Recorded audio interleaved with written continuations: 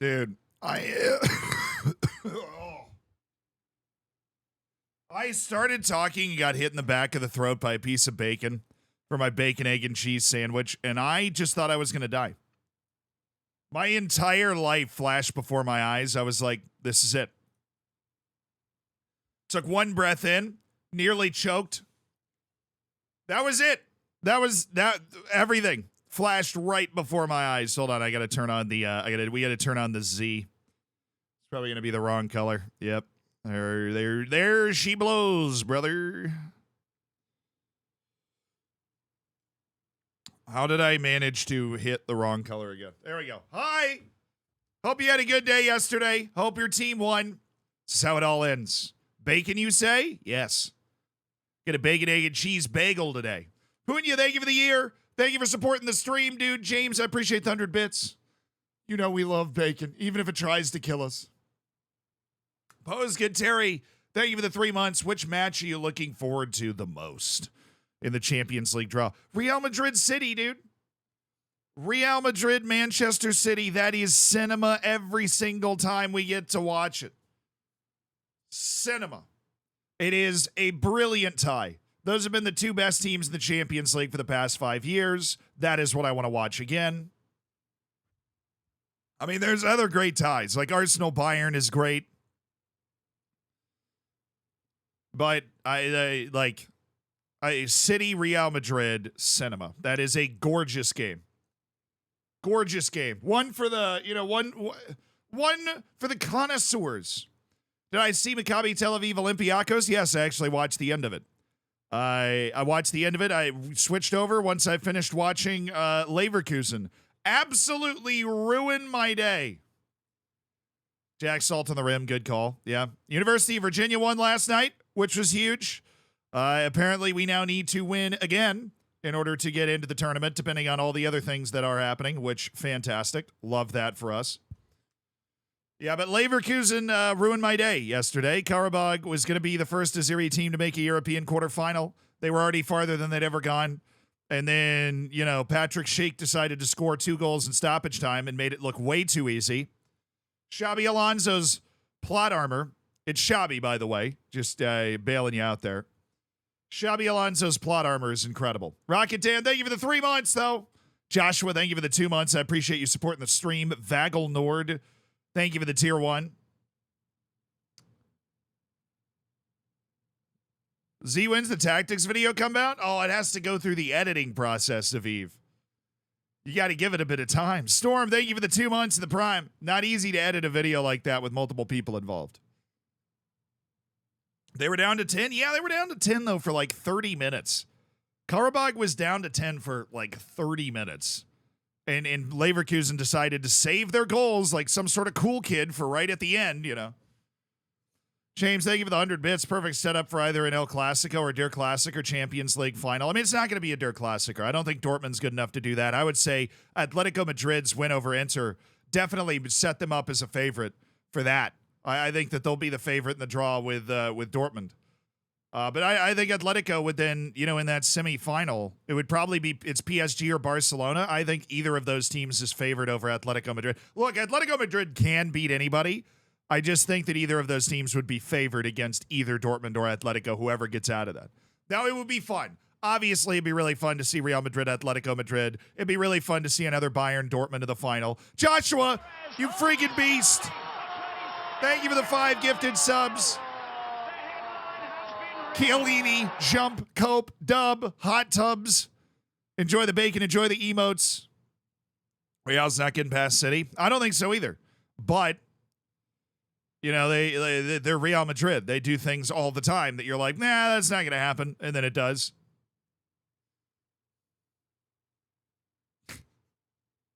Real Madrid is the master of playing in a dead even game and just winning. Yeah, playing in a dead even game and just winning. Hoop, what's up? Has there ever been a major derby in a Yeah, both of those have happened before. Real Madrid and Atletico Madrid have played before. And Bayern Dortmund has happened before. Both in like the last 10 years. Was that Arjen Robben 89th minute winner against Dortmund in the final, That might have been a little more than 10 years ago. But major derbies have happened to the final before. Here, let's take a look. I spent a little time on the stream deck. Couldn't get it to work this morning. But Joshua, thank you so much for supporting the stream with kindness. Thank you for giving 5 people the ad-free experience, gifting them subs. I really appreciate it, Joshua. Well, every sub really does actually make a difference, and it means a lot. We've got last year was Man City enter, Real Madrid, Liverpool, Chelsea, City, Bayern, PSG, Liverpool, Tottenham, Real Madrid, Liverpool, Real Madrid, Juventus. There's Real Madrid, Atletico Madrid, went to pens. Here's Real Madrid, Atletico Madrid again. And then 11 years ago was Bayern, Dortmund. So that's a Madrid derby, Der Klassiker. I would assume at some point there's been a Real Madrid, Barcelona, but it would apparently be back in the mists of time. Apparently, so Barcelona would be the easier one to search here. So Benfica, Steaua Bucuresti, Sampdoria, Milan. Where did he go? Arsenal. Yeah, actually, there's never been one. Manchester United, and the Juve was the last one for Barcelona in 2015. No kidding, dude.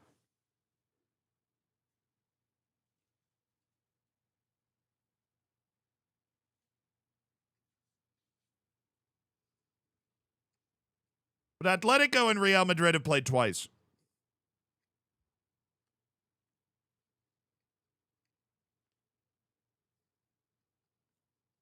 Two times. But just in case you did not see it, this is the draw. And this is like bracketed. So the winner of Arsenal Bayern plays the winner of Real Madrid Man City. And vice versa on the other side. I think my preferred matchup would be, I think, literally any combination of these 4 teams would be amazing.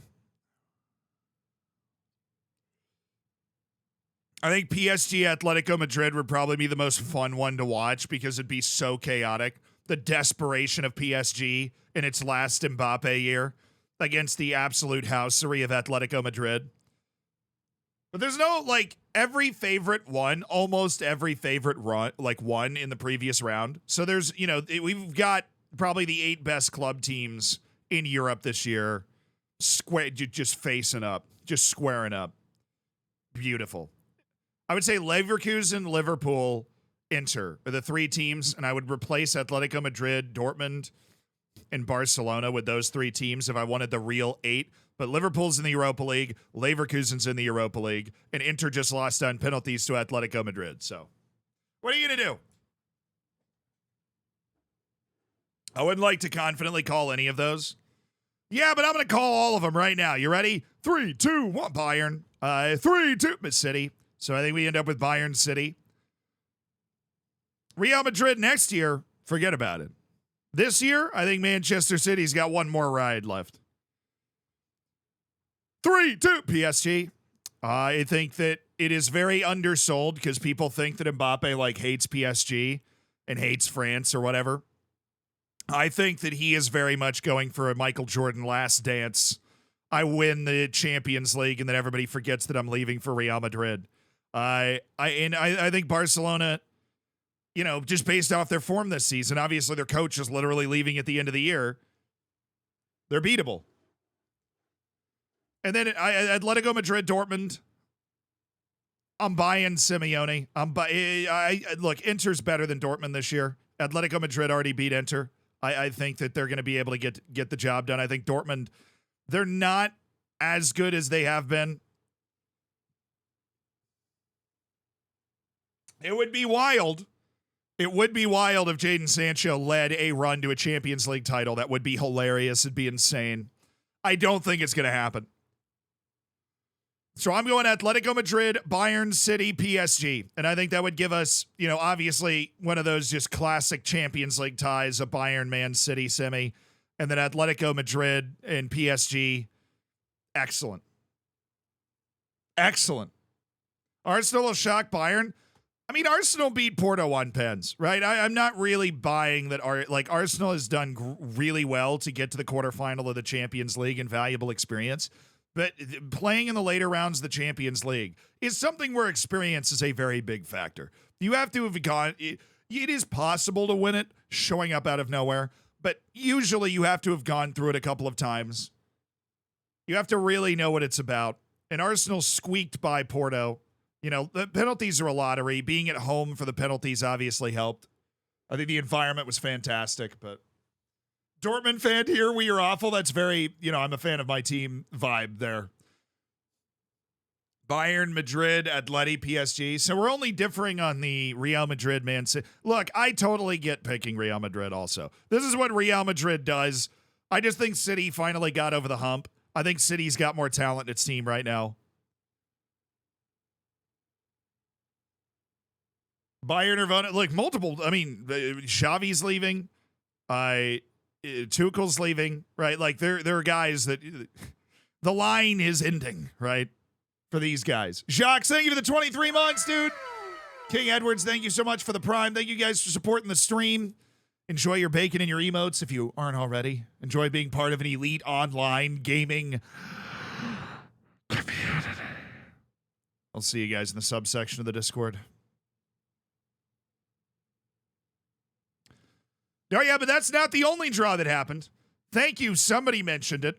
The Europa League quarterfinals look like absolute bangers. We've got AC Milan, Roma, Liverpool, and a very sneaky good Atalanta team.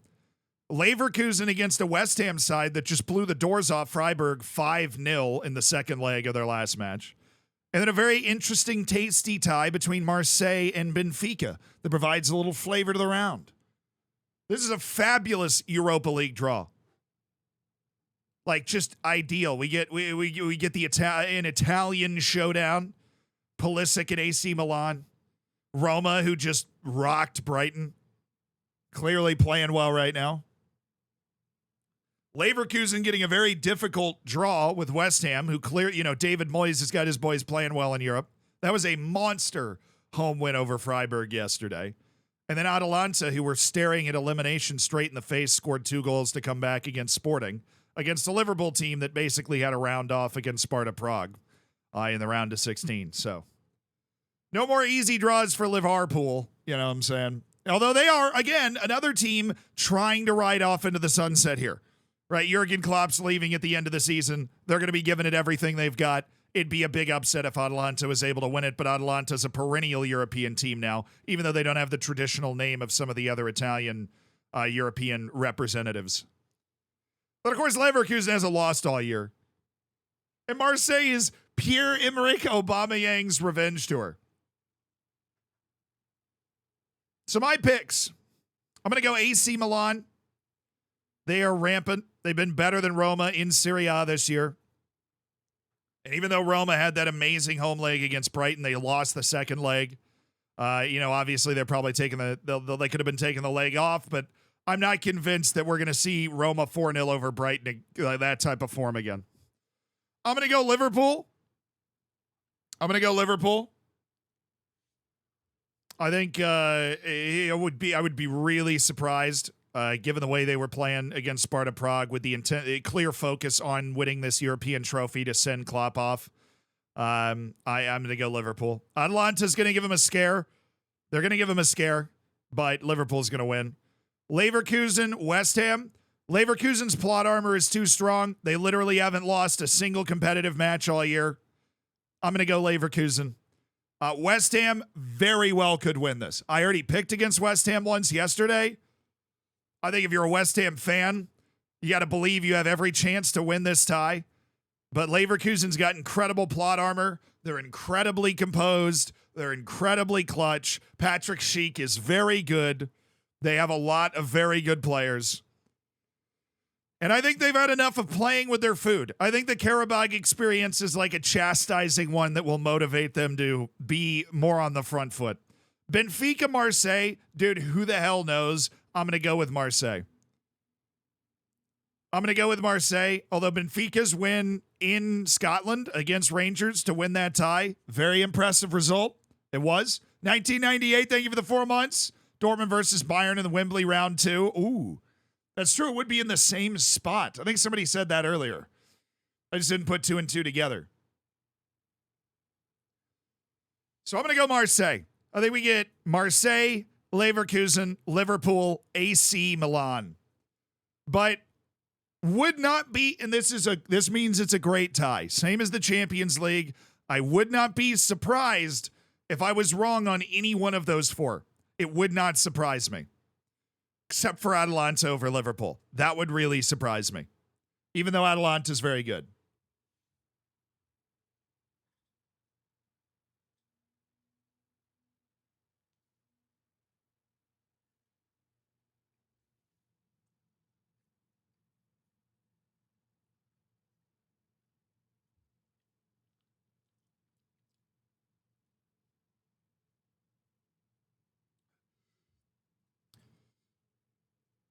Okay, and then of course, there's the Conference League draw, which is awesome.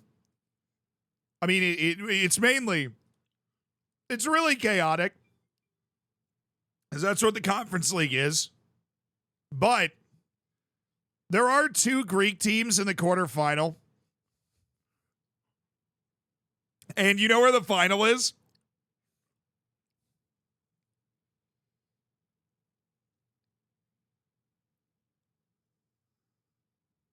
Athens, baby.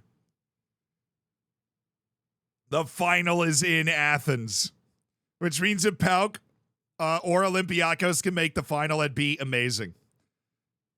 That would be awesome. There's actually the possibility, because of the way the draw is set up, like, this team would play this team would play this team, that PAOK and Olympiacos could play in a final in Athens against each other.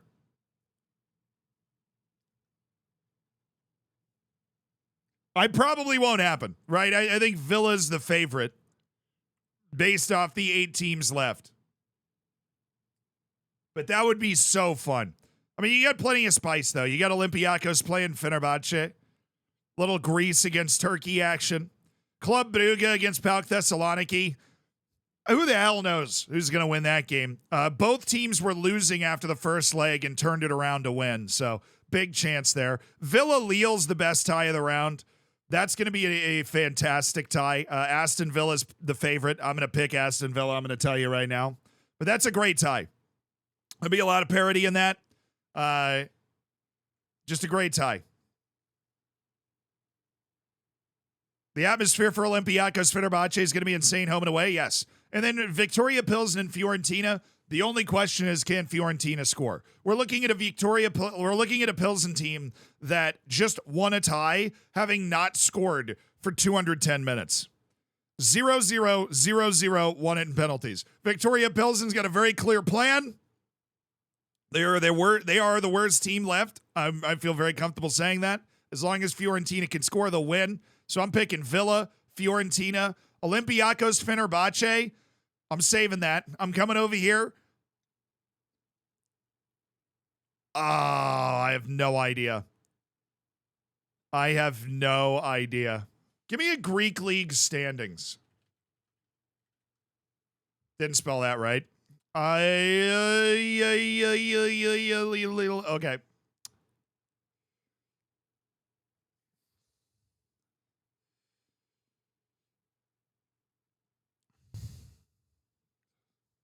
Like Athens watching everybody else at the party. Like, come on, man. How do we miss out? Brugge's going to win against PAOK. Does anybody at all have a strong take on this? If not, I'm just going to go with Giannis Konstantelius.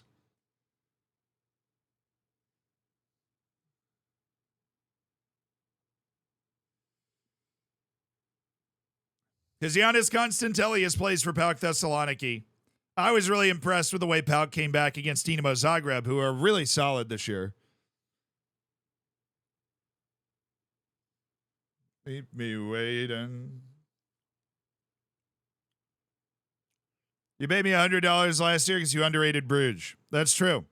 I did that whole UCL prediction and it cost me money when I was wrong. That was fun. I had so much fun doing that and getting it wrong on Club Brugge.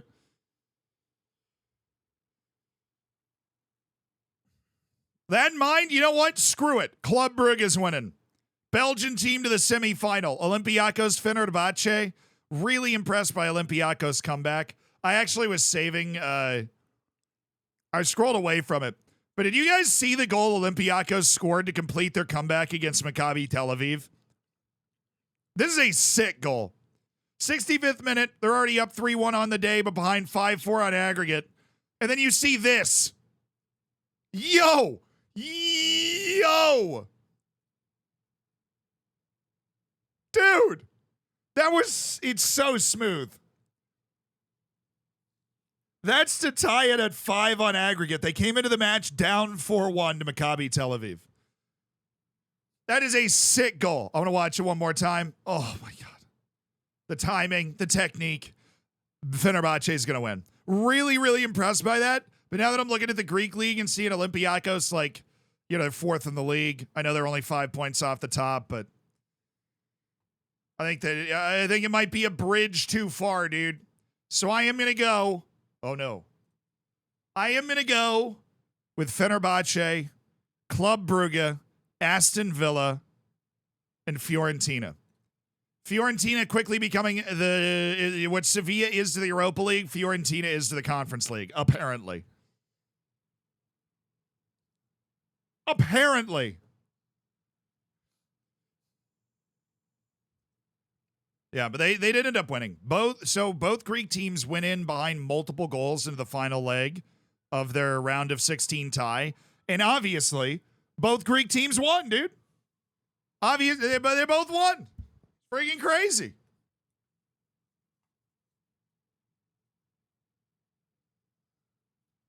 They balled out. Speaking of balling out, you see that? You see that December right there? Finals happening. Oh, we know.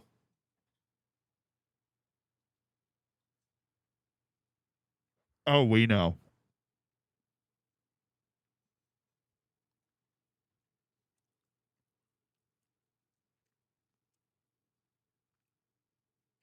And then that.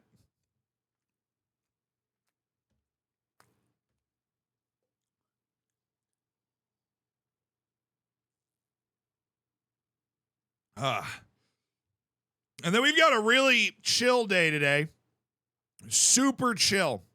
We are in the January transfer window, and we are about to run into 5 consecutive road games against Villa, Liverpool, United, Brighton, and then Antwerp to close out our Champions League journey.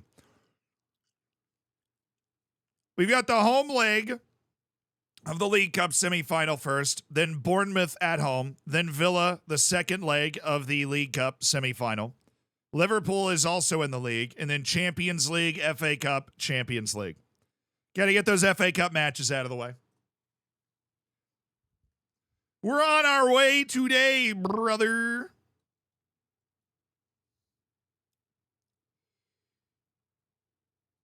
All right, so we are going to go with Phillips, not Coyote. Actually, we have to go with Coyote because Rico Lewis has decided that now is a tremendous time to get a damaged foot. And he is out for 2 to 3 weeks with a damaged foot. I'll damage your foot. What are you even doing? What are you even doing? Okay, this is, Cup semifinal. We have not won a domestic cup in 23 years as a club. So I have determined that this is a match that we should put our full first team out there for. I'm making a judgment call here.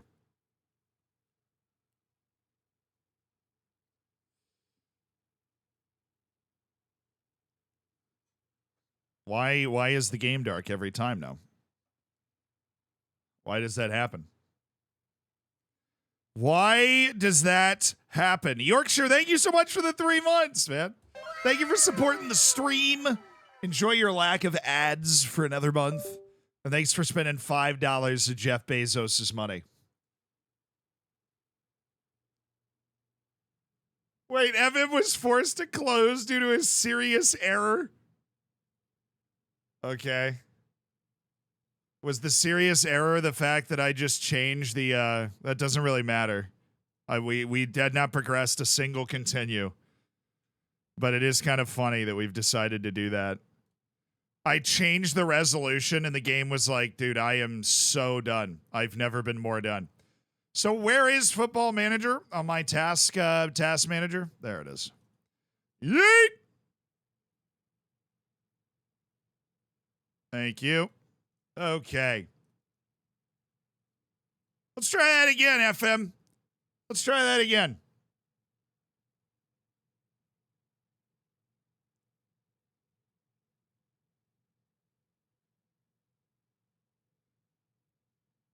Husev, thank you so much for the Prime.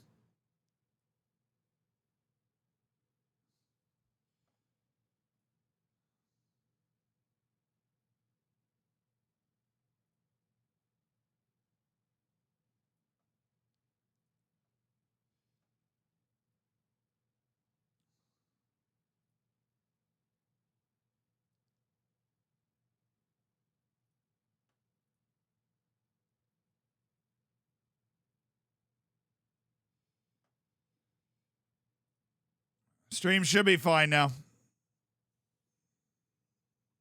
All right, I am watching the chat. The stream should be fine now. The stream should be completely fine. I look fine? Oh, you're just talking about this over here? I know dude, I know I look great. Okay, you don't need to.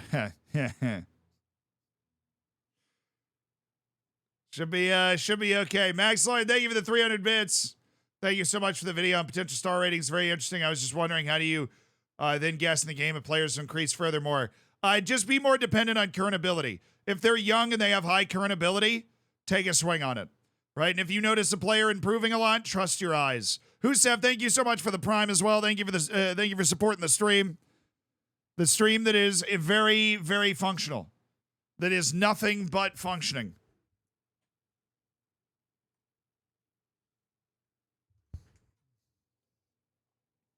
Hello. How are you doing? You fixed it, sire. Yeah. All right, we've loaded in. We just have to redo that little bit of a team adjustment that we were just doing. But everything should be totally functional and normal. Yo, JCB! Setting off the freaking TV over here with the 25 gifted subs. Thank you, JCB. That is huge. Chat, show some love to JCB. Just gave 25 people the emotes, the bacon, no ads for a month. Hot diggity dog, JCB. 25 gifted subs. Christchurch.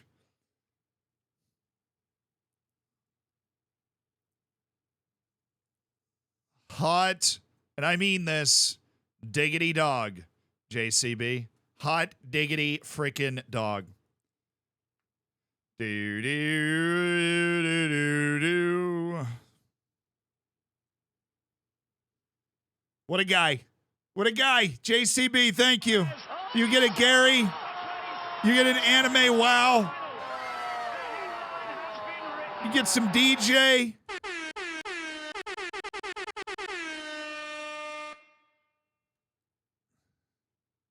$25 people, man. Welcome to the Hammers. I'll see you in the subsection of the Discord, dude. Incredible Hank. Thank you for the 17 months, dude. And Real Tobes, welcome to the squad, yo. What's up? Thank you for the tier 1. Thanks for supporting the stream. Enjoy your no ads and your bacon. Speaking of bacon, I got more bacon, egg, and cheese over here to eat.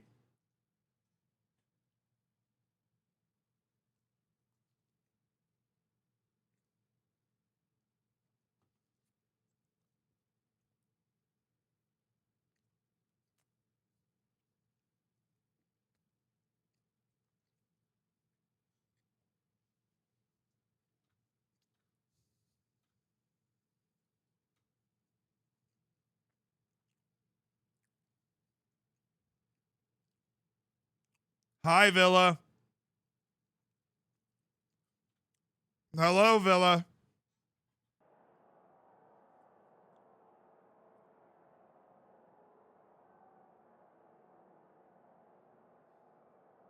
Oh, bacon-flavored cheese, dude. Exactly. It's bacon-flavored eggs, bacon-flavored cheese, and bacon. That's all it is, brother. I want us to win the first leg and take control of the tie. Dude, no pressure. Everybody's been praising us. Literally no pressure at all. You guys have been feeling way too much pressure recently. It's a League Cup semifinal at the near Tottenham Hotspur Stadium. Is it cow bacon? Of course.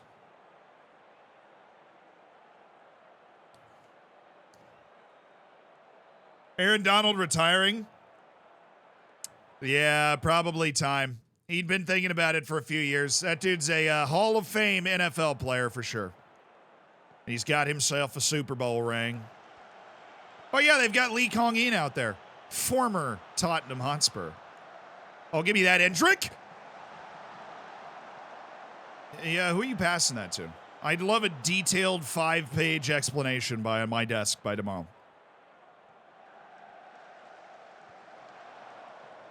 Oh, dude, I'm sorry, man. That sucks. Hopefully you're talking about in Football Manager, but I got a feeling you're not. But I'll tell you what, Dudist, you're welcome here either way. As long as you can shoot better than Javi Guerra, dude, you're literally welcome on the field. Chad, send some love to Dudist. That's a tough time, a transitional time in life. Thank you for the 13 months, brother. Sure you have to solve the captcha before you can enter the Zealand Discord? Yes. Yeah, you do. You have to prove you're not a robot. So the fact that you're asking that question makes me believe that, you might be a robot.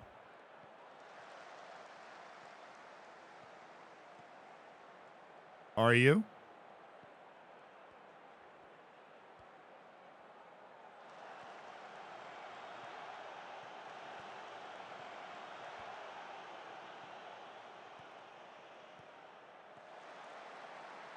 Thank you, Otto. You are the kindest.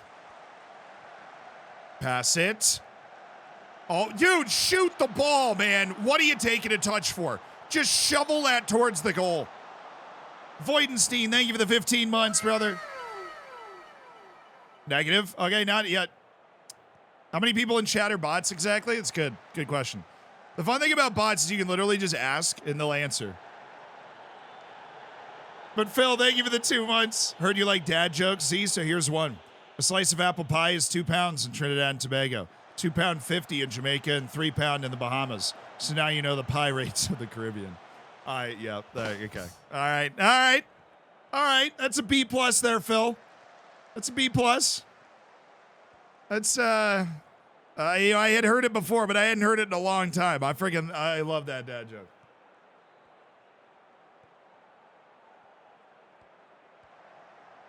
All right, Bellarmino, Seka, Shakichi. How he was offside apparently.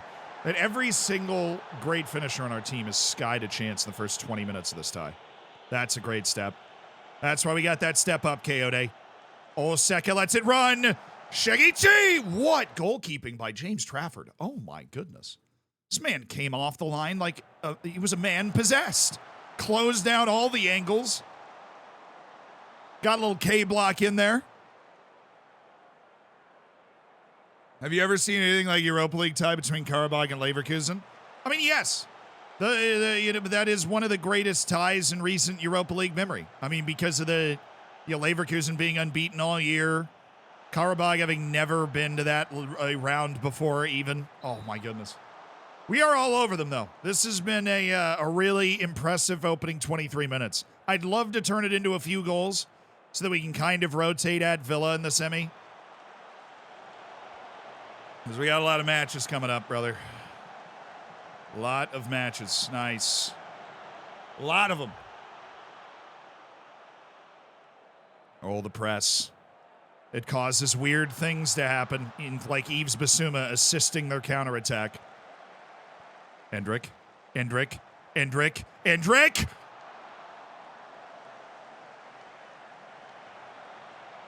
Oh my God, what a run, dude. We just, like, one shot. One of the shots needs to go in.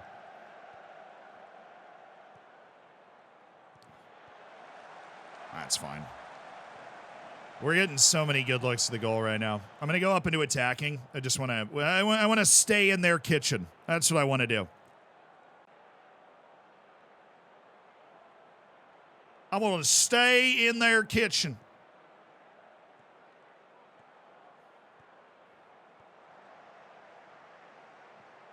Oh, yeah. Good save. Imamule, thank you for the 4 months. Alter Hugo, thank you for the 6 months. Just saw a video of a guy being pepper sprayed and mustard gassed. He is now a seasoned veteran, in my opinion.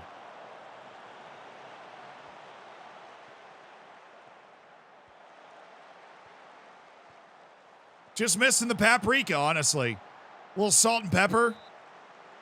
Be all over that. Jake Wolf, thank you so much for the tier 1, dude. Thanks to all 3 of you guys for supporting the stream.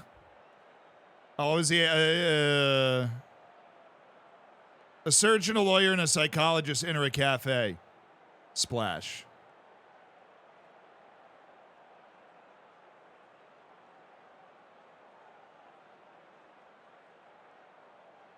Is that a pop culture reference that I don't get? Don't lose faith. We've created a lot of chances. Keep doing that.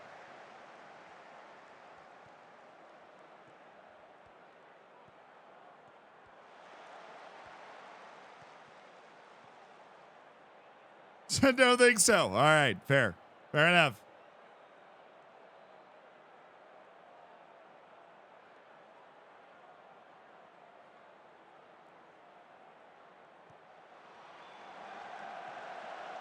Joke's on you. We don't know pop culture. Come on. We need this freaking goal, chat, is what we need.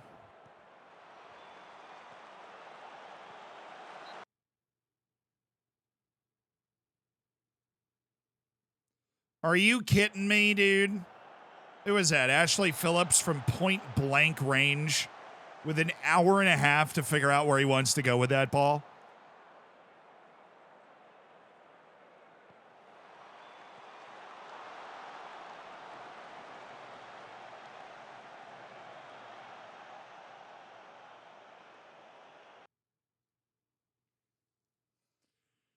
All right, we're making subs. The Neko Romo, you're coming in. Shikichi's missed a few sitters in this game.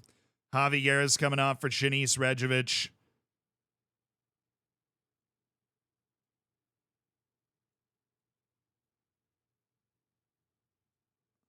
I'm gonna go Constantelius instead. He's got the real deal ability. You know, we've got Ashley Phillips, who I'm convinced is on a 6.5 because he's missed so many goal scoring chances, but whatever. Guys, we've utterly dominated them at our place. We need to turn this into some sort of a lead here. Okay, this is getting ridiculous. I've had enough of this. We're going full bore here. You guys love it when we go all out. Well, we're going all out. This is absurd that we have not scored in this match yet.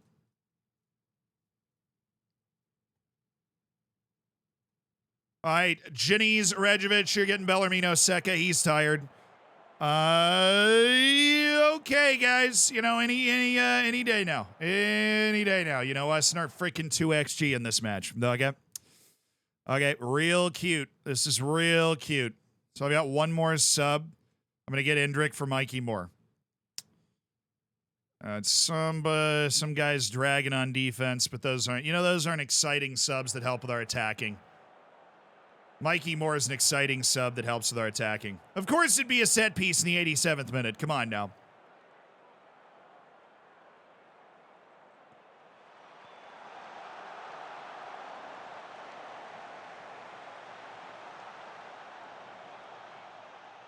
That was the highlight, dude. You can't make this up.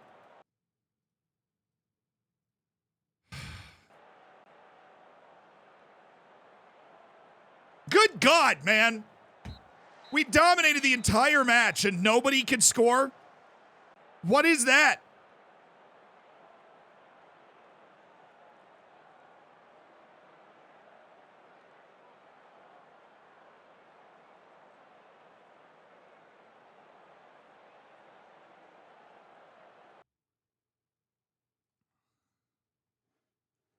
Well, that sucks.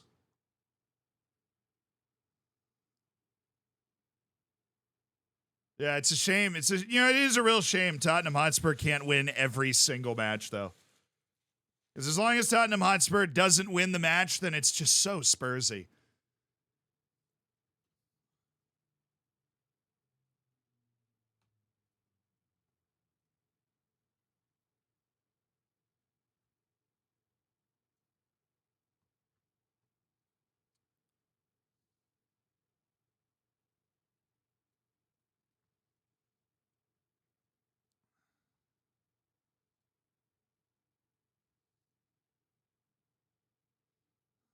Where's, oh yeah, Vandeven. A little thin at the fullbacks here, lads.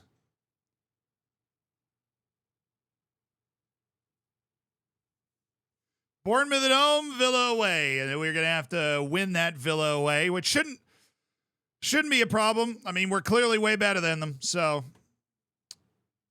let's make sure we make that count.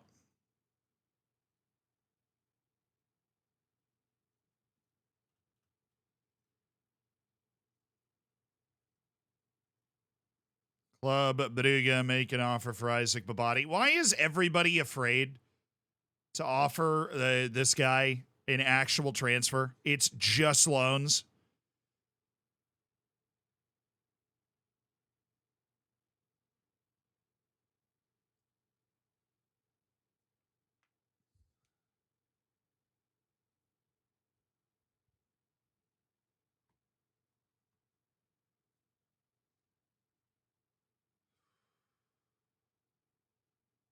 We got him, chat.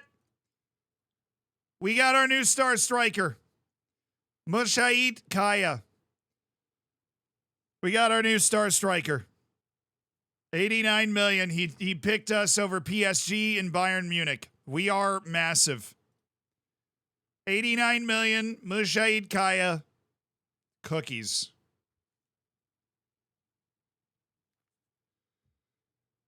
That's the move.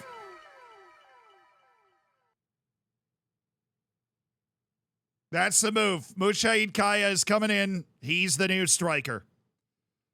He's the number one striker.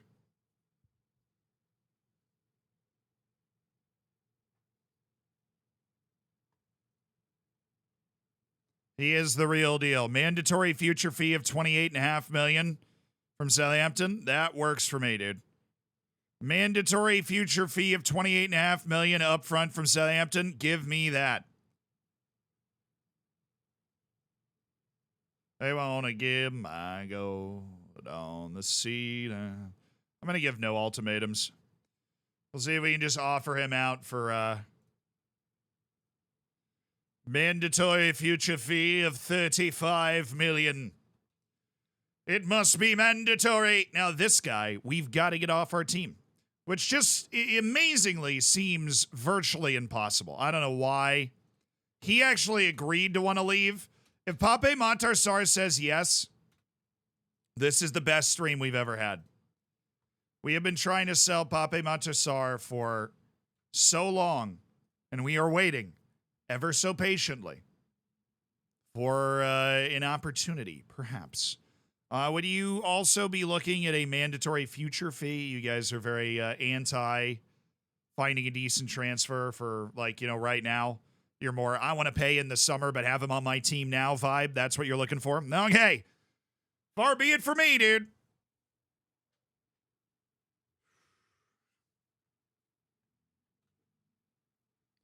Mandatory. Oh my goodness. Leicester just came in with 35 million mandatory future fee. Hell yes, dude. Hell yes. They actually just showed up with the 35 million in a bag. And they were like, yo, I will give you that. And I was like, yo, no way you will. And they were like, bro, you will not believe what I'm about to say, but homie, I'm saying yes. And I was like, no cap. And they were like, that's cray. Absolutely insane. All right, so Isaac Babadi for $35 million this summer. Pape Matsar's $25.5 million. But we're only getting $24 million of that because we used an intermediary to find that offer from Liverpool. It is what it is. Yo, Hughes, thank you for the 5 months. Thank you for supporting the stream, brother. Enjoy your lack of ads. Okay, we just got a few offers. Declining to make an offer. That's fine. Already got a good offer. Samuel Haller, powerful center back. Not powerful enough for me, is he? Okay, Manchester United making an offer for Gonzalo Inacio, who is in the prime of his career right now. That's not a deal we want to do. Thanks for playing, though. I really appreciate it. Thank you so much for playing. So when do we get Mujahid Kaya? Is he, Oh, my God. It happened. This is the moment. It happened. For $25.5 million. After an entire year of trying to bully him into leaving, we have convinced Pape Matar to leave, and he's joining Liverpool for $25.5 million, of which we get $24 million into our budget, and we get rid of a massive $15.5 million a year base salary going to a player who's not even playing a role in our first team. Operation Adopt a Spur is a success. Yeah, all right, dude. That's fine. You stay really far away from me.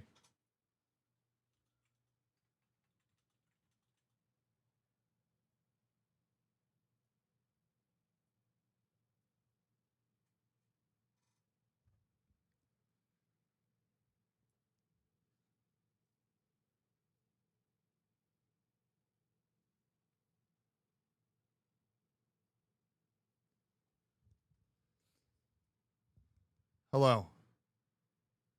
I hope you've been having a very normal day today because I'm about to make you feel incredibly guilty for your 3 square meals in that heated room that you're living in.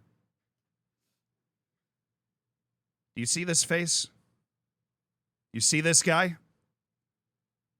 Well, he needed a home. He needed a home. And you know who gave him that home? Somebody better than you.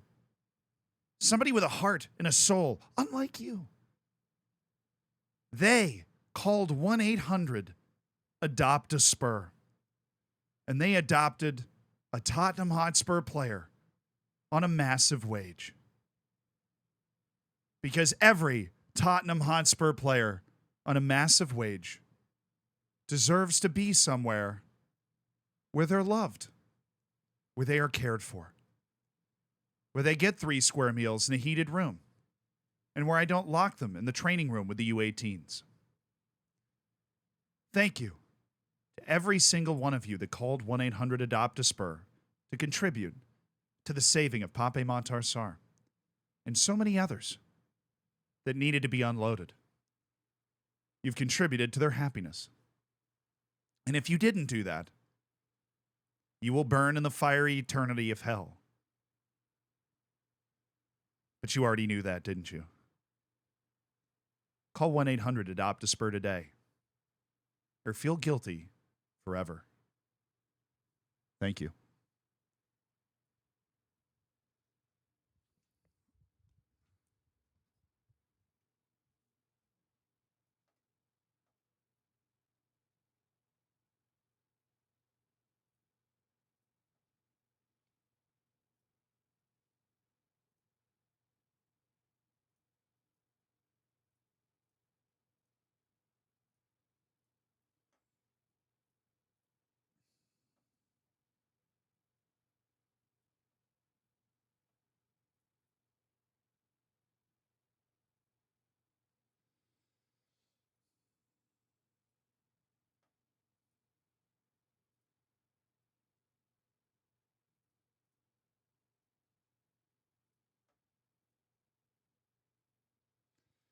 Sorry, I had one final laugh, chat. He had one final laugh. We should have known. We should have known, chat. We should have known.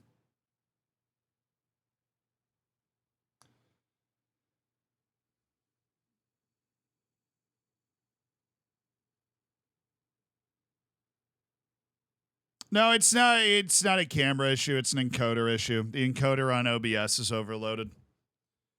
The computer that I use is a streaming computer. We ask a lot of it, and apparently it is slowly dying. This happened yesterday. It happened today. I just have to go in and what I just did is I went in and I lowered a lot of the encoding settings, so eventually it's going to correct and we'll be fine. I know the audio is fine.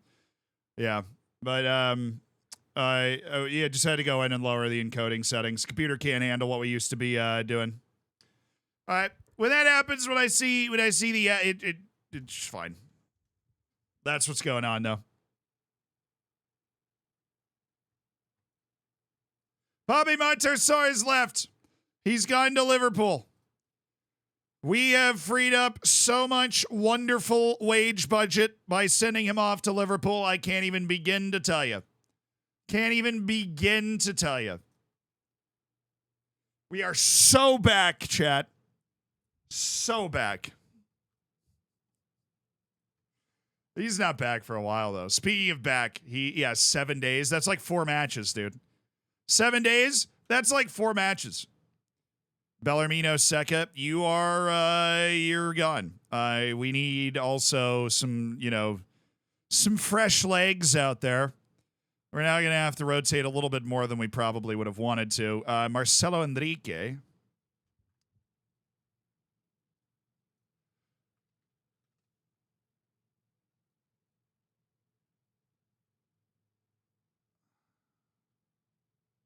Okay, he's suspended. That's what I thought I remembered. So Basuma can play here, and we'll play Marcelo Enrique in the next match. Javi Guerra can play again. Doig, Inacio, Phillips. I'm going to go with Rosales. Inacio's not going to start that next match. Coyote and Doig have to just keep recovering. We don't really have any, like, Ingley and McAvoy, I guess, can play, but we want to get the best fullbacks we can on the field. There's our 2 backup fullbacks because our starting fullbacks are both out. So, okay. Who we playing, Bournemouth? Easy claps. Easy claps. We just need to get back to our goal scoring ways here because we were dominant at home in our last match. What is Constantelius offended about?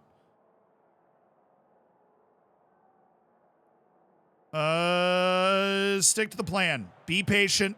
We will be fine. We've got a case of the draws right now. Positive light. No, okay, so the computer is probably fine. It's just getting a little old. It's an old streaming computer that we have as an old gaming computer that we have as our streaming computer. We have 2 computers. So this computer's great. It's like we got it within the last year. That computer's probably like 3 years old. The one that handles and processes the stream. The reason we have 2 separate computers is because we record like multiple versions of the same thing. Just the encoding is just overloaded. But I've lowered a lot of the encoding settings. And then I'll sometime this weekend I'll sit down and kind of go through where we can put the line without it getting overloaded. Any positions we're looking to strengthen? Striker. And we've signed a fantastic striker already, so. Mushaid Kaya should get his work permit before the second match against Aston Villa, at which point we will at least have him coming off the bench. Santiago Jimenez, we are looking to sell. He's the other guy. I cannot believe we sold Pape Matarsar. That is just so fantastic. Oh, he's obviously off, though, right? Nope, somehow he's not. Okay. Whatever. Somehow he's not.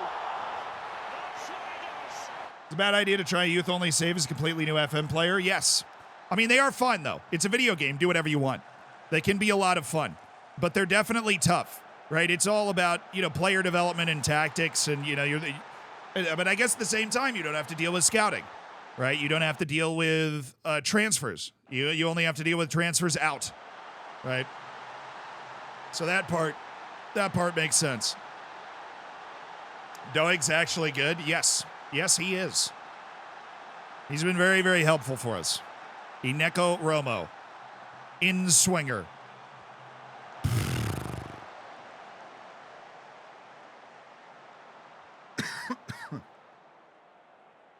How do I know it's not offside before the VAR tells you? On the Zealand skin, it pulls the information on the bottom left. So it'll pop up as a goal in the bottom left. Like down here. If it's onside, if it's offside, it won't pop up. That or I'm clairvoyant. You get to decide which one. I'm going to go with the I'm clairvoyant option, though. I think I might be able to see the future. Javi Guerra, most predictable giveaway of all time. McIntosh, why, guys? Any plans to buy Romo on a permanent? They won over $100 million for him, so not right now. If that changes, if he's anywhere under $60 million, $70 million, you know, they're looking to get him off the team. He wants to leave, sort of bargain deal. I could be interested. Clearly has a lot of talent. I've loved using him as a part of the rotation. You know, we've loaned a winger in each of the last 2 years, so. Oi, Simone Scotta. That was your moment, Simone. An echo. Constantelius. Javi Guerra. Oh, it's Mikey Moore.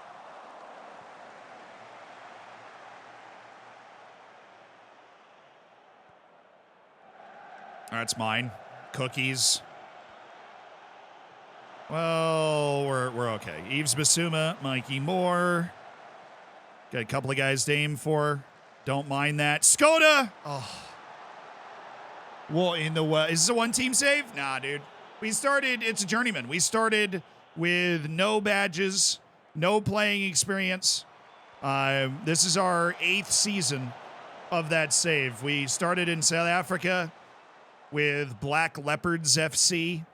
We then, we won the 2nd division with them. We got hired by Orlando Pirates, one of the big clubs in South Africa.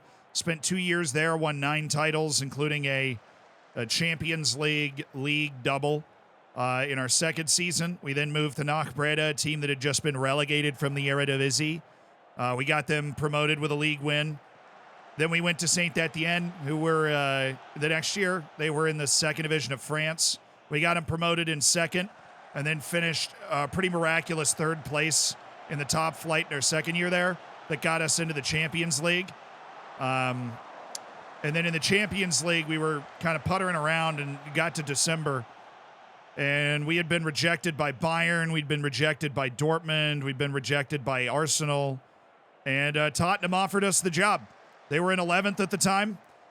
We managed to battle our way up to 4th in the league, win the Europa League. Oh, he's off. He's off. He's off. He's off. He's off. He's off. Please be offside. Okay, we got a visual glitch going with the VAR, but I do think he's offside. Okay. Thank goodness, brother. How's my coach improved stat-wise? I mean, like, completely. I was a terrible coach at Black Leopards, and now I've got a Continental Pro license. I've got really good attributes as a coach. I've got 4.5-star reputation. I mean, 5 stars, the max. So we're living large. We are living large. See if I can get Ignacio at like 55, 60. I'd love another goal. McIntosh and that ball over the top's been a problem, though. So another goal, we'd switch to our 4-3-3, and then we'd get Ignacio off.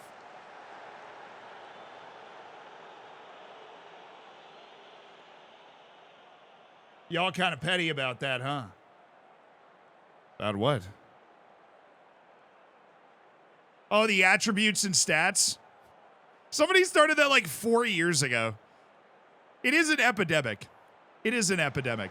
They are attributes. Stats are like goals, assists, And we had a long conversation about it, I think, a long time ago. Is a player with 6 work rate trash? Depends on what position they play. Obviously, you'd prefer they had 16. They'd be a better player if they had 16. But the player's not automatically terrible because they have 6 work rate. It's just something you have to factor in to the way that they're going to play. Is the adaptability attribute still frozen? Yes. Even though I've, won titles in a bunch of different countries, my adaptability as a manager is like 3.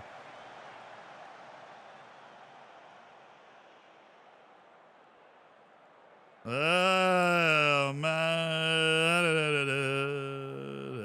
Dude, what is happening?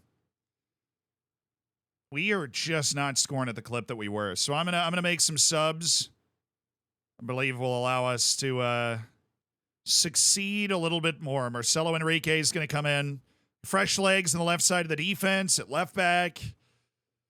Mikey Moore is a little tired. You know what? We have Endrick, and he's a freaking beast. So I'm going to put him out there.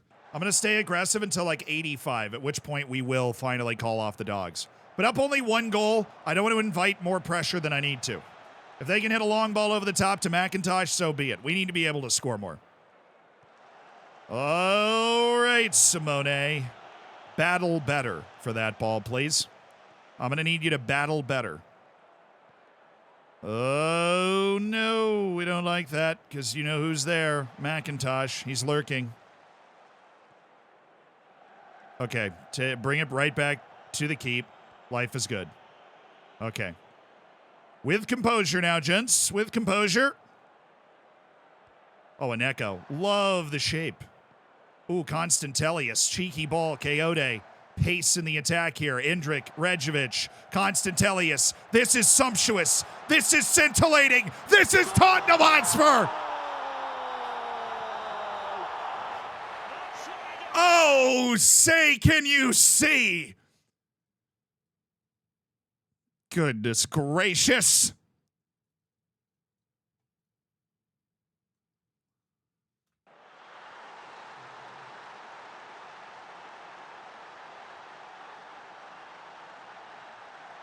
Absolutely absurd. Absolutely absurd.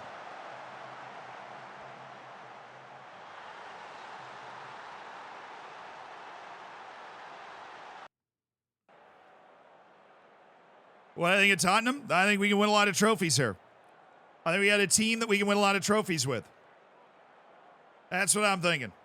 So we needed to just make this a run-of-the-mill match at home against Bournemouth. And it looks like we've done that. You know, they threatened a little bit in the first half, didn't really threaten at all in the second half. We got some rotational subs in. I'd love to get Gonzalo Inacio on the field that next match. Nice work, everybody. Way to battle. Way to finish that game off.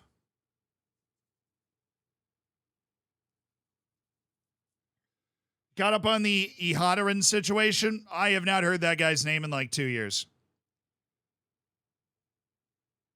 Newcastle just beat Manchester City 4-0. City is now in fourth. Newcastle is the team we are racing against. What the hell is going on?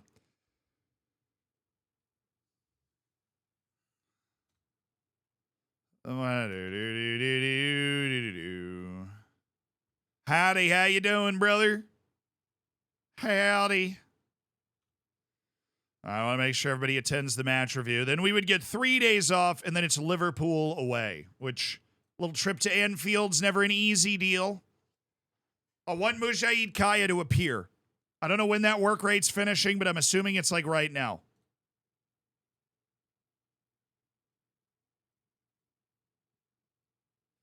For Cadena for 51 million. Yeah, it's too much. Harold, thank you for the 38 months. Brother. Huge thank you for the 42 months, man. You've been around a long time, dude.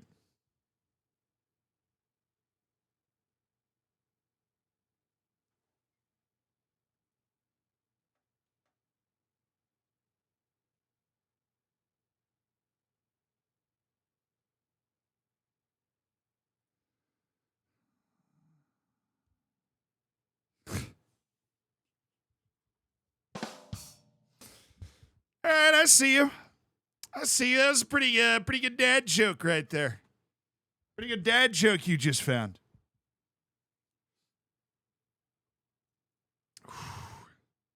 So when's the freaking work permit, dude?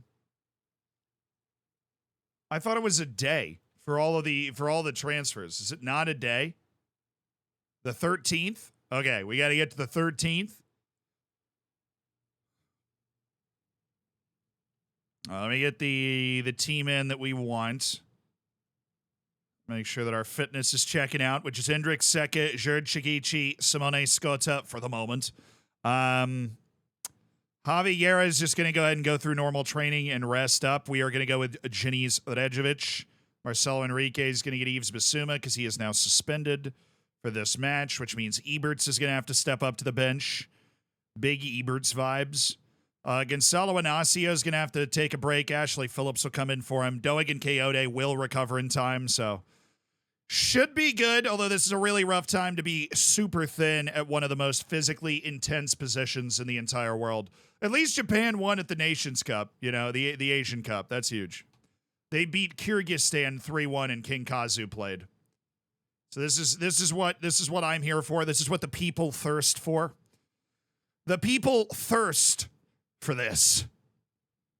Now if we can agree to a deal for Babadi and get rid of Santiago Jimenez as well.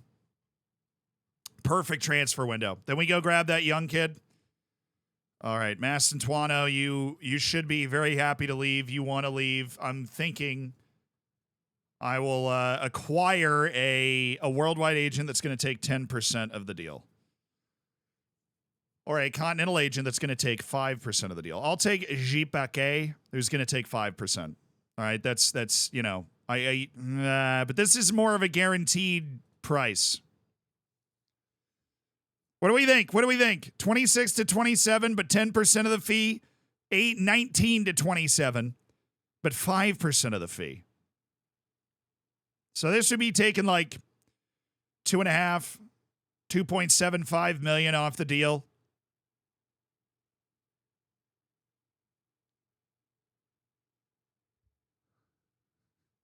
The eyebrow one, I'm going B+. I agree with a lot of the chat. Thank you guys supporting the stream. Enjoy your lack of ads. Math it? I don't want to math it.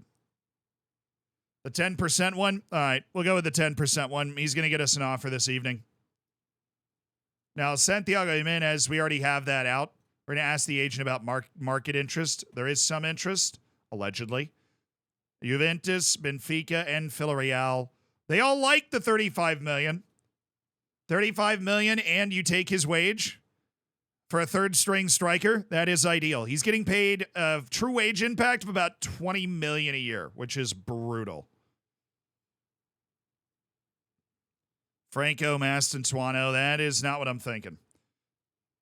Chad, it is time. $89 million and a big old star striker contract for Mujahid Kaya, the German international, who is sensationally scintillating.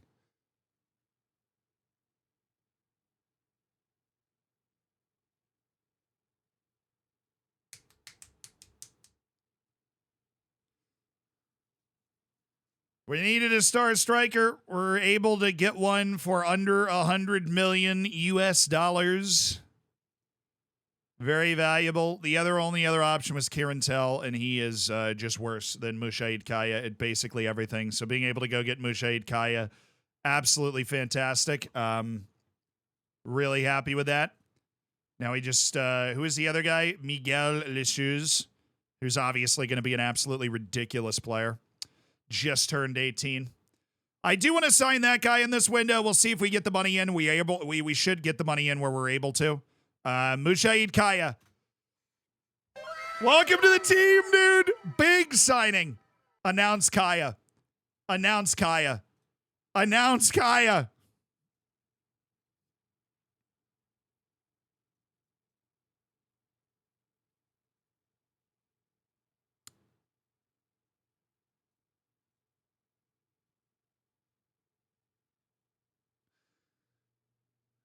He has a cold.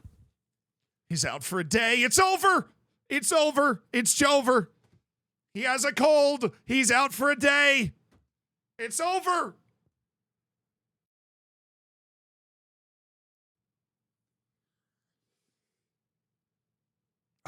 It's over. He has a cold.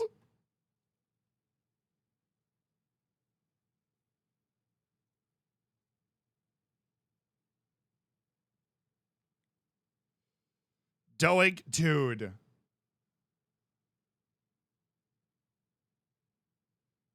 What is this? All right, I just said Santiago Jimenez getting over a virus. We've got Mujaid Kaya has a cold. We had another guy get a cold at the start of January. And now my starting left back gets the flu. And he's out for 2 weeks, which might as well be the rest of the season in England because I have like 87 matches.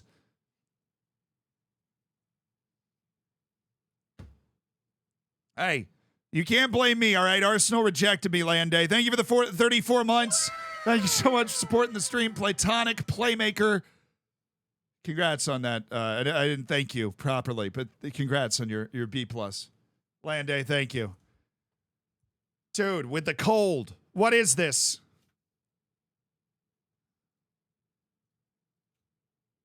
It's like 2020 up in here.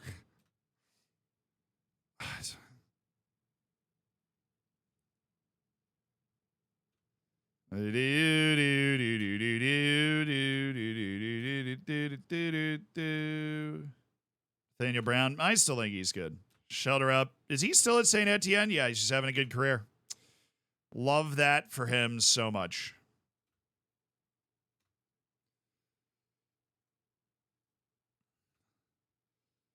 Told me. My scouting department might be the best scouting department I've ever had. 25 scouts, all of them good, all of them absolutely balling out. Franco Mastantuono, 27 million to Sunderland in the championship. I forgot to look to see if he was interested. Mickey Van de Ven, I'll tell you what, I am very, very not interested in this deal. That's the amount of money we're talking about that I would require in order to do this. United, I know you've got that money. Nope. 75 million total? No.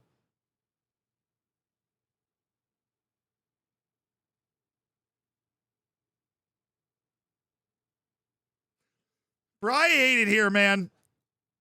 Bayern Munich just triggered Karsten Ebert's buyback clause at just 18 million. I hate it here. There are so many bad freaking contract deals. Oh my God. My third string ball winning midfielder just has his freaking, oh my God.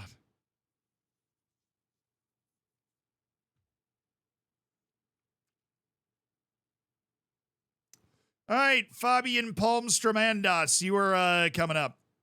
Welcome to the party. All right, so we don't have a lot of guys available for this. Rico Lewis, I would love to have you back as well because that would free up Coyote to go play on the other side of the field. Literally anything, either one of Van de Ven or Rico Lewis being back would be great. 4 days and 6 days. They're going to miss multiple matches with that. Oh, my God. Okay, Jimenez, you're there. Yeah, that's what we got. Okay, no Mikey Moore for the match. And Eberts is negotiating his rebuy right now. Ingley and McAvoy's going to play. Vuskovic is going to step up to the bench, and that's what we got going on right now. Okay. All right, I want to focus the eye here. Eberts, Babadi, Mastantuono, $27 million deal to Sunderland. I'm going to assume he was interested in that. Isaac Babadi, that's $35 million next year. $35 million this summer for that deal. And Karsten Eberts, when we bought him, apparently we included a buyback for $18 million, even though his transfer value is $28 to $32 million. They have a buyback for $18 million that they have decided to just trigger. So technically fleecing them. Wants to join Bayern Munich as they are his favorite club. Yeah, well, whatever, dude. Zinedine Zidane negotiating the worst contracts of all time to absolutely lay me out. All right, Mujaid Kaya, thank you so much for joining the team. We're very happy to have you. Van de Ven and Lewis still not cleared. We are aware. So the first leg of the League Cup semifinal was 0-0. It was 0-0. Mujaid Kaya's not okay because he's recovering from the cold. Eberts is able to be on the bench. This is not a league appearance, so we aren't going to end up paying another $350,000 to Bayern Munich, but it is likely the last time he will appear anywhere near the team. Gonzalo Inacio needs to chill. Simone Scota will be fine. We've got our starting trio of Endrick, Seka, and Shikichi. They need to carry us. They need to carry us to glory here. Though Aston Villa's managed to rotate pretty well as well. So we dominated at home, but it was 0-0. We dominated at home, but it was 0-0. Let's dominate again, but actually win. Villa Park, League Cup semifinal. A lot of transfer stuff happening. We got a match like every 3 days all of a sudden. January is no rest for the weary if we're trying to win all the trophies here. So we got the win against Bournemouth in the league. We only have one more league match left in January. It's away against Liverpool 4 days from now. No, he already popped up in the dynamics. He wants to go to Bayern because they're his favorite club. So I don't think we could offer. I mean, the whole thing is he has that release clause in there no matter what. It was negotiated as part of his transfer. There's no way we can negotiate it out of his contract because it's not in his contract. It was a part of the transfer deal that he signed to join the club. You know what I'm saying?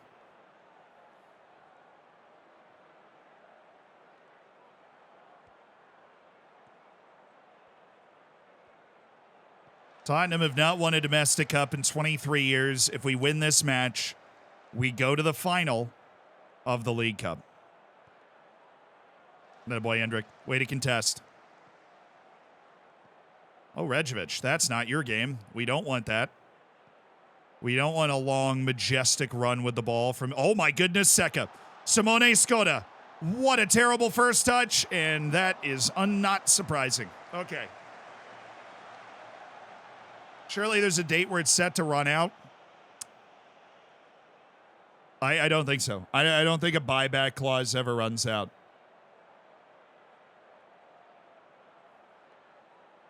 Just a really atrocious bit of negotiating for the boys. Well, I mean, there's nothing happening. We have managed to drop another stinker here. Well, it wasn't a stinker last time. We were way better than them. We had over 2 XG and didn't score a goal. So, nice, Coyote. Way to send him back from whence he came.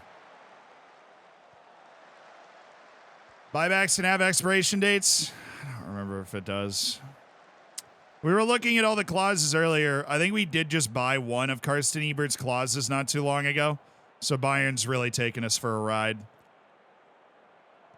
We bought a % of next sale clause. Like a % of profit on next sale clause, I think, that was on Ebert's for like $1 million. So Bayern's making out like bandits.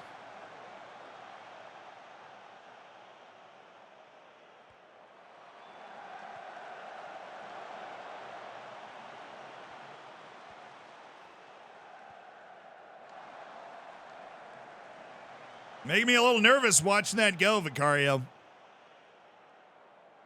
Well, I mean, we are very clearly just not playing an actual match right now. I am going to get after him. We've got some bad ratings. We're showing a lack of creativity. We are not doing, we're not doing anything. They are very, very deep, obviously, if you look at the heat map. So what I'm going to do is we're going to try and get after that. We're going to try and get into their kitchen here. We are going to go with our Supremo aggressive tactic. And we are going to construct some gorgeous attacks. That's what we're going to do. We are going to construct gorgeous attacks. And we are going to beat this freaking team, dude. We are going to beat Villa. Please.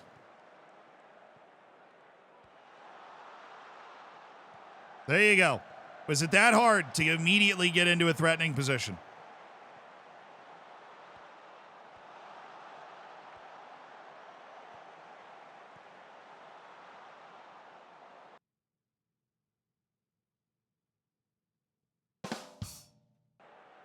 That's so bad. That is so incredibly bad. That is maybe, and I've heard a lot of dad jokes because we've been doing this dad joke thing a long time.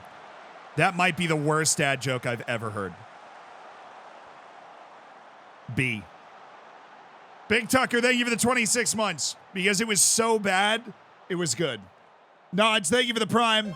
And thank you to Big Tucker. I appreciate you supporting the stream. Enjoy your lack of ads. This is crazy, by the way.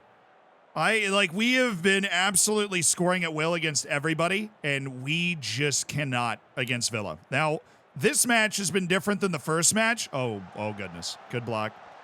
This match is different than the first match. The first match, we had a bunch of chances, but we weren't able to take advantage of them. He's offside, so that's going to go ahead and end that. This match, everybody's just playing poorly. I mean, like, Indrik's on a 6.2. Skoda's on a 4. Rajovic on a 5. Nobody over a 7.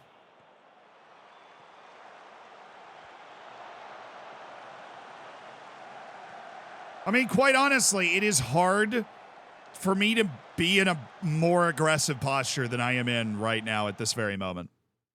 It is hard. There's not a way for me to get into a much more aggressive posture. I'm going to get Karsten Eberts out there. Ineko Romo is... Well, Constantelius is definitely coming in for Bellarmino Seca. Javi Guerra is definitely coming in for Janice Rajovic. We do not have a natural sub for Endrick. I'm just going to go with Giannis Constantelius and put him as the advanced playmaker. I am then going to put this position on attack and put Hector Gamera in. And then we are going to go to Santi Jimenez. I'm going to leave George Shikichi in because he's the guy that has the least bad rating. We don't have any fullback subs, so I'm just not going to make them. I'm not going to try and find a way to get a different wingback in there. And we're going to make 5 changes in the front part of our team, and somebody's going to have the fresh legs to do something. Santi, I mean, dear Lord, at least we finally created a chance. Seriously. They've got a better chance of solving world hunger than playing through our press, and we still can't do anything. 8 Rubik's Cubes blindfolded in 5 seconds. They got a better shot at that than getting out of that press. And still, Santi Jimenez, that's why we can't sell him. Because people are watching those highlights.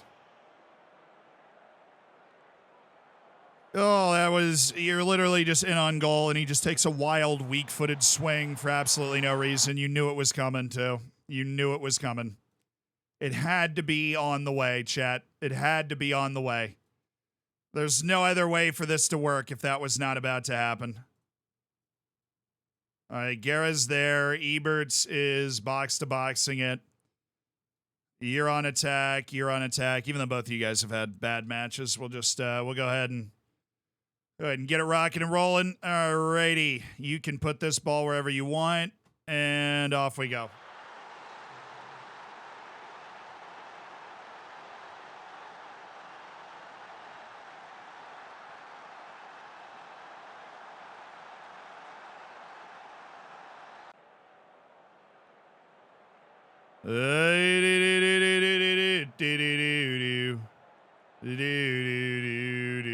Wow, that is electric. Okay, let's go back to what we were doing before and complete forward use so you can be a little more dynamic in between the lines here. We're going to up the directness completely, and we're going to take long kicks.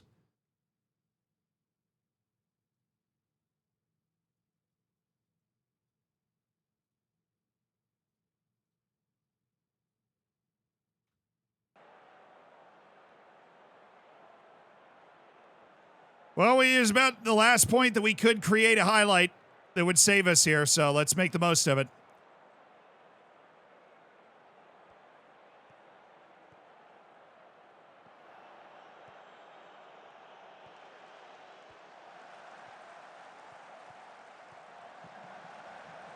Just don't get how that's his ball. When we're on ultimate directness and I just want you to hit the ball long, I just don't get how that's the pass he's trying to make there.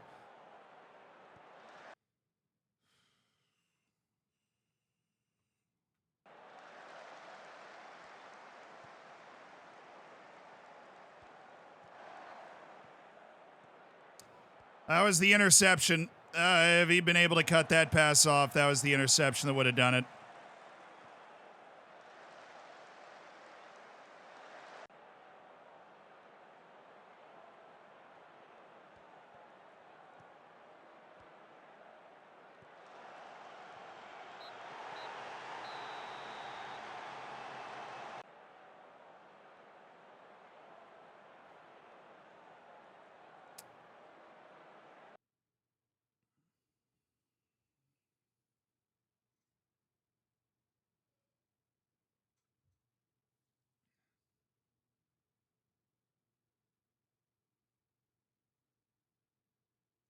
Sometimes it, sometimes it doesn't make sense in real life. Sometimes it doesn't make sense in FM. That's just what happens.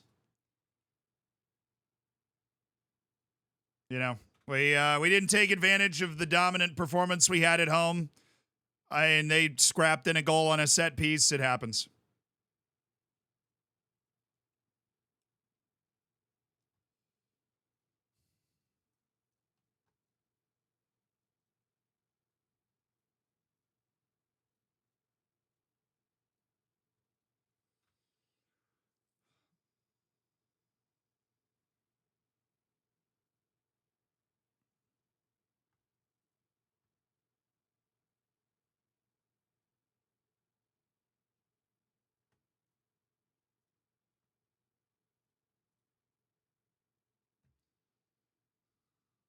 Client's preferred destination would be Marseille. Well, that's great news. We might be able to get a little bit more money than they get 24 million from Marseille instead of 18 from Bayern. All you, dude, get that cash. I'm surprised that offer existed. All right. Oh, no, I didn't mean to do that. You are definitely on the transfer list. You've been on the transfer list for a year. I'm going to offer you out for a loan, mandatory future fee, 40 million. We'll see if that works since, payments in the summer seem to work better.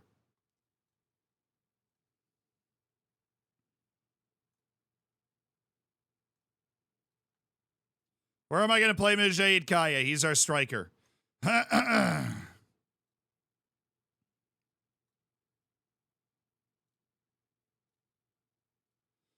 you go. No, we don't need to sell the whole team. I mean, anything can happen in one match of FM. We controlled a lot of momentum in that game, but we didn't create a lot of good chances. We created one great one, completely shanked it. They were able to score on their set piece. And we just got to take that on the chin. We got a lot of other things to play for this year, so that was of all the trophies, it is the least important one that we're playing for. We would have loved to have won everything, right? We want to end that. We won the Europa League last year with Tottenham, so we've ended the trophyless streak. We would love to end the domestic trophyless streak. The League Cup was a great opportunity to do that. I don't think anybody would watch those two ties and say Villa's better than us, but we didn't put the ball in the net. That's what Mujahid Kaya is here for. We've been, England McAvoy and Coyote, we're starting at the fullbacks as well. We're missing some key players. They'll be back really soon. So we'll be back in our groove. We shall be back in our groove, my good lads. Hello, Liverpool. How are you doing? And then Champions League away against Manchester United.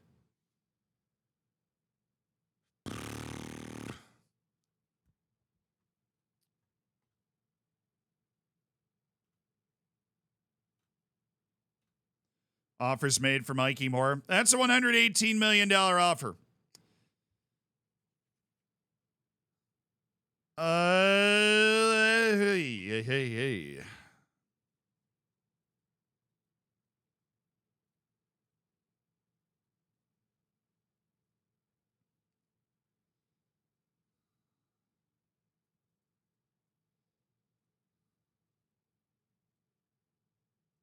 Come on. You gotta be talking your game here. That's $120 million from Milan. That's $120 million guaranteed from AC Milan right here, which is better than the deal that Bayern Munich just gave us. We managed to negotiate out a $120 million deal for Mikey Moore. I'm going to be completely straight up with you. This would hurt a lot if we sold Mikey. I need to assess. I'm surprised that we got these offers. We need to assess who we could bring in because this is a bit of a tricky spot for us.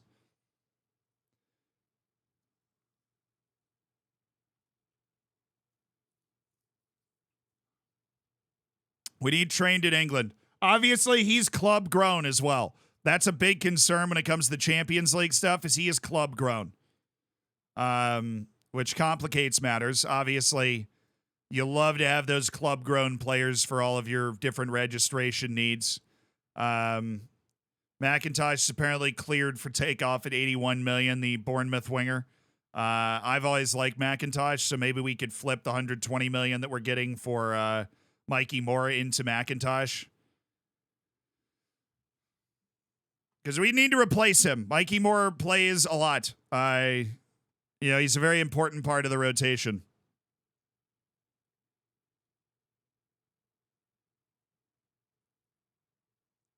I know under 20 million is a lot of money. That's why we're that's why we're looking at it. We need to replace him at Champions League. We'd basically just lose a spot, right? We're not going to get another club grown kid. Mastantuono, no. That's 25. It's not bad, but.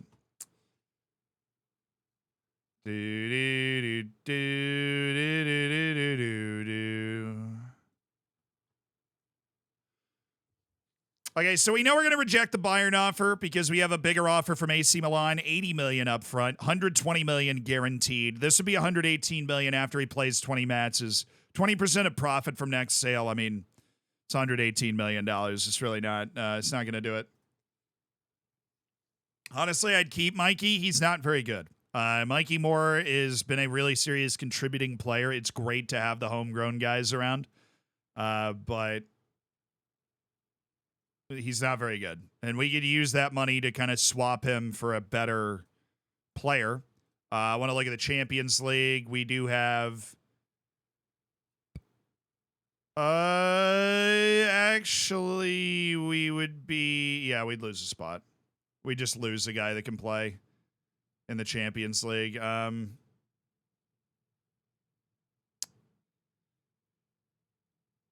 So our goals had Mujahid Kaya, and then you remove Mikey Moore, and then you still need to remove one other guy. But if we had McIntosh, we would be able to add him, and it would still work, which is huge. If we had McIntosh, we'd still be able to add him, and it would still work. So I think... I think what we target here... Whoa. I think what we target here...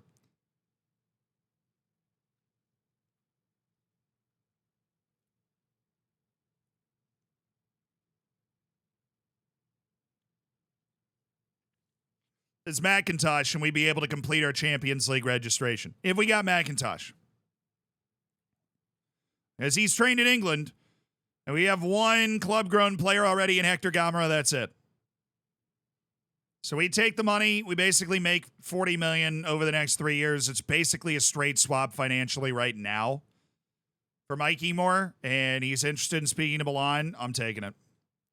It's $120 million for Mikey Moore, who I don't think is a particularly amazing player. I love the kid, but all right, if you can give me $120 million straight up and I can put that in the bank right now, I'd love to have it. But AC Milan giving me $120 million over the next 3 years with $80 million of that straight up front, that's a sick deal. Okay, wings. I don't think I have McIntosh in this group. I have Luis Kabongo and Rosario Renai. We can go get McIntosh, and that dude's a flyer. That dude is a flyer. He flies.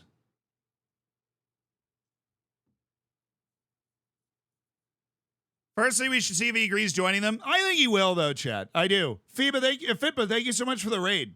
And Sean Easy, thank you for the prime, dude. Thank you for supporting the stream. I really like this guy. I wish he could play both wings like Mikey Moore can, but I feel like that's something we could train onto him. He is 20 years old. He's not very versatile, but he's got the natural winger abilities that you'd like. He's not a bad finisher. His professional, unflappable, very, very good mindset. A minimum fee release clause of 81 million to teams in Champions League competition. Oh, that's JJ Bull? Really? Oh, JJ. My dude. Long time no chat. It's a guy from Tifo. He's awesome.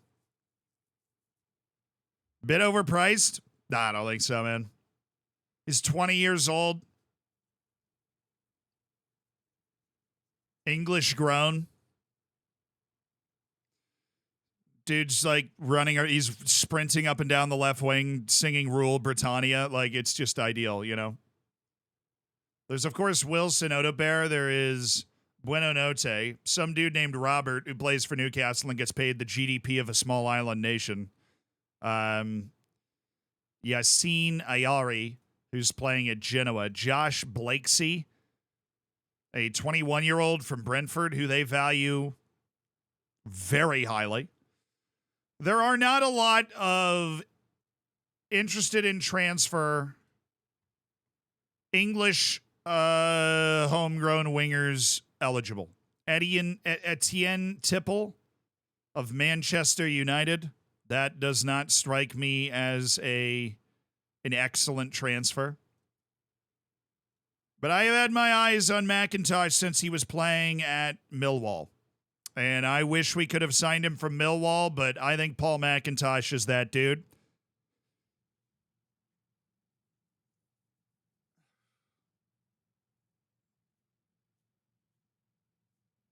Hey, great Katana. Yes. Thank you so much for the gifted sub. Thank you for making somebody's day. Sign Ivan Alves. He's not homegrown. We got to replace Mikey Moore with a homegrown player, or else we lose a spot in our league registration and we lose a spot in our Champions League registration. So I'm going to start this negotiation. I'm going to see if they're willing to take less. Obviously, I am nothing but a man of curiosity and learning. So I will make an $80 million offer for him and see if they're willing to take that now. But okay. Well, thank you for all informing me in individual messages. You won't be making an offer for him. I was very curious. Because we've got a real nice $27 million offer for Mastantuono right now, and that's where he's going, unless you want to switch that up. Okay.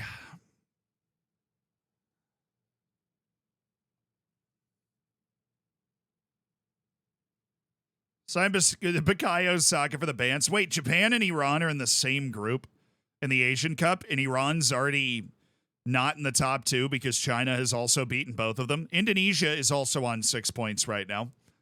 India has a win. They have defeated Hong Kong 3-0 in this Asian Cup. Afghanistan has a win over Thailand, which is really just Thailand being absolutely mudded.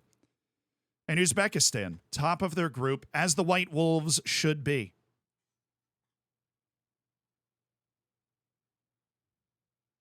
Oh. Okay, so transfer deals. We've got Ebert's going out. Ideally, he will leave for Marseille for $24 million. Ideally. We will, it is a very serious pipe dream that we'll get anything better than that. Mikey Moore for $120 million. We also have him offered out to see if we can bait Bayern Munich into putting the money on the table straight up at $120 million. As I take all that money right now, Valencia just made an offer for Babadi. It's not a good one. It's an optional future fee that is still less than the mandatory future fee we have going. Dude, Santi, my goodness, man. Why are you so hard to sell, Santi Goal? Probably because they watched you miss that shot in the League Cup. Probably. Jean Martins just went to Chelsea also. Our former player at Saint Etienne. What's up, Taco Blender? Yo, how many matches did Mastantuono play for you this whole stay? Probably like 6. Really not a lot. They rejected outright. Okay, wow, Shikichi just learned English like alarmingly quickly. Jean Martins is now in the Premier League. One of our favorite players from Saint Etienne. Saint Etienne just got a lot of money. That's a total deal of 126. Okie dokie, Macintosh. Let's have a conversation. Hi, Paul. 20 years old, bright future, great athlete. How you doing? How are you doing?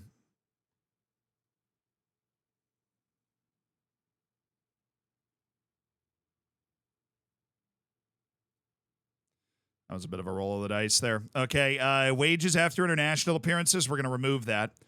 This is, what, a 4-year deal? I guess we're capped for some reason. Relegation release clause of $81 million. So it guarantees you'll be able to leave for what you came in for if we get relegated. It's a fair deal. Doesn't screw our team financially, just in the really weird case that Tottenham does get relegated at some point. I'm going to give you the exact same goal bonus as the assist bonus you asked for. I will give you an international cap bonus. $50K every time you play for England. Congratulations. That looks awesome. Callum May, let's begin our negotiations. I'm thinking 9.36. Okay, so we're playing that game now. Oh, now you're moving. Okay, good deal. 10. Oh, you're going to say yes to that. You'll say yes to the dress. I can see it. That's a total impact of $12.5 million. $10 million a year up front. Okay. Still a way better deal than Pape Montersar or anybody else. Delay. Dude, the transfer went through immediately. Delay it. Dear, we have to wait for other transfers. Guys, chill. You freaked me out there for a second. Mikey Moore has to leave. Mastantuono leaving. And Ebert's leaving. Both of those will also give us money right now. Babadi's going to give us money for later. Oh. Genk just made an offer for $27 million for Mastantuono. I will take that. Mandatory future fee. McIntosh is not club grown. All right. Since you guys aren't good at math, right, this is going to get real embarrassing for you. So you ready? We're going to remove Mikey Moore. Okay? That means that we're going to be down to 4 here. Okay? But this is grown and nation, right? Because this is Premier League registration. So if we add McIntosh, this goes back up to 5. That goes back up to 22. Now, the one you're concerned about is Champions League. All right? Now, I might suck at math, but I'm very good at this stuff. So what we're going to do for Champions League registrations, we're going to register Mushaid Kaya, okay? And we're going to come through here, and we're going to remove Mikey Moore, okay? And then we're going to remove one other person. I haven't really decided who that is yet. We'll say Franco Mastantuono, okay? Now we have 1, 4, 21. Now, if we add McIntosh, this goes up to 5, which means how many spaces are between 1 and 4? 3. 5 to 8, 3. 22 to 25, 3. It fits. Drop the mic. I'm out.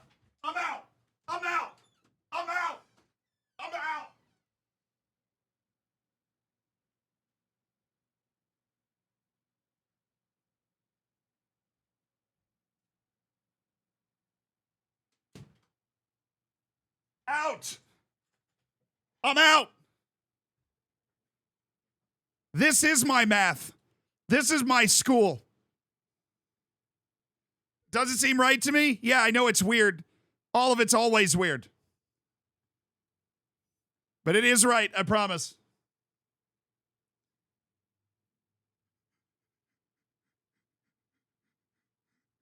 Can you explain that again, please? Yes. So when we remove, when we go to, I was just enjoying that moment because I am so often wrong when chat is doing streamer doesn't know, and for once I knew I was right. So Mikey Moore, this was what our registration looked like initially. With V, and then Mushaid Kaya was gone.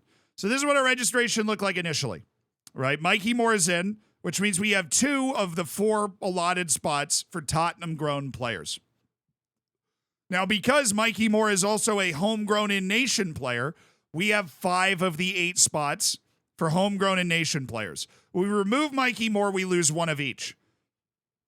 But when we add McIntosh in, we gain a homegrown and nation player, but as chat was pointing out, he is not homegrown at the club, which means we up this to 5, but this stays at 1. Now, both of those are 3 away from the cap, which means that in this new registration, if we add McIntosh in, we'll have 22 players in a maximum team of 25. We'll have 5 of 8 players trained in England. And we'll have 1 of the 4 allotted players homegrown at Tottenham. So it will fit inside of that pesky Champions League registration. It's weird and definitely annoying, but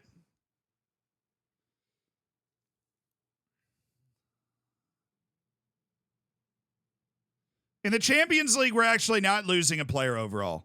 We are getting rid of Mastantuono and adding Kaya. We're getting rid of Mikey Moore and adding McIntosh. So we're not losing a player. We are going to lose Eberts, but I don't think he was registered for the Champions League to begin with. Monkeys, thank you so much for the 2 months. Yeah, so in the UCL, we took out Mikey Moore. Wait, hold on. In the UCL, we took out Mikey Moore and we took out Mastantuono, and we added 2 guys. So I don't think we lose. I don't think we lose a spot. Eberts was never registered to begin with. Okay, we're gonna up this to 20. So this is the offer our intermediary found us. I'm gonna try and negotiate it, which I just accidentally did, and I've discovered now that apparently you can negotiate offers from intermediaries. So this is an offer that is worth 33.75 million from Chelsea to get Santiago Jimenez, and then they'll have to negotiate a contract with him. The intermediary fee is 7%, so they're gonna get like 700,000, I think. But Santiago Jimenez for 33.5 million, 33.75 million this summer. That is a deal I can get behind. That makes sense for us. That helps get some of the wage off as well and sets us up for financial success in the future. We're unloading guys we don't want to be on the team.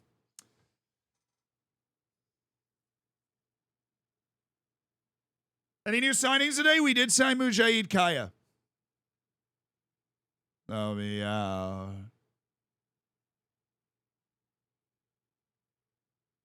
Zealand left out critical piece of info.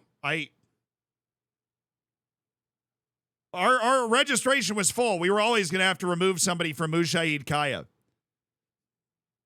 Like, our registration was literally full for Champions League and in Premier League. So we're going to have to remove somebody for each of them.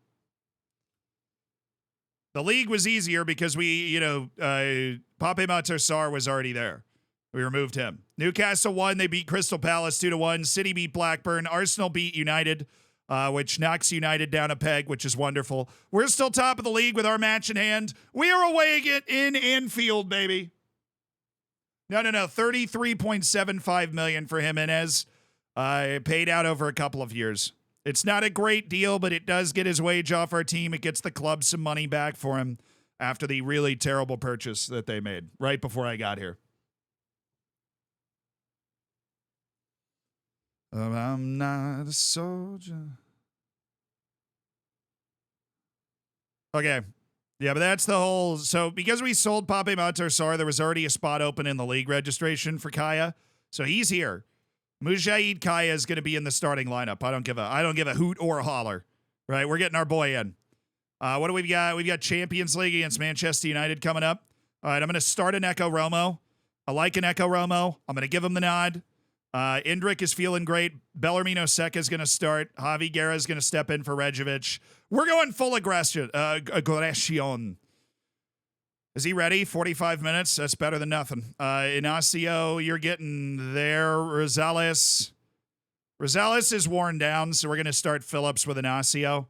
Coyote has to start. And we've got to start the English national team player. Who the hell knows how that's possible? Anglian McAvoy has 4 caps for England because apparently England doesn't have any left backs anymore, which is hilarious.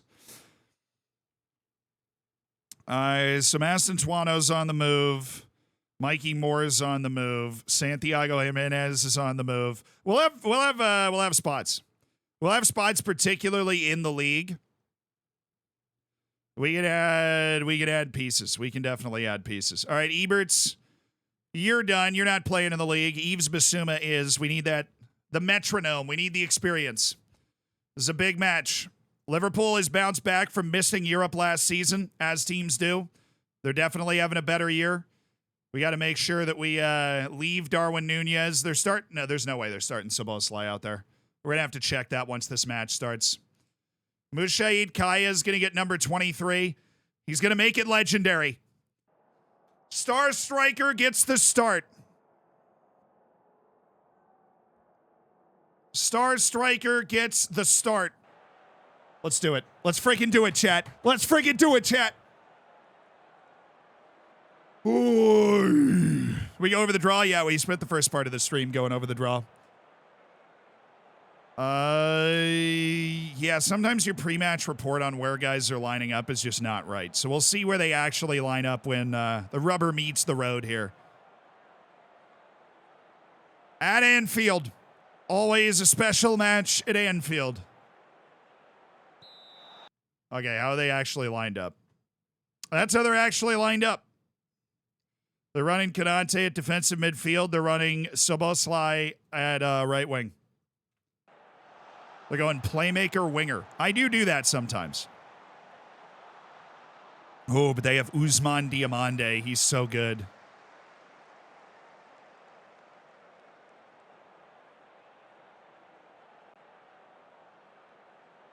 Didn't have a lot of ball there early. This is not great. Bellarmino Seca, best midfielder in the world. Make it happen. Ooh. Ineko, that's fine. Inglian McAvoy, Yves Bissouma, play him. McAvoy's actually pretty good offensively. He's just not a great defender. So this spot is good. He can hit a mean cross. Like that. Endrick.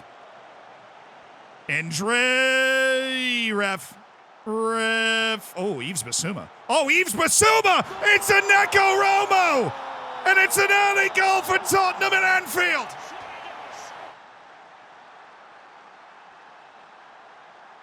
Headshot, thank you for the 17 months. Zian jamming it up. Yo, thank you for the $5 donation. Also, Quick Trip Jesus.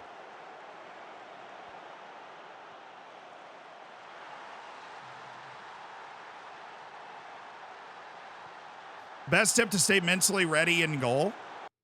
I think the best tip I've ever been gotten, the best tip I've ever been given for playing goalkeeper, like from a goalkeeping coach, was that whether you come from the ball doesn't depend on where it is. It depends on the height and the speed of the ball.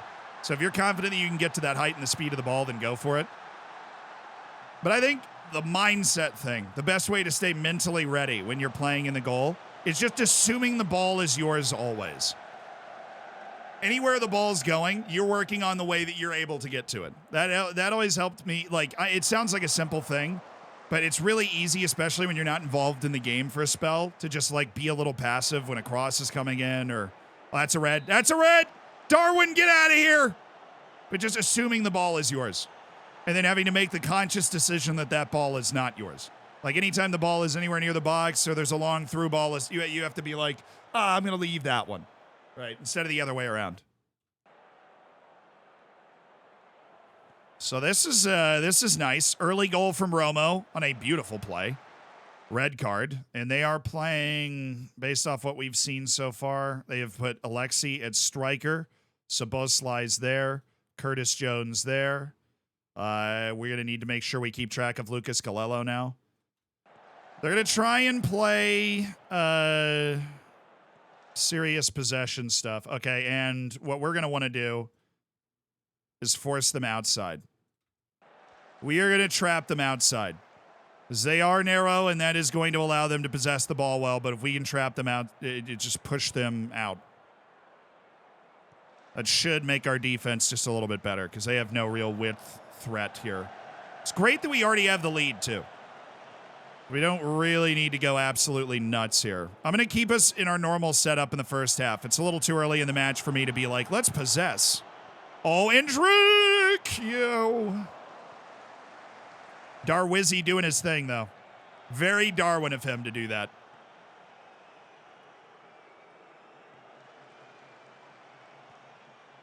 I did finally sell Papi Matarsar. Very happy about that. To Liverpool, actually, but he's not in the team today. Oh, Inglian McAvoy! Getting his rare runs in the first team right now.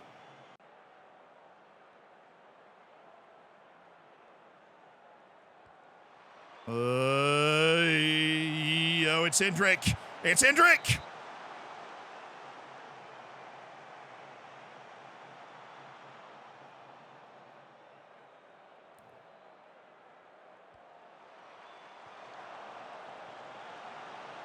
Oh, yo, I don't know if I go in. What?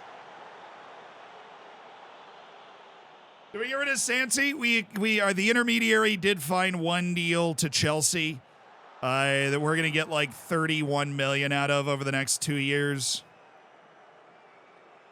and change. It was more it's a loan, and then we get payout in the summer. Same as Haraldson. Same as we're gonna get a lot of money from transfers this summer. Romo. Oh, Ineko Romo's got 2 goals for Tottenham. Maloney from Newcastle showing his quality.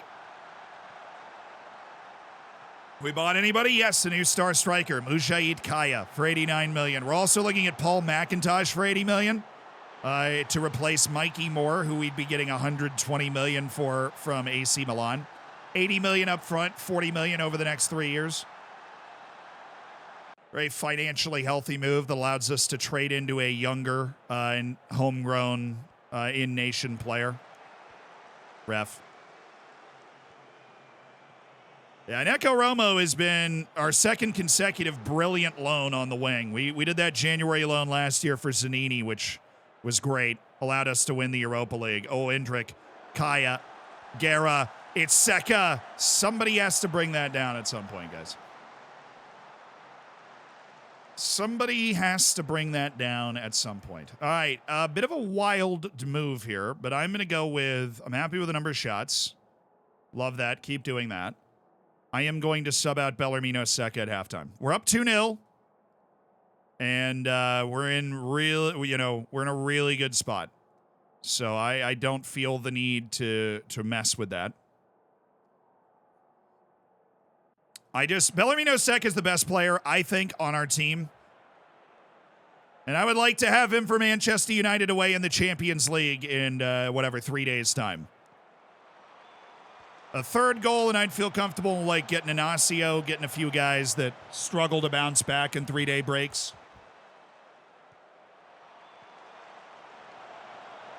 Constantelius, Indrik, Ingley and McAvoy.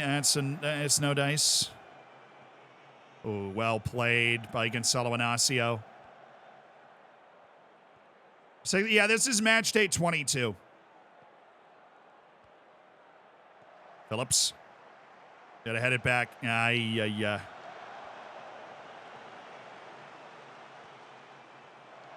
Shoot it!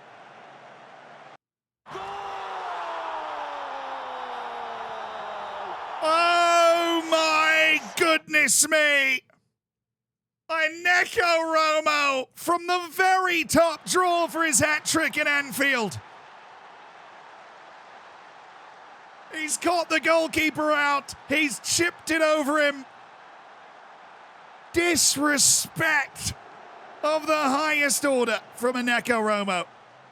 It's a childish, impudent finish on the quick volley. He's playing the match of his life right now. He's had a good campaign, but he is playing the match of his life. 3 goals in Anfield for Neko Romo, each better than the last. It's just pure quality. Give me Russello Enrique. Don't have anybody we can bring in there, but you can go out to the right. Neko Romo, and keep playing. Hector Gamera is going to come in there. Mujaid Kaya is going to come out. Actually, I want him to run the full 90.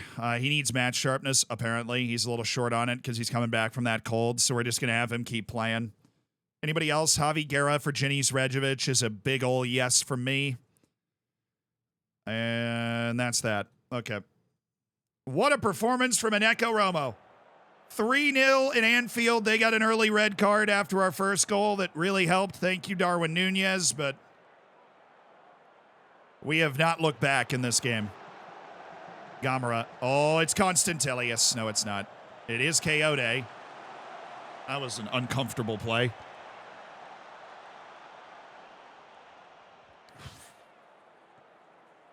Hey, Grace, thank you for the 3 months, dude. Thank you so much for supporting the stream. Enjoy your lack of ads. I think some people just got hit by ads right there. Twitch be throwing him at you. Oh, no way. Dude, that's a second red.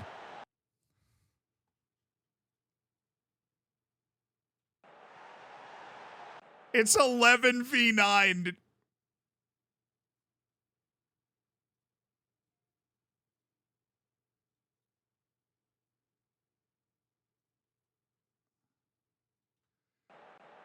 Oh, okay, dude. All right, sick. No way. No way. We concede up 2 guys. He's off. He's off. Ref. He's offside, ref. Thank you. God, come on. He's offside, ref. He's offside, ref. Oh, I don't like the way we just did that at all. He's offside, ref. He's offside, ref.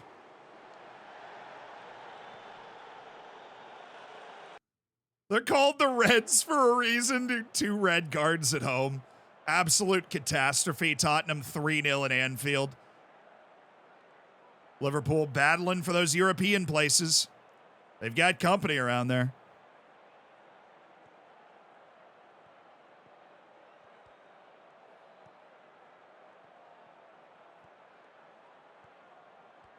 Oh, nice step, Ashley. So we are going to score, is what you're telling me. Anglian McAvoy. That's off. Apparently it's not, but it definitely looked offside. All right, Yves Bissouma. Rejovic. That's a freaking banger. Goodness gracious, Jenny's Rejovic. That is a stone cold steamer from Jenny's Rejovic. He's just got the space. They don't have enough men on the field. It's 8 outfield players against 10. And there's just a pocket of space for Jenny's Rejovic. He settles with a touch and just corks one. 4-0 in Anfield. 2 red cards for Liverpool. Utter catastrophe for a Liverpool team that was building itself back this season, that has now been faced with ruin against Tottenham Hotspur. A statement win. All right, Rejovic. Oh, an echo. Romo.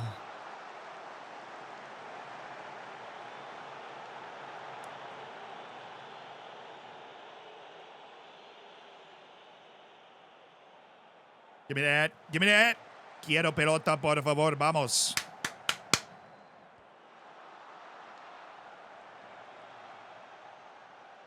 Kag, thank you for the prime. I appreciate you supporting the stream, dude. And doing it with $5 of Jeff Bezos' money. I mean, come on. Come on, look at this guy. Spending Jeff Bezos' money. What a win. What a freaking win. Oh, do I think I'm staying in Tottenham? I think, like Real Madrid or Bayern, PSG, those types of teams could bait me away. But, I mean, dude, we're top of the Prem right now. We're top of the Prem right now. I got no complaints. Sar, did he even play? I don't even know. Neko Roma wants a permanent deal, apparently. Who's buzzing me?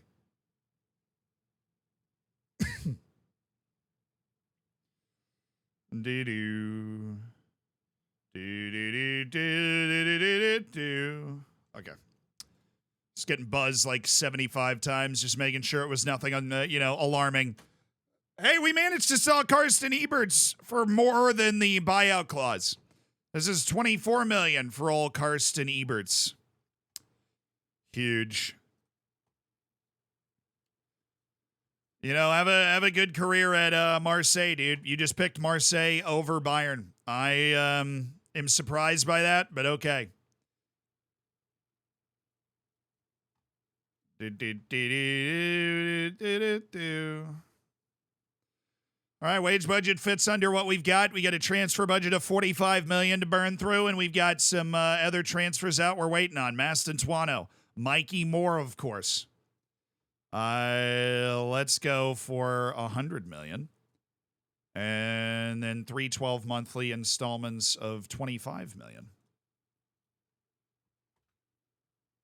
Surely somebody out there that's not AC Milan is going to be able to throw a serious offer down.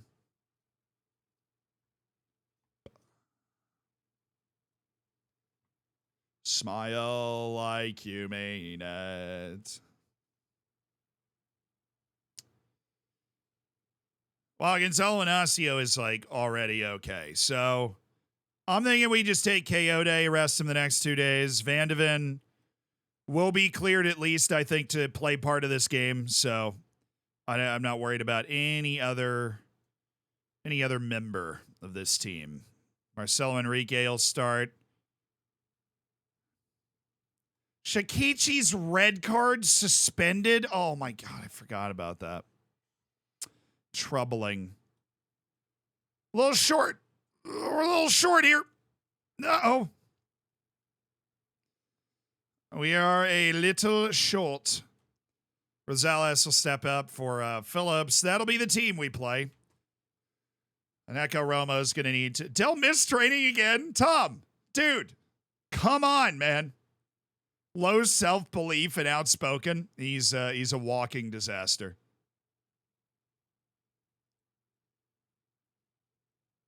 I'm going to release him on a free. You know what? You missed training one too many times. I mean business. Okay? Get out of my club. Missing training like that, like you're some sort of... Get out of here. Get out of my club. I'm paying you $841,000 a year to not show up to training, Tom. You go do whatever you want. Sure, butt out of here. Del Samar getting an offer from Real Madrid. That's weird. They must be getting a very different potential ability report than I'm getting. That's for sure.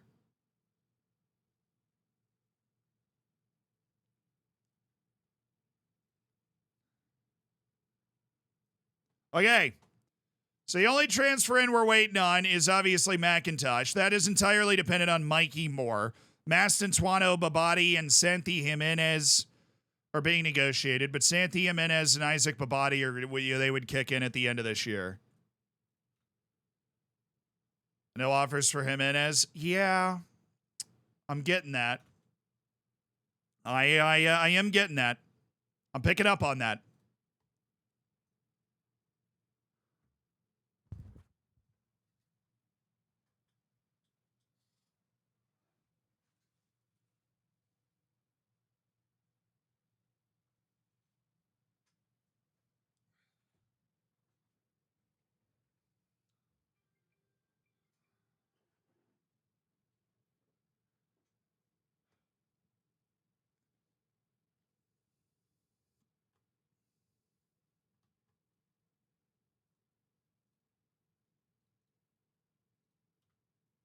That was a $35 million mandatory fee. What do you want? I know you don't want to be here. You realize that not being here requires you to want to go somewhere else, right? You realize that not being on this team or wanting to be on this team requires you to go somewhere else. You are aware of this, are you not? You must decide another team that you must play for. Thus, that is how the crumbling of the cookie occurs. Are you aware of that, my good man? So I feel like you're not. Yet another brilliant tie. Away against Manchester United. Please tell me that that's Inter making an offer for KO Day, which I'm very inclined not to take. Yeah, that's a terrible offer. Okay, Mastantuano, a loan offer from the Philly Union. Yeah, I'm looking for more of a more permanent thing, but I appreciate it. Doeg's still out with the flu for 6 days. Literally going to miss 2 more matches with that flu. Well, get a flu on your own time, all right? These are work hours.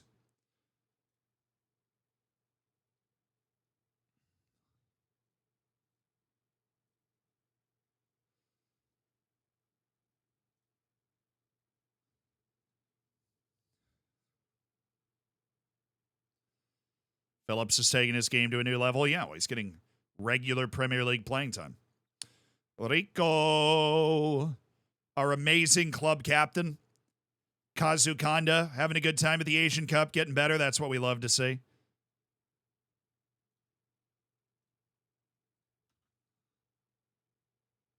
I should be able to add Mujahid Kaya to the team through this Champions League registration spot that they have allotted us during the transfer window. Please and thank you. Kevin Arias.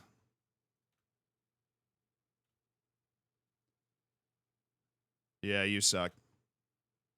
How many, so we're done, right? This is just keeping the list up to date. Yeah, they're just keeping my short lists up to date.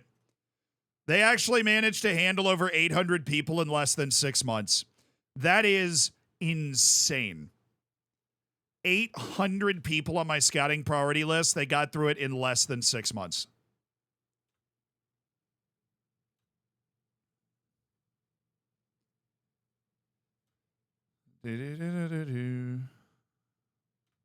Wow, you're asking for so much money for that guy, totally based off his potential and nothing else. Interesting.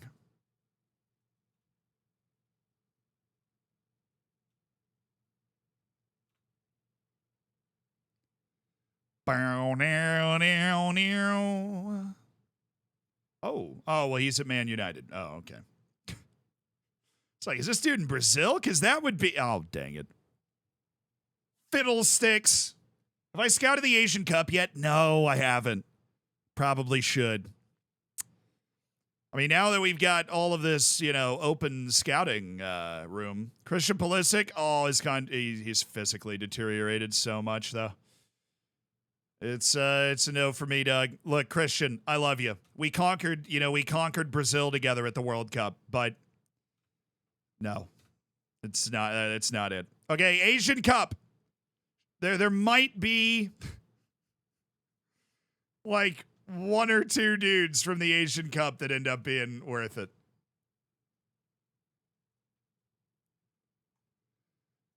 So I think what we do is we just go to UAE squad. There we go. 2 UAE dudes. That's what I'm talking about. China, Hong Kong. Sorry. FM tried not to get stamped out. Hong Kong. China. It's China.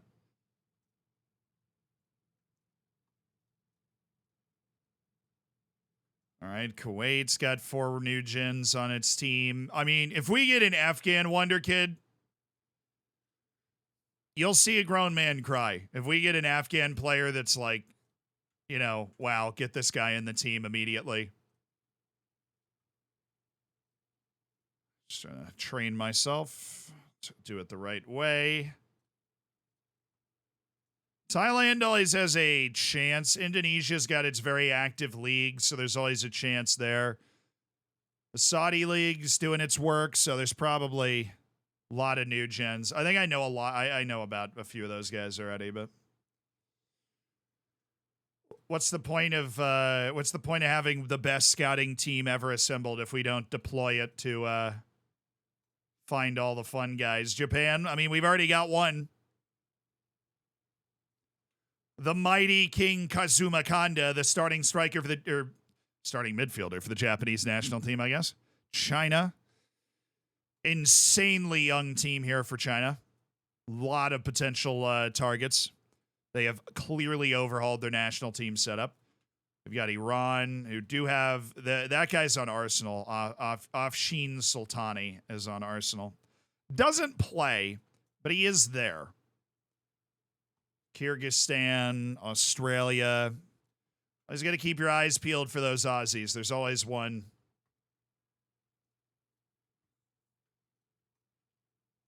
Who's this bid for? Another team in Iraq. Means that guy's probably not that good. That's Syria and Singapore.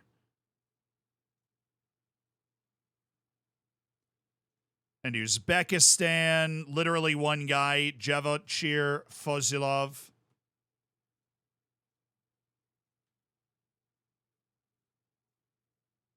Okay, Lebanon. Love the tree on the flag, by the way, guys. Think you guys are really killing it with that. Great vibes. Malaysia, okay. You've got that league. Philippines. Maybe an expat. Can make it happen. But we are scouting the Asian Cup. Thorough scouting necessary. Cards, thank you for the 5 months. Thank you for the prime. Just admit you don't want to send him to Philly. Nah, it's true. Do I think the Eagles are going to contend this year? No, you lose Fletcher Cox and you lose Jason Kelsey. That's really, really tough. I don't think they're going to contend this year. Franco Mastantuono is going to be removed. Everybody else is staying in, so I don't think there's anybody else. I mean, we'd love to include everybody. We'd love everybody to be registered for the Champions League all the time, but Mujaid Kaya in, Mastantuono out makes a lot of sense.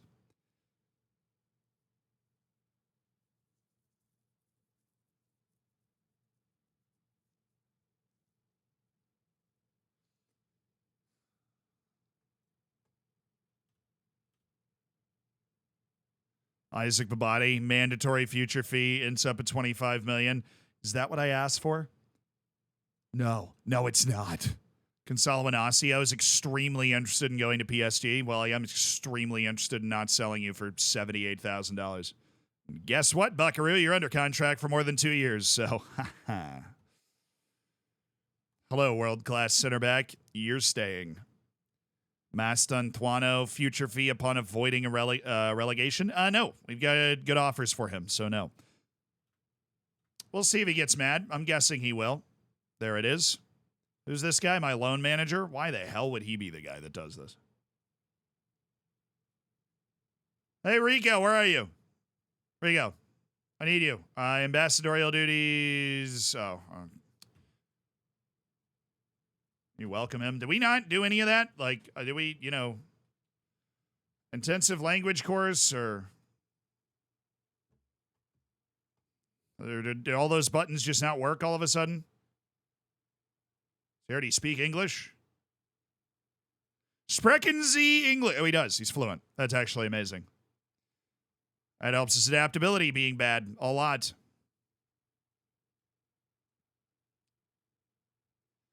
Okay, this is not going to be fun. Hi, Gonzalo. Appreciate being allowed to talk to PSG. I think I need to play with better teammates at this stage of my career. We are literally winning the Premier League by 4 points right now.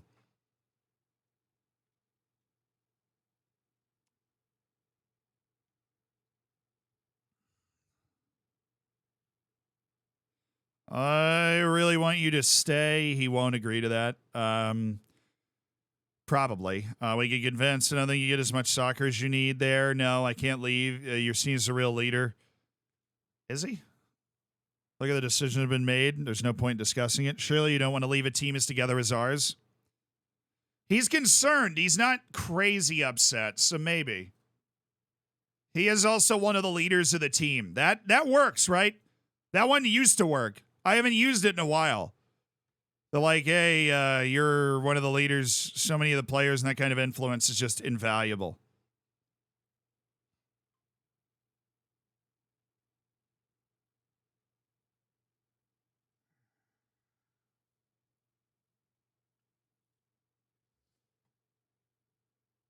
Name me a challenge to implement for an Ajax save? Dude, youth only. Ajax is a great club for a youth only challenge. That is a sustainable youth only club. Or if you didn't want to quite go that far, you can only use players from your academy or from Amsterdam. Or if you wanted to make it a little easier, you could do would just have Dutch players.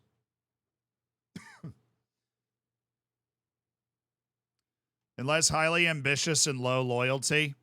He's professional and evasive, so this is an exceptionally professional individual we're dealing with here. Hey, the leadership thing worked, chat!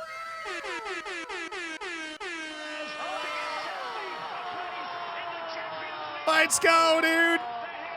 Leadership for the win! I am so sad about this Isaac Babadi deal. Dude, we had a deal. We had a deal for $35 million. Mandatory fee in the summer, Isaac. All you had to do was say yes to Leicester. Was it really that objectionable? Vandeven broke his ribs. He's also one yellow card away from suspension. All right, it looks like we're starting Ingley and McAvoy one more time.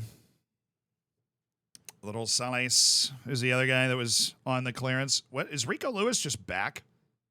I guess he was sick, so that makes sense. He is literally just back.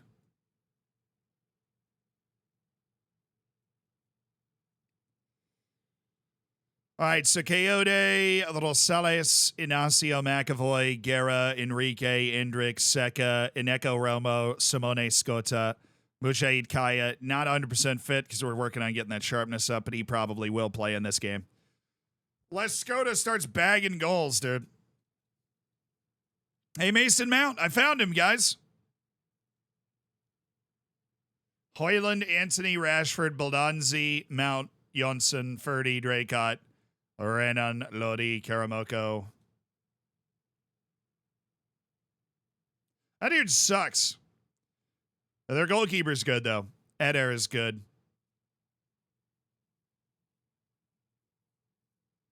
What happened to the ref soundboard? Oh, actually, I haven't had that since we switched over to this new board. This fancy new board we've got.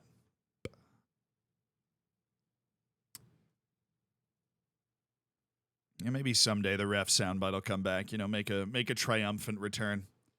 For now, we are starting our third string left back away against Manchester United in the Champions League. So I'm doing great. I am doing great.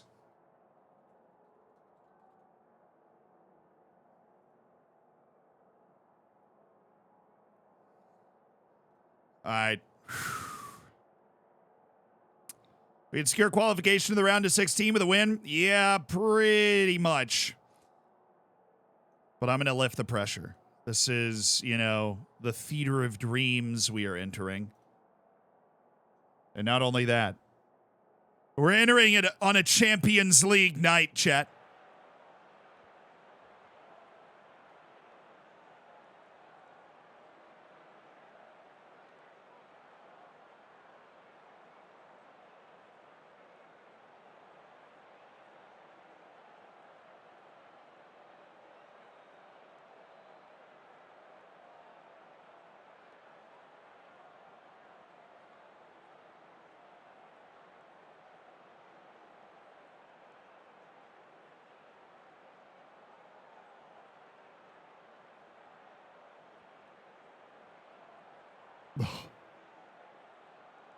Wow. Wow. A beautiful Champions League night. Tottenham Hotspur, after 6 match days, the Champions League, sit alone at the top of the Champions League table. Some injuries, some unfamiliar faces in the starting lineup. But it is Tottenham away against Manchester United, who are playing every match in this league format. So important. But Manchester United desperate for 3 points, as it would allow them into the top 8. Such an important position as you get a bye to the round of 16 with a top 8 finish. Coyote. He's on his left foot.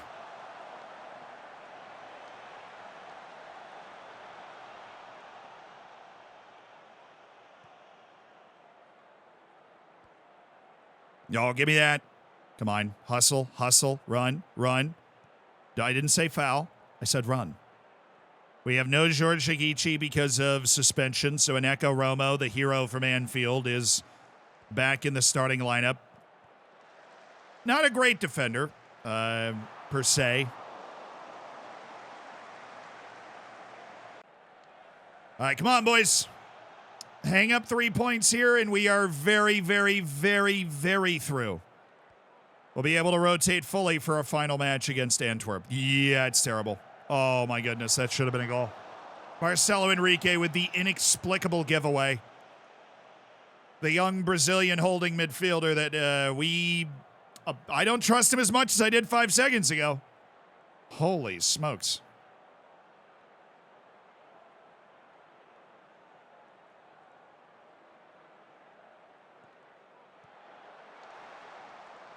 What are the odds of that going in? -5. Yeah, we beat Liverpool 4-0. They did get a red card after our first goal. And then they got a second red card before our 4th goal. So they were having a really miserable time. Marcelo Enrique did a pretty good job with that, actually. Ah, dang it. Losing the 50-50 balls. Good keeping, though. Thank you, Googly Elmo.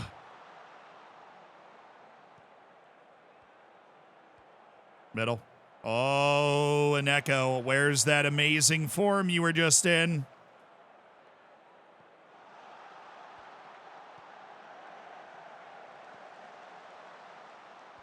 Woo! Pretty fast-paced game going on right now.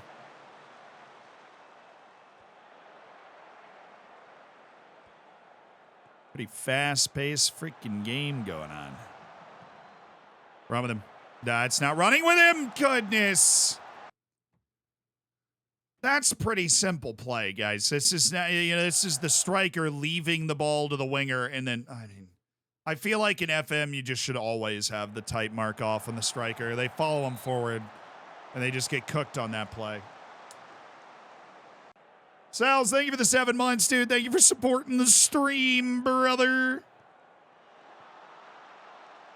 Oh, let's go. I mean, this would be an amazing goal. Yeah, dude, you waited a little long for that. Oh, nice, Marcelo Enrique. That's a good play.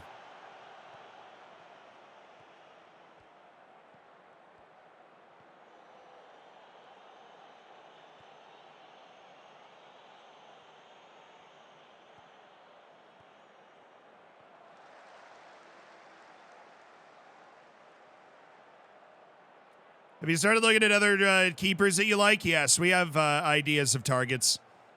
We've got a couple of keepers that we like. So we're not, the fact that Kelleher and Guglielmo are both going to be going up to the great goalkeeping school in the sky. We have targets. If we're at Tottenham next year, like we have guys we'd want to bring in. Skoda, yo, Javi Guerra. That would have been spectacular. All right, guys.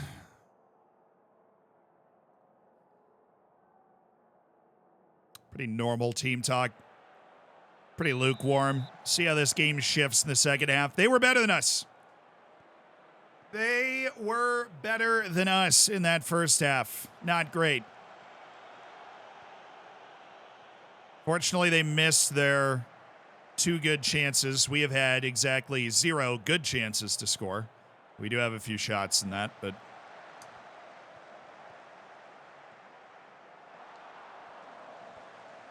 what job would I take from here? I mean, like Real Madrid, maybe Barcelona, maybe like Man City or Newcastle with the amount of money they have.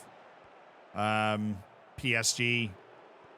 Not a lot of jobs, especially if we have a great last part of the season. There aren't a lot of jobs that would be ranked higher than being at Tottenham. Oh, Marcelo Enrique. A floated ball. Javi Guerra. Oh, that's better. That's better. Apparently, you got a touch to that. That's way better looking play right there.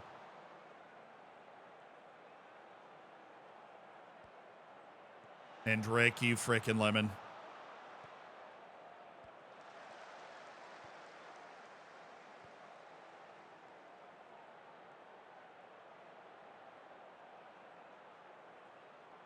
All right, pretty classic. And Echo Romo had an all-time game last time.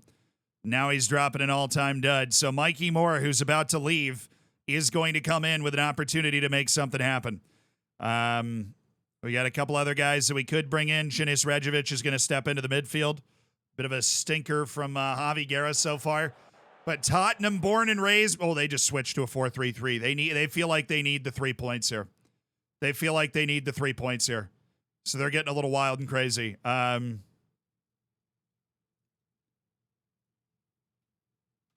right, well, that should open something up for us, right? Mujahid Kaya, Moore's in. Dude, Seka's playing a dud. Give me Rico. Coyote just picked up a small knock. Rico can play the rest of this game. Guglielmo's not feeling it. Well, then we'll go Yanis Constantelius. Let's get the 3 points, dude. Let's guarantee our trip to the last 16 of the Champions League, skipping that playoff round. They've gotten really aggressive. I'm not gun shy. I'm down to go for it. They've gone with a 4-2-2 narrow. Oh, Endrick, dude, you've been weird all day. But Rejovic with an elite defensive play. Mikey Moore. The Tottenham-grown player is about to get his big money move. That is not who we want that ball to go to, and I'm just going to be honest. Marcelo Enrique, worst possible option there. Hey, Dysonator, thank you for the 6 months, brother. Congrats on your silver bacon. Thank you for supporting the stream.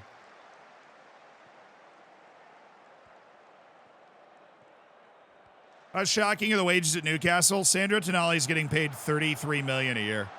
I think he's on, unfortunately. Apparently he's off, but that was really close.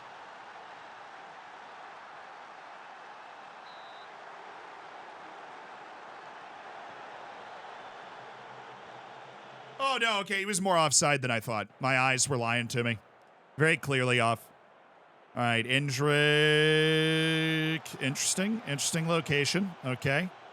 Marcelo Enrique. That's weird that he's back there. He's a very tall guy. I feel like he should have been up. But whatever. Rosales. Ooh, that's a good pass, Rico. Love to have you back. Sorry you had a virus and missed 18 matches. All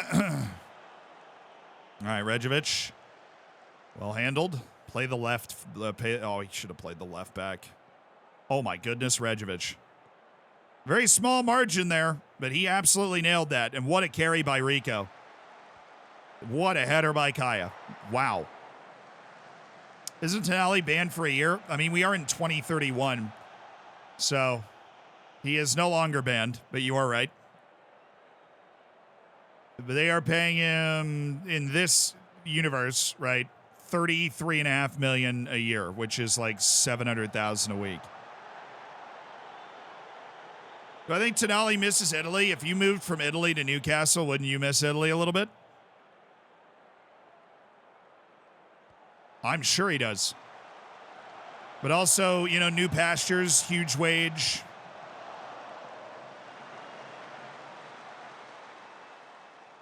Is AP on support better than... attacking mid on attack is better for certain players, and AP on support is better for certain players. Or certain times in the game. Hendrick, why are you bad today? You're just bad today. You just passed it to the wrong team again. There's nobody there. Well, this would be the moment. This would be the moment. Ref.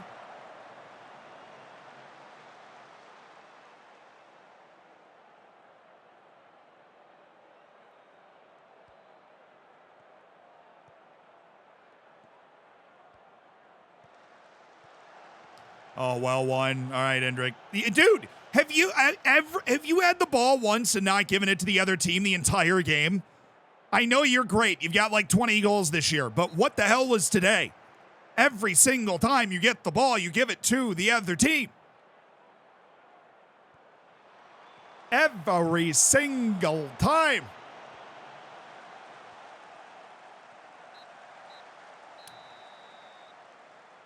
We didn't deserve to win that game. We could have.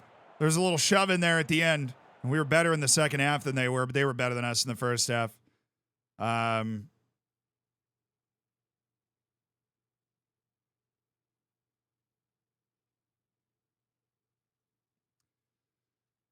but we didn't deserve to win that match.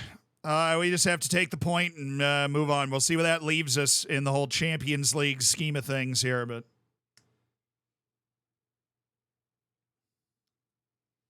Yeah, and you know, Indrik not passing the vibe check here. That's for sure. Tight hammy for Coyote. All right. But Indrik just giving the ball away like it is his job right now.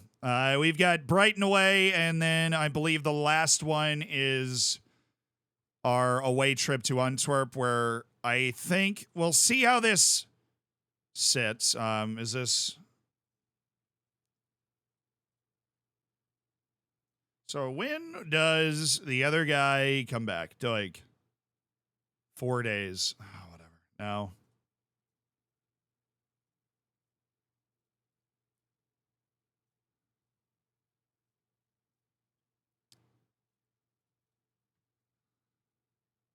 More set for a move to Milan. News to you, huh, dude? What's the transfer offer? It's on. Oh, it's a terrible offer from Aston Twano. That's awesome. Really happy for you.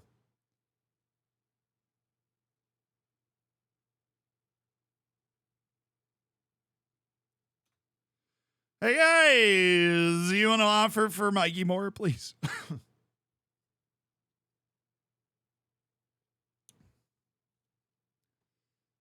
Can't believe you play as hot potatoes. Absolutely unwatchable. Hey, they're the only one that gave me a job.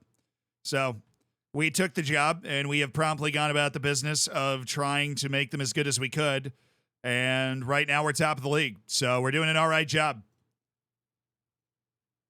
We are doing an all right job. Sung Zogni. Okay, 132 million for a dude that is obviously a complete physical freak.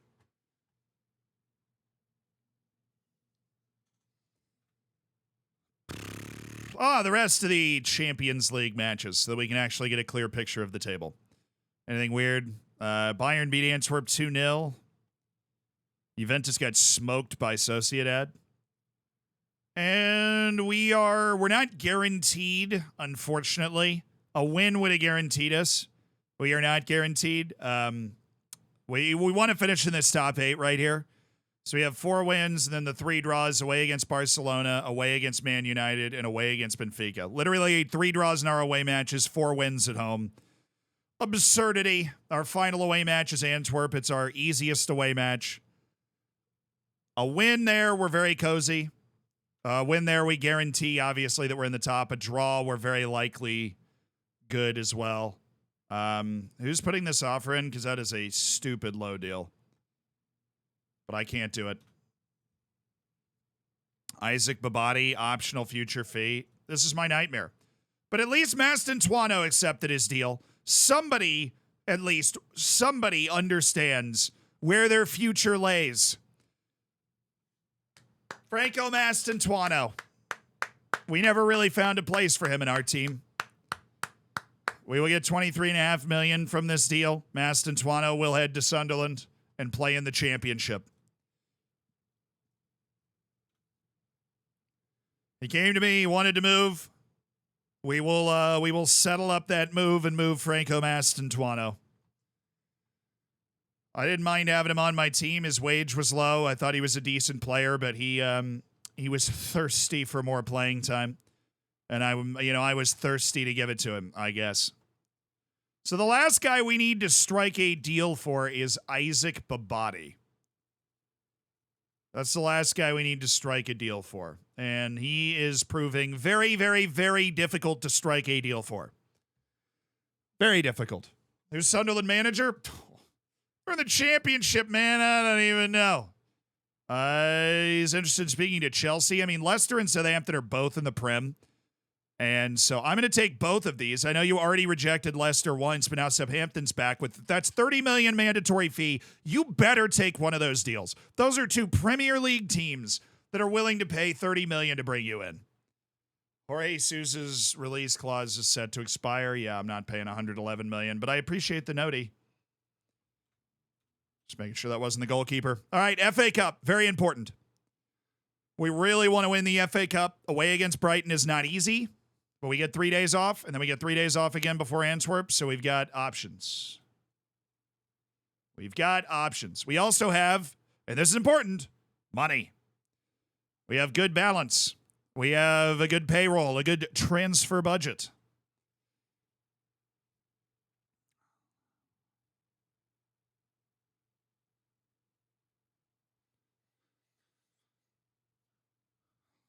I'm going to ask for more scouts. I already have enough scouts, but I'm just going to ask anyways. And I'm going to ask for more coaches. Thanks. All right. I am assuming this is going to tell me nothing important, but worth taking a peek, maybe.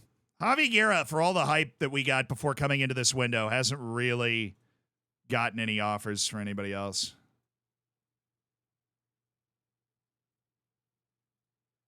No other recommended players? All right, scouts, keep doing your thing.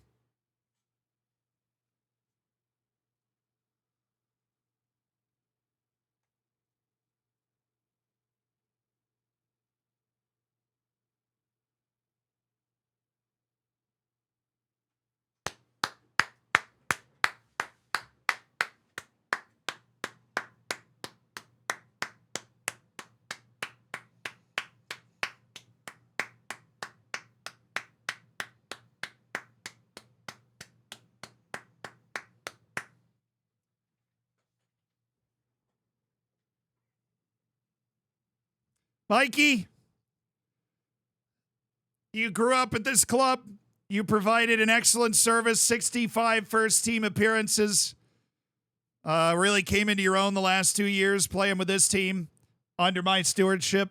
This is the way it's supposed to work out. I was happy to keep this guy on the team and keep playing him, but also if we got a really good offer, we were going to make the deal. An $120 million sale of Mikey Moore, that is a good offer. Obviously, that's going to be paid out over 4 years. We're at 93 up front, but a monster signing by AC Milan to bring in Tottenham's academy starlet, Mikey Moore. And they've increased to 30.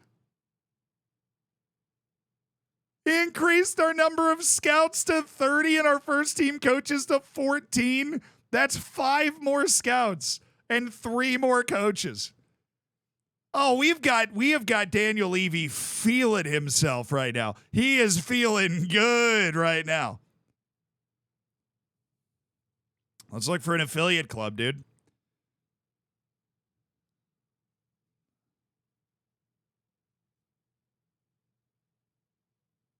We believe we can manage the current youth recruitment efforts. I think this is really important. See us being left behind by our rivals. Sweet.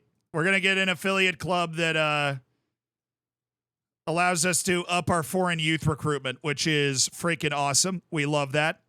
I'm just going to keep asking for stuff then. Staff. Because apparently we are absolutely cooking. Performance analysts allowed.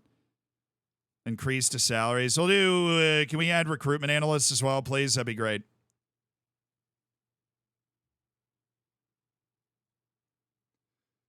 All right. Hi, Paul. How you doing, man? Send that confirmation on over because we were swapping out the glorious and beloved Mikey Moore for the speed demon, homegrown in England, 20-year-old Paul McIntosh for $81 million. A pure out-and-out winger with decent goal-scoring ability, somebody we have not really had on this team. Great mentality, professional, unflappable.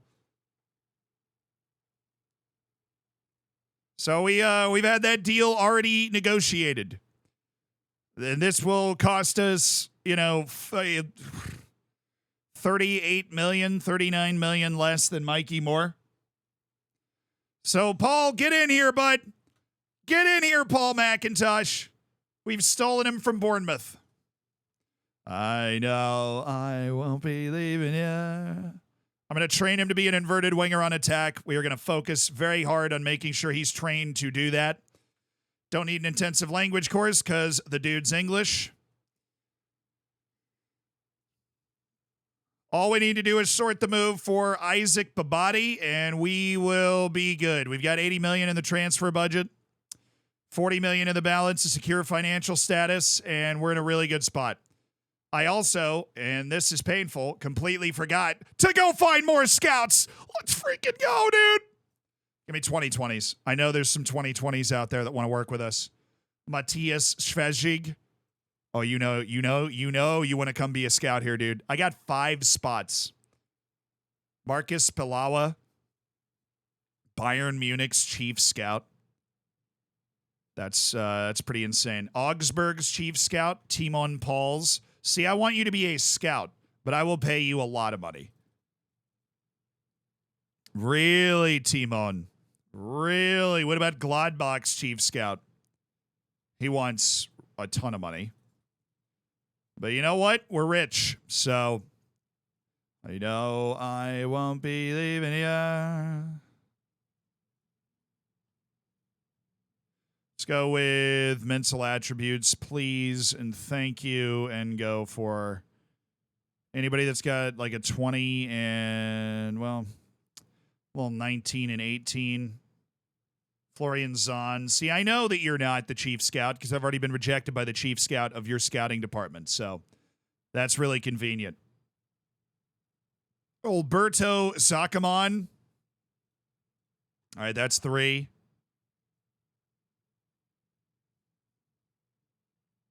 Bayern Munich's Daniel Bayer. Oh, good little Central European knowledge. All right, that's 4. And Juventus, we've got Benjamin Frank or Luca Loria.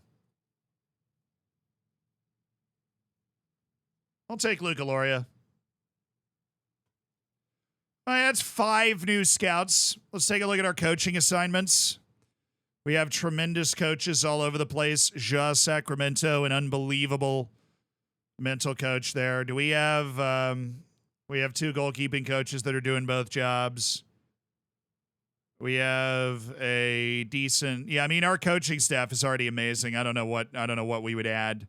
We'll just look for guys that are 5-star at whatever they're doing.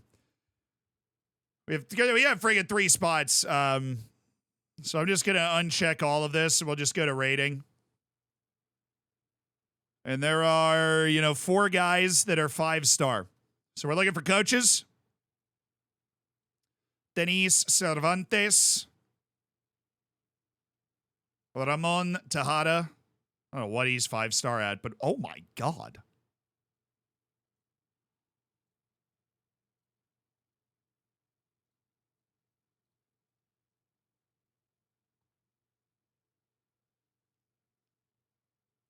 What?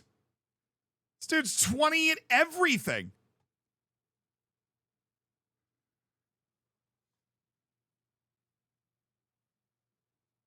Technus, thank you so much for the 2 months. Opinions on Scamacca not being called up to the Italian national team. Striker situation seems to be in the dumps.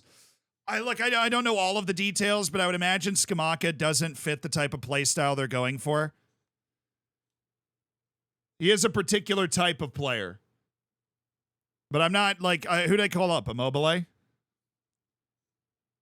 Yeah, this guy has literally all the knowledge you could ask for. All the people management advice that you could possibly ever desire. He's kind of crazy for that. Hector Enrique Gutierrez and Semi Sheturk. The lack of discipline, little concerning, but I'm going to add this guy as a coach. We're just going to bring in people that are very talented at their jobs. Shimmy Sheturk. I don't even know what I'm going to do with Ramon Tejada. I just want him. He's crazy good. And Diego Cervantes, it is, having a guy that has 20 tactical. Those guys don't exist. So we have a lot of spots in our coaching department, our scouting department. We are going to go crazy.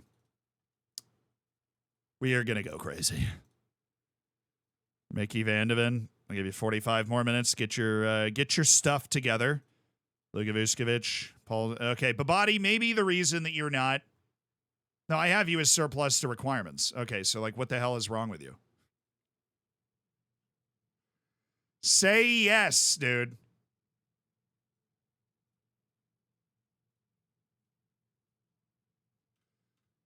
We have made $495 million from transfer sales. We have also spent more than we've ever spent. Yeah, well, the squad needed an overhaul, dude. I'm glad Coyote's not getting unsettled by all this interest. I thought that was him saying no to people. I'm really glad that it wasn't. Because he has 2 deals now, Southampton and Leicester. We know he doesn't really like Leicester. But hopefully Southampton's the one. Last 32 teams in the FA Cup here.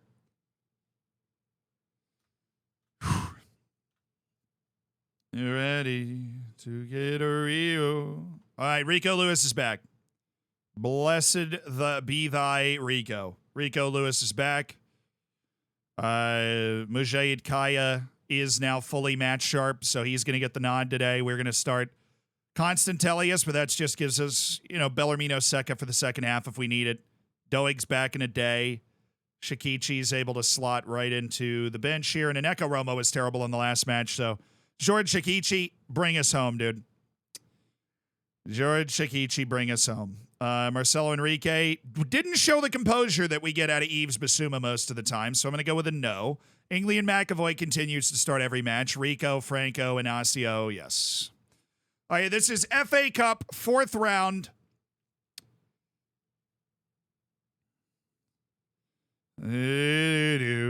So we can't move with McIntosh because he is cup tied. But he is on the team. He is here. We have Paul McIntosh. We're going to be able to shift around. He might be able to make his debut in the Champions League, which would be awesome. Babadi and Jimenez has been staring at this loan deal to Chelsea for a long time. Cannot wait for him to say yes to it. And then we'll get that deal at the end of the season. A lot of money coming in at the end of the season as well, unloading a few of these guys. Man, I kind of love this team that we're putting together. Oh, this is weird. It's a very flat 4-4-2. I feel like I'm going up against Sean Dyche or something. All right, away against Brighton. A glorious FA Cup tie away against Brighton. Let's see. What do we got here? Stick to the plan. Be patient. You'll be fine. Yeah, I'm going to do that. I don't want pressure to get to us in this FA Cup, right? Because this is a match that, you know, anything can happen in one match. This could slip away from us. Whew. Please rise and remove your caps for the performance of the FA Cup anthem.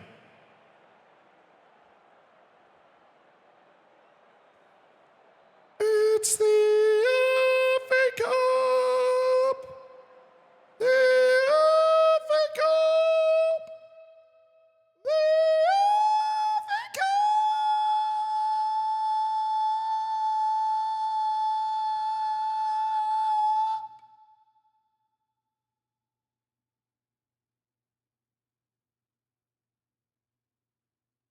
You may be seated.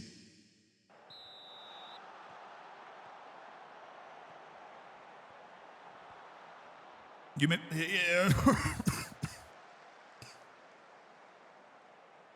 you may be seated. Let Me Die Peacefully. I mean, that's a great funeral song, honestly. The pallbearers walking towards the gravesite, the FA Cup anthem ringing out. Tell me that wouldn't go incredibly hard. Javi Guerra. It's Andre. I mean, how is he not offside? Like, are you guys blind here?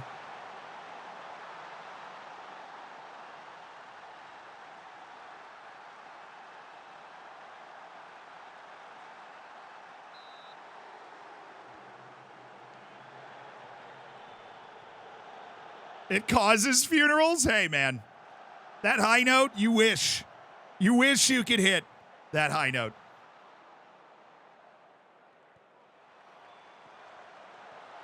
Nice, Eves.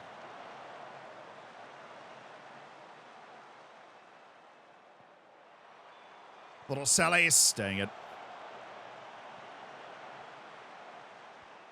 What a ball. Oh, my goodness. Giannis Konstantelius. That should have been a goal. What a stupid pass by Giannis. That was ridiculous that he just made that pass. That was absurd. Shikichi, that's a pen. What?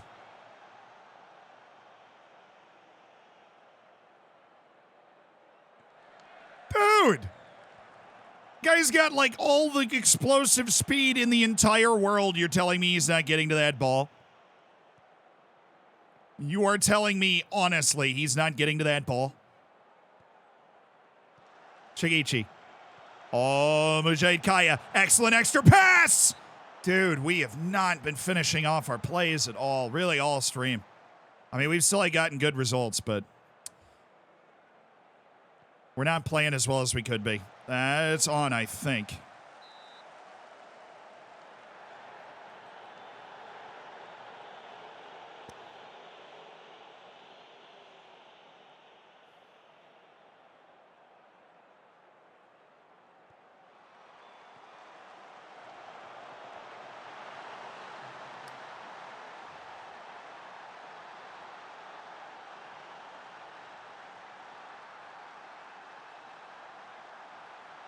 I don't even know what happened there.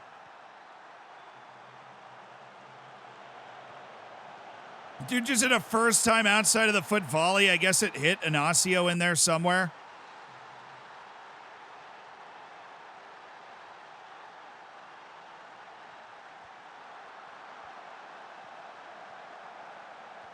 Oh, yes, George. Come on, Shikichi. Come on, George Shikichi. You're getting yourself in excellent spots. That fancy little dribble. Just got to put the ball in the net. You and Indrik, we get a lot of goals from you guys. We're not getting a lot of goals from you guys right now.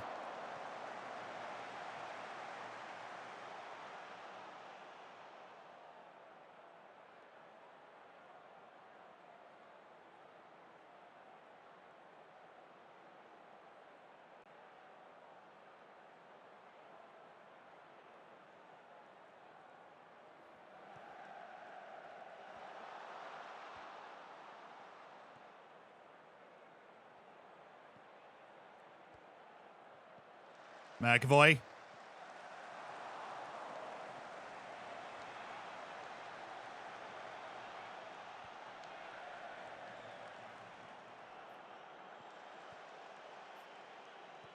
Kaya's picked up a knock. We'll have to get him off at halftime. Hopefully he can make something crazy happen before then. Shakichi. Oh, Shakichi again! There it is! Musait Shakichi! I've just mixed up the two names of our signings. JRicky, which is what I said the first time. Literally the dribbliest boy of all the dribbly boys. George the Hammer. Goodbye. See you later. Thank you very much. I'll take that goal. The Hammer. George the Hammer. Give me that. Constantelius, good takeaway. Musait Kaya, who is an incredible dribbler. As shifty can be, Musait Kaya. Oh, come on, Constantelius. Kaya! Oh. Come on, boys, make it happen. Before the half now, before the half. Oh, that's right at him. Dang it. That was a golazo. It was a brilliant goal. All right, where are we going? Head that away. Nice.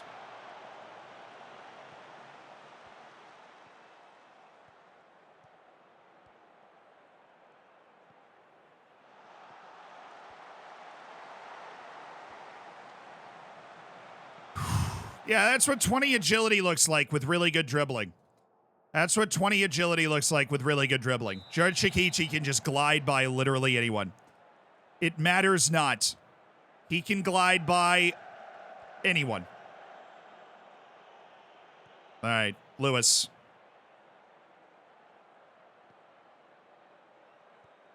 Javi Guerra, let's go. Nice passing combo. Indrik. Who, you know, also can do a lot of that. Here we go. Here we go. Here we go. Man, he has been sitting on whatever number of goals he's had for a while. And honestly, is on a 6.2. I think that's unfair. That was not, that own goal really wasn't his fault. Oh my God, I forgot Kaya. Give me to 55. Okay, now we got him off. Simone Skoda, because I can make a second change there. We'll get Phillips in. Is that I think he might be snowballing. I think he's just doing poorly. We're gonna go with JRicky. No, why, he just scored from that position. Why would I make that change? Why would I make that change? Skoda and Phillips, you're in. Skoda's got plenty of goals in him. There's a reason we like him as our backup striker. Indrik. Javi Guerra. Oh, yes, that's it. That's easy. It's just that easy. Thank you very much. Wide open Javi Guerra just passing that ball in. Great movement on this from Guerra. Nobody follows him to the spot. Constantelius gives it right back to him. It's as easy as that. Okay. Short. Please go short. Oh, man. Oh, what a header. Wow. Simone. Joby, thank you for the prime. Thank you for supporting the stream, and enjoy your bacon and your emotes. And that was gorgeous. And I guess Indrik was off, but that was really impressive.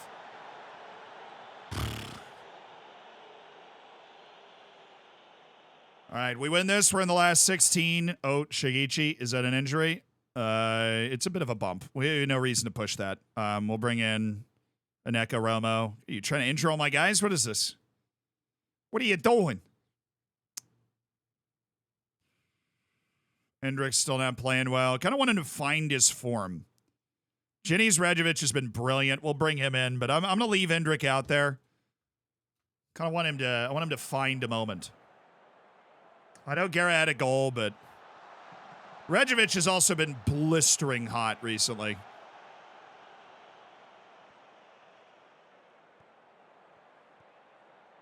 There you go, Aneko. Oh, one more. Yes, Radjovic! Oh, that's wonderful from the Bosnian, Jenny's Radjovic. He continues his rampant form. A bargain for 50 million, Jenny's Radjovic. And this is what Simone Scotta can do so well. He's got a bit of that Olivier Giroud in his game, the combination play and the size. A brilliant, beautiful goal in the FA Cup for Tottenham. Yeah, it's wide open. They just passed the ball too slow, but they had us beat there. Thank you, Vicario. What do you guys think of making the move for the goalkeeper now?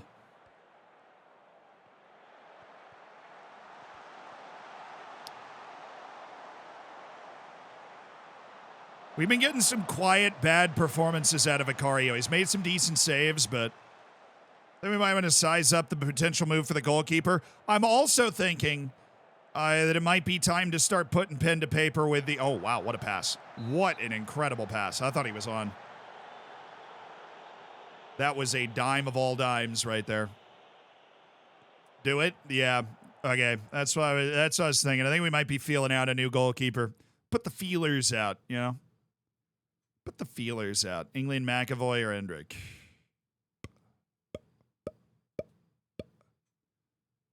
Don't do that. Give me England, McAvoy. For Mickey Van de Ven, let the fans rejoice that Van de Ven is returning from his broken ribs at long last. Come on, Hendrick. Okay, I see we still have the I forget which team is mine yips going. Yeah, I don't know about that. That's suspect. It's also terrible defending from you, Rosales. That was okay, but the first bit of the positioning on that play was awful.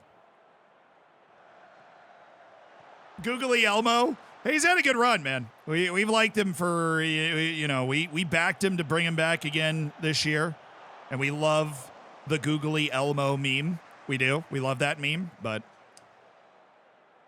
we have a couple of targets, right? There's a couple of guys out there. The grass is always greener on the other side of the fence. There's a couple of guys that look like they might be able to do a real job for us. Oh, nice, Skoda. Hendrick. Still Hendrick. For some reason, still Hendrick. Shouldn't be Hendrick. Should be Skoda tapping the ball in, but whatever. SEC tournament upset watch. Mississippi State beating Tennessee. Well, that doesn't help. That is a bubble game that does not help Virginia at all, because that means Mississippi State is 110% in the tournament. Deservedly so. So, Virginia's got a big game against NC State tonight. It's looking like maybe we're going to have to win that game. Okay. Well, he's on, so this is complicated. Okay. All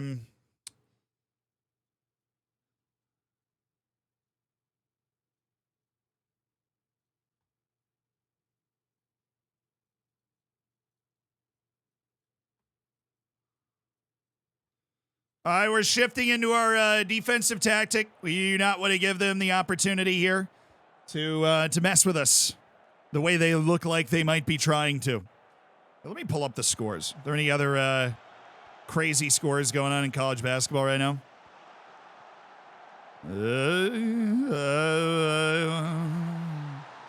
So Purdue beat Michigan State. UTEP beat Sam Houston State. USF won its first game. Okay, good. Good for them. Mississippi State's the real big surprise then. March Madness is upon us, my favorite sporting event outside the World Cup. So you know I'm going to be keeping track of it. We passed the January window? No, we have like 80 million matches in January. Come on, Skoda. God, you just suck at anything that's not a tap-in. You score so many garbage goals, though. What is that? What is that, lad? What is that? All right, an Echo Romo. That's fine. 3-2. Thank you very much. Next round of the FA Cup, survive and advance. We're in the last 16. Nice work, everybody. That was not the easiest draw away to Brighton with 32 teams left in the field, but we took care of it. Defense a little shaky. We took care of it.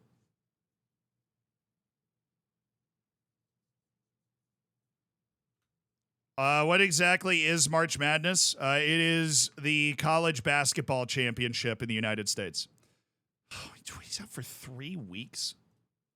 Goodness gracious. Signed him for $89 million. He played 2 matches. We had just gotten him up to match sharpness, and now he's out for 3 weeks. That is... I'm going to go ahead and classify that one as unfortunate. That one's going down as unfortunate. But hey, we're in the next round of the FA Cup. Simone Skoda is not bad. We can live with him for 3 weeks. Potentially interested in trying to cinch a deal for Nicholas Audrin. I don't know if I love the way that sounds, but okay. It's like a U21 World Cup. Yeah, but as I've explained in other videos, college sports are almost a bigger deal than professional sports in the United States in a lot of ways. I have a video that's going to come out in probably a week or two where I actually get super in-depth on this. For like kind of tangential reasons. I went to the University of Virginia, so that's my team, but we got to make it into the tournament, and you have to impress this committee of people that's the selection committee that picks what they believe are the best teams from around the country to play in it. And we are on what's called the bubble, where we're like right on the line of whether we're going to get into the tournament or not. So it's we play a game tonight in our conference tournament, where like you have different conferences around the country. And it's the semifinal of our conference tournament. We might need to win that in order to be able to get into the field. Yeah, but college sports were... I'll give you the spark notes. So as, big sports were developing in the world, they usually concentrated around... They usually concentrated around big institutions. For example... A lot of teams were built around companies, or like Arsenal around the Royal Arsenal. Sochaux is a team that I've been researching a lot recently. They were built up around a car factory in that town. So the big institutions, right, were what teams congregated around. Well, in the United States, the big institutions was this very large university and college system. Now, the interesting difference is that people would leave college at the age of 22. They'd graduate. But that does not seem to matter in the United States. It literally does not matter at all. Because the first big sports to develop in the United States were focused around the college institutions.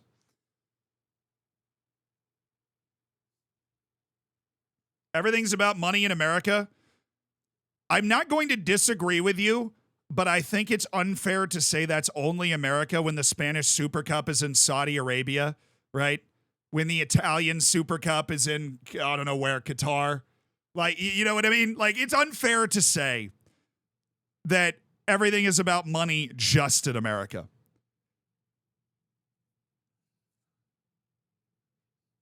You know what I mean? Like, yes, money is a huge motivating factor in the United States, but... I think it's unfair to just say, like, you'd be like, well, in the United States, everything's about money. College sports weren't about money for a long time. The players didn't even get freaking paid, which was super unfair, right? There was a ton of money in college sports. It's one of the the biggest TV events of the year, the college football championship, the college basketball championship. Biggest events of the year. And the players weren't even getting paid. So now they can get paid for their name, image, and likeness, which is basically just people being like, hey, I'll give you $1 million for the sponsorship if you play for my college. So it's kind of like the Wild West. But yeah. The college sports developed like around the time that all the other sports in the world were developing around major institutions. In the United States, they developed around the major institutions of the universities. And so the biggest stadiums in the United States are for college American football. The biggest stadiums, 115,000 seats. Some of the biggest TV ratings are, March Madness total and college football championships. How's your foot today? It's better. I think it'll be fine by Sunday. I am running a half marathon on Sunday.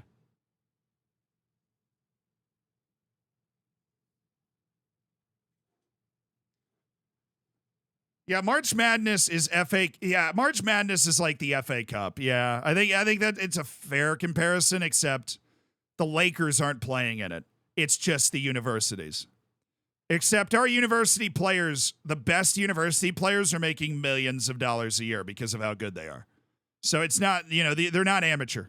Okay, they're not amateur players. But there's 370 or so top division universities in the U.S. 68 make the final tournament, and then it's literally just a giant bracket. There's a couple of play-in games that refines it to 64, and the actual March Madness is the giant bracket of 64 down to 1.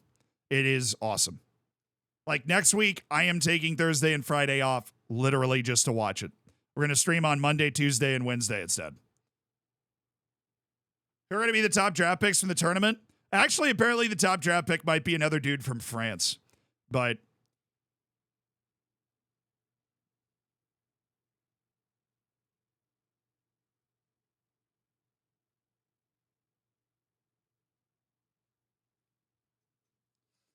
yeah, March Madness, though, it doesn't have a direct equivalent. It just doesn't.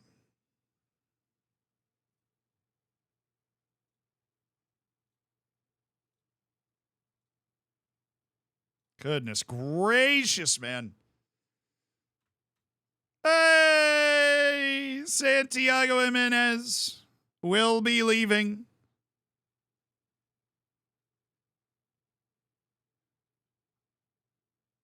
I'm to be entirely honest, that's not the deal I negotiated. And Football Manager's glitched out here.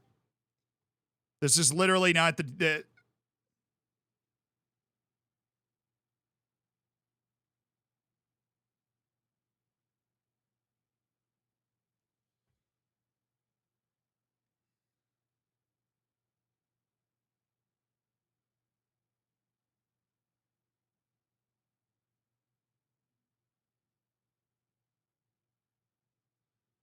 I'm not kidding. We negotiated this and that just didn't matter. So if you what I'm learning here is if you negotiate, I'm not kidding. We negotiated this and I'm surprised. We must have negotiated this eons ago. And that on the I don't know when I negotiated this deal. Was like probably after that point. But so if we get an offer in from a intermediary and we negotiate it, that negotiation just doesn't actually happen, which is going to rob us of about $5 million here. Because we were about to get 33.75. This is about 30. So it's going to rob us of like 4. Monkeys, thank you so much for the 2 months. Yeah, so in the UCL, we took out this is it, but my face is in the way because I'm a fool. We took out Mikey Moore and we took out Maston Tuano, and we added 2 guys. So I don't think we lose. A spot. Eberts was never registered to begin with. Okay, we're gonna up this to 20. This is. Where's the audio on this? Why is this so quiet? See, I'm negotiating. I'm literally negotiating.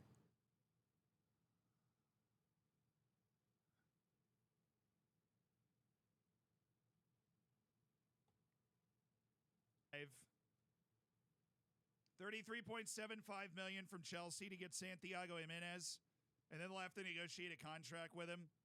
The intermediary fee is 7%, so they're going to get like $700,000, I think.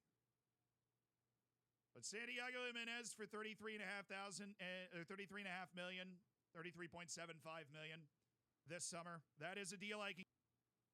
Yeah, so the negotiation just didn't. The intermediary fee is 7%. But sorry, I'm having an incredibly weird time. Something's messed up with my audio.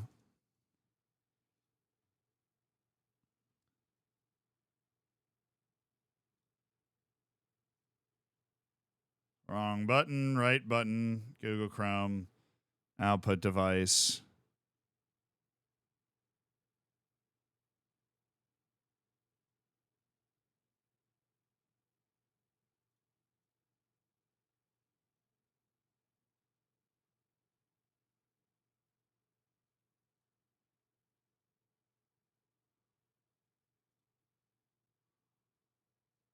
So they're going to get like $700,000, I think. Why was that messed up?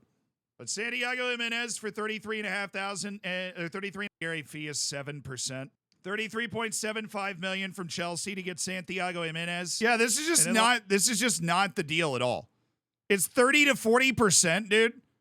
This is got to be the original deal they gave me. This is hilarious. So if you get an intermediary offer and then negotiate it, it just doesn't matter. I'm going to take it anyways because we want to get that guy off our team, but what the hell?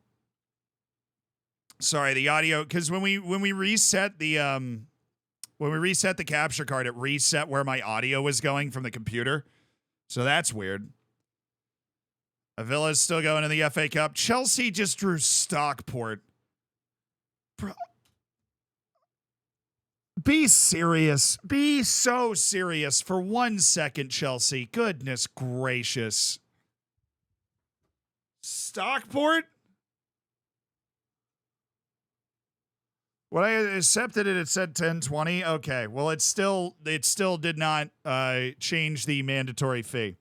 So that's really great that like half of it is able to change. The mandatory fee was like 18.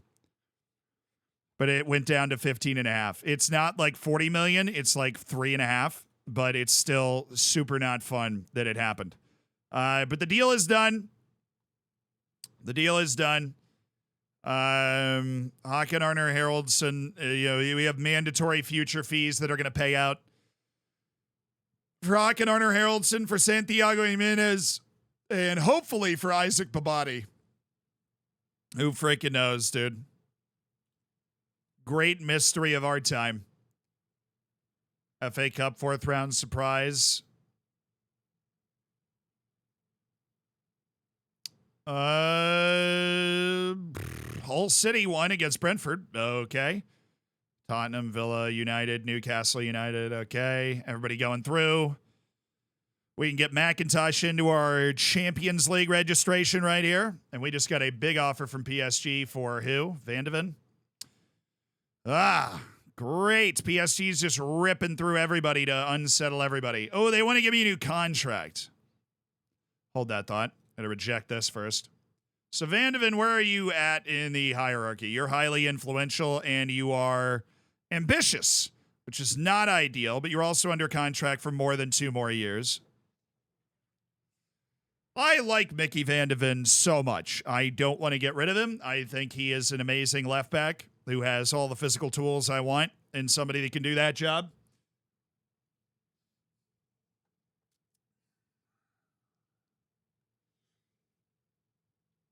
Okay, I'm going to go back to the corner because I am going to lose track of the fact that I'm over here.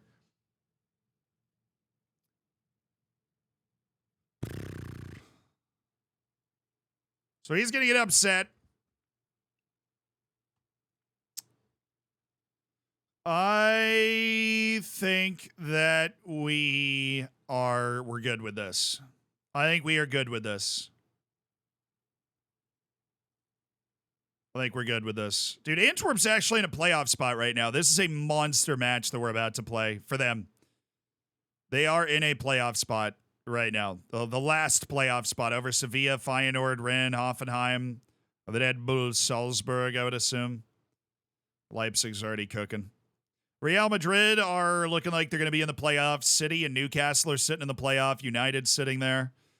Benfica is somehow in, if they win their last match, they're good. I guess that makes that draw look good. Where's Barcelona? Oh, they're up here. All right. Fair enough. Focus, Sealand. Yeah, I'll take a new contract. I will take a new contract. That would be fine. Right. Why is Frederick Hansen the guy? He has no shot at actually talking him out of it. He's indignant, which means I think this is going to be a little more difficult for us to handle than Gonzalo Inacio being upset. This one's going to be tough because he has ambition. He's not a team leader. So he doesn't have that same vibe. He also, him being indignant instead of concerned is an issue. No, I'm not going to do the valuation thing. Big chance to play alongside better players. Dude, we are killing it in the Champions League. We are top of the league in the Prem. You're playing on a pretty good team, Mickey. You gonna go on to other guys to talk to them, ask about the unsettled player thing? You can't. I wish you could. I've tried, but if they're not available in that sense for whatever reason. You have that one ask, and then you can't do it anymore. You used to be able to do it. You can't do it anymore. I had that thought on Inacio before we did this. I don't think the locker room atmosphere thing is going to work on him. But it's worth a shot because we do have an amazing locker room atmosphere. It is as high as it can be. So if it's ever going to work, it's going to work here. That isn't unique. Yeah, I had a feeling that he, would money make you want to stay? Okay, cool. I need $100 million if I wanted to get rid of Mickey Van de Ven. I need $100 million. Now, if they want to come in with $100 million for a 29-year-old left back like that, I'll see if he's okay with that asking price. He'd be happy with that asking price? Okay. I'll say he'd be happy with an asking price of $110 million. Let's do that. Yo, Gild der Eisenhammer, thank you so much for the 5 gifted subs, dude. Thank you for supporting the stream with kindness, giving 5 people no ads, bacon, and the emotes. Could have told him under 20 is okay. Yeah, but I would like for him to get to a point where he's not upset. And that doesn't really allow him to get to a point where he's not upset anymore. That just keeps him mad. Do we have a left back lined up to buy? We have Doig, who I would be okay starting for the rest of the season. I know that's like a hot take, but I would be okay if Doig was the starter for the rest of the season. I think he's really good, but we would need to go out and find somebody to back him up for the rest of the year. And we don't have a guy right now that's like on the list to do that. So, Vangelis Michailidis, Rudiger Anschietz. So many great names out there. So little time.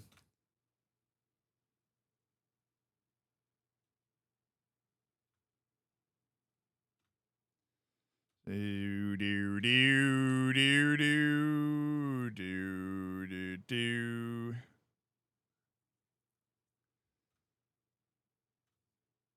Valentin Barco, best hair in the league.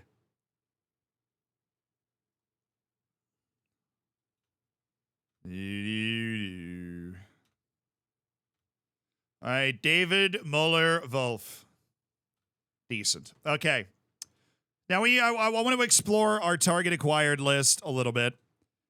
We have some goalkeepers out there that we think are decent. First one's Jonas Erbig, the German who plays for RB Salzburg. He's 7 years younger than old Googly Elmo.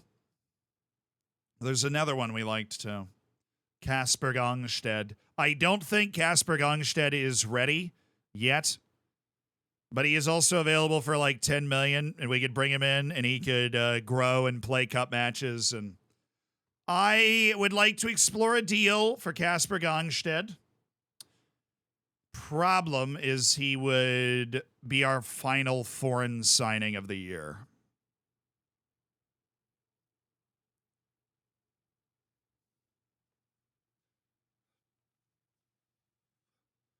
Yeah, Erbig's great, but he isn't as natural a shot stopper as Gongstead. He's got a lot of excellent attributes, but the 15 reflexes, the 13 handling, those are a problem for me.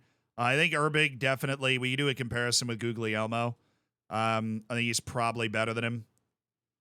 Got way better first touch, and we all know that's what makes the difference. Bit of a better athlete, a bit larger, better positioning. He's losing out in composure, bravery, and aggression, but he's got way better aerial reach.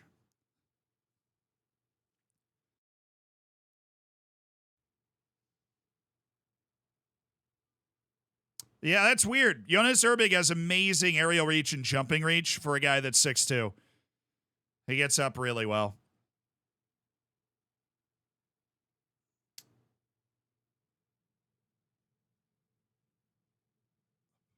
No, okay, so we can get Erbig, no problem. The issue with Gongstead is he's under 21. So maybe we'd want to make that transfer deal and then go for him in the summer.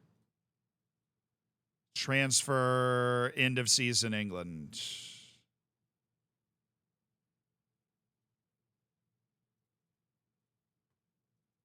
So I think Gongsted's going to be a world-class goalkeeper. He's a very instant, like, let's sign this dude, but into the season.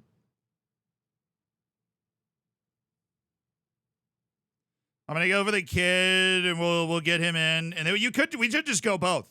We could literally sign both of them up for the end of the season and then just have two goalkeepers come in. Have our new young backup and our new starter, Jonas Erbig. But the question is, do we want, like, Jonas Erbig in now to compete with Vicario, and then registration gets weird and we're dropping Kilman Kelleher?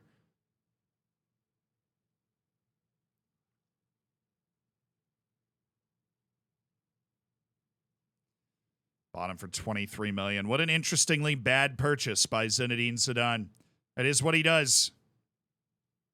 4 guys agree with Mickey Van de Ven. Gonzalo Inacio agrees with Mickey Van de Ven. That is so annoying. Phillips, Vucevic, and Rosales. All of the defenders.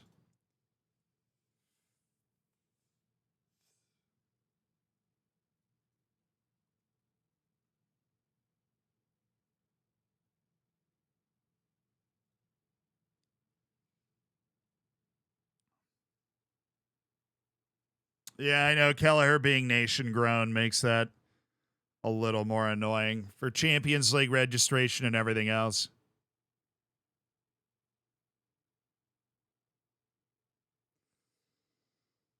Oh, like we'd be doing that, and then we would have, we wouldn't be able to add. It doesn't make sense right now. We can add McIntosh whenever that Champions League thing hits. McIntosh is still U21, so he doesn't need to be in the league registration. That Jonas Erbig would be in, no problem. It's Champions League that would be the issue. League registration, we could get Erbig in, no problem. There's room for that. We wouldn't need to worry about anything. It's Champions League. I don't know where we'd make the room for a guy that's not homegrown like that. He's not built like that. So Doeg's back, thank goodness. Ingley and McAvoy, serviceable effort from the England international. So we've got that transfer is going to go through in the summer for a guy that's going to be a goalkeeper and going to be great. Let's just look at all these guys. Where's the $7 million Miguel Lejuz? This guy, I think, very clearly is going to be amazing. He's already professional. He just turned 18. I think he's a very obvious signing. Somebody that the value is insane on Lejuz. Like even somebody, where's Calvin? Somebody like Calvin, $19 million for a guy that's 20 years old. Miguel Lejuz.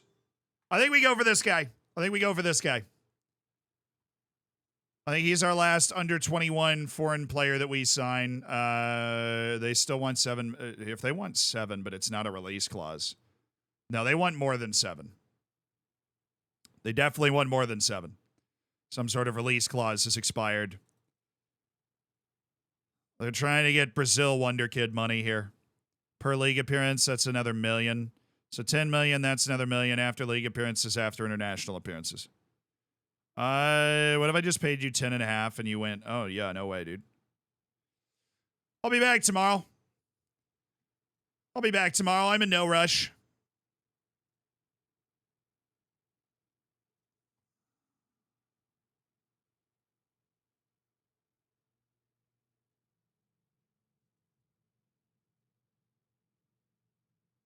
I'm confused.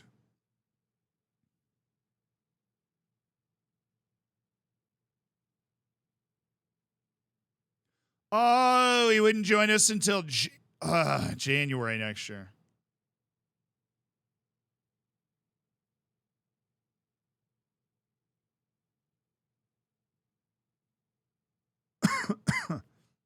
They don't play a winter schedule, though.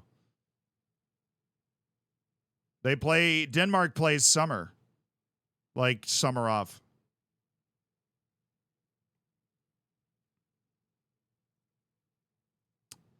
Do they not understand that the transfer goes through at the end of the year? Do they not understand that?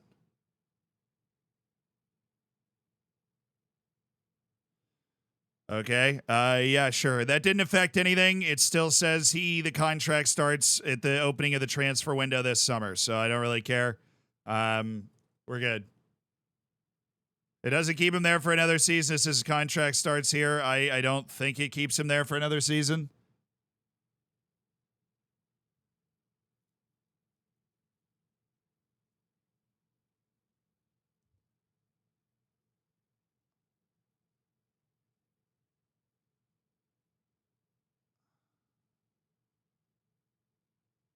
You said they're going to keep him for the entire next season? That's what you think is going to happen?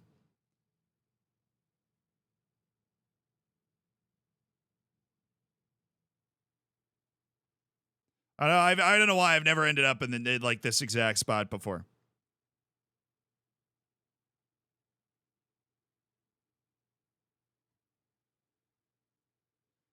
He signs but can be recalled. If he can be recalled, I'm just going to do it then. If he can be recalled, I'm just going to do it. All right, if he can be recalled, I'm just going to do it. We'll recall him. I don't really care about my relationship with the team there, so let's try 11 million as a starting point so you guys can stop being so weird. Be back tomorrow. I clicked the wrong remove button. Okay, last 16. Are we literally first off the board? Dude, give me South End. Give me South End right now. They're in the round of 16. Give me Wolves, Luton. All right, could be worse. We didn't get like a big bully team, and we are at home. So, didn't get the amazing draw. Did get a decent draw. We continue the run. McIntosh, welcome to the Champions League team. Finally, the proof of concept of what we were talking about with McIntosh. But yes, Paul McIntosh fits into our Champions League registration. He is a registered.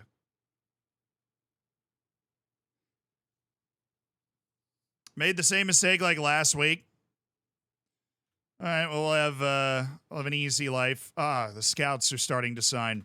Dude, one of the coaches said no. Do you even know who I am? I guess I am, I can just approach to sign this guy? Okay.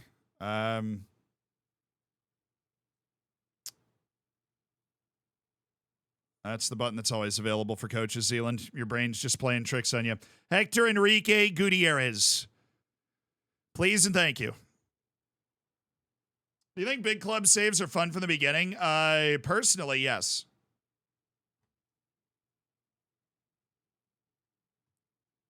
Another one of our staff said no. That makes me so sad. All right, I'll take a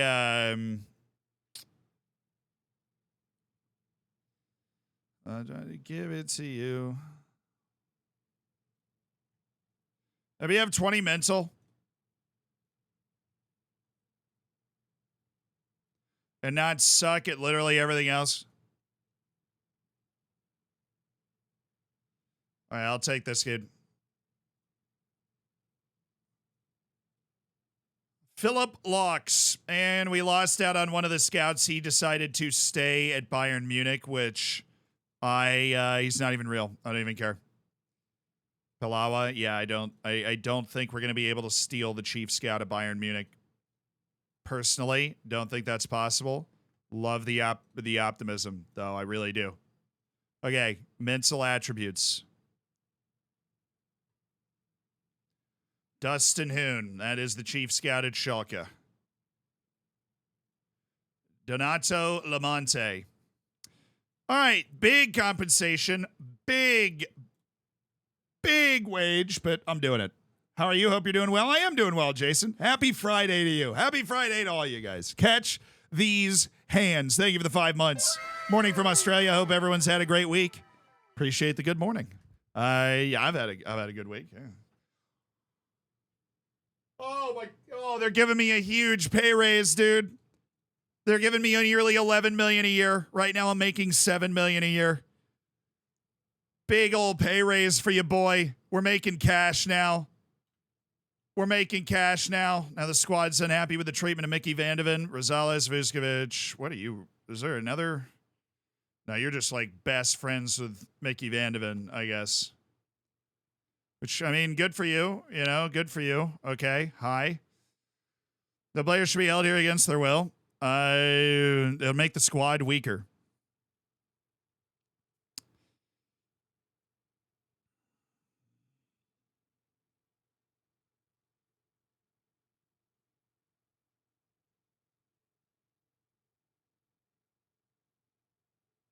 Most players do have my back, but I've never tried that. That's like a very gutsy effort here. Yeah, it's true. I'm still getting paid less than Santi Jimenez and Pape Matar Sarr, which is absurd. The USA gave me $1.7 million a year. Saint Etienne was paying me $700,000. So the move to Tottenham gave us like 10 times as much money per year, which is a great reason to take it. I've never really gone for that one before. I'm not in the business of letting good players leave. That's one that I go for a lot. I don't know if it'd work here. Hasn't really worked at Tottenham yet, but I do have great leadership support, so it might work then.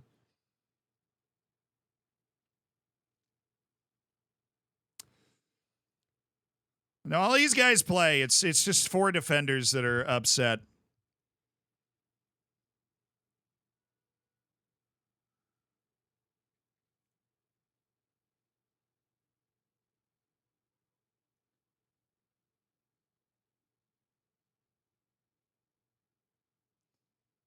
It only works to the players against the player, or more than ones that agree with the player. Okay, and I don't have that, but good. Okay, we're not letting good players leave. What's good in keeping him if he doesn't want to be here?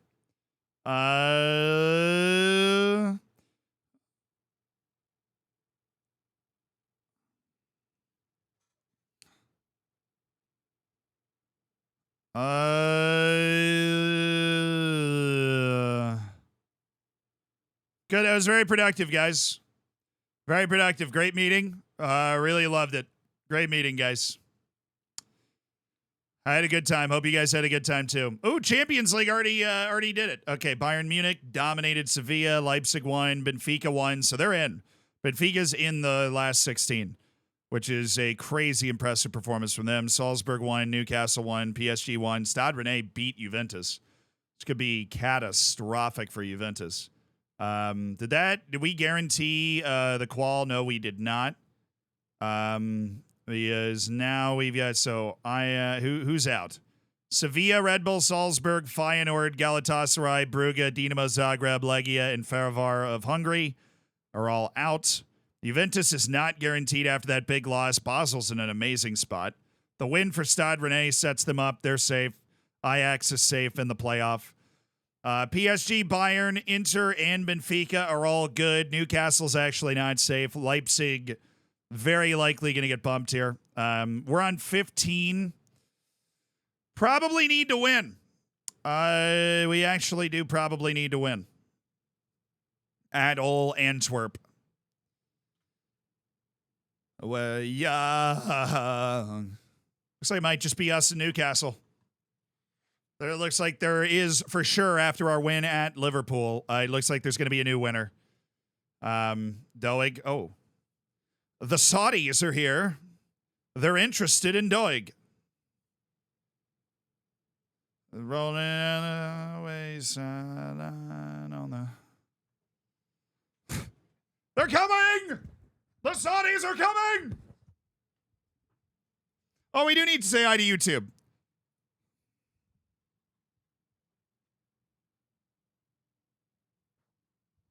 Hey, YouTube watchers. I didn't see you there. How you doing? Welcome to the stream. Hope you're having a good one, YouTube. There is a bit of a delay today because we had an encoding error earlier in the stream. But chat will be with me shortly, I promise. And there they are. Welcome to what has been a very nice stream. We have unloaded Santi Jimenez. We have unloaded Pape Matarsar. Not for great value, but for enough. We have unloaded Mastantuano. Eberts, against our will, has also left the club. And, good. Those are all good things. We've made the purchase of Mojaid Kaya. He's going to have to work his way into form, obviously. He tweaked something. He's out for 3 weeks, but he'll be back soon. And, even though we haven't won every match we've played today, we've gotten the results that we needed. We won our 2 league matches, big away win against Liverpool. We advanced in the FA Cup. That tie with Aston Villa was brutal in the League Cup semifinal, but we move. We move. But we move. So welcome to the stream. I hope you enjoy. I hope that we bring home the back half of the stream here on a high note. We're sorry you couldn't be with us today, but I'm glad that you enjoy the live YouTube channel. Well, hey, Kobe Mainu. Still 25 years old in 2031. That's insane. Look a thing like Jesus.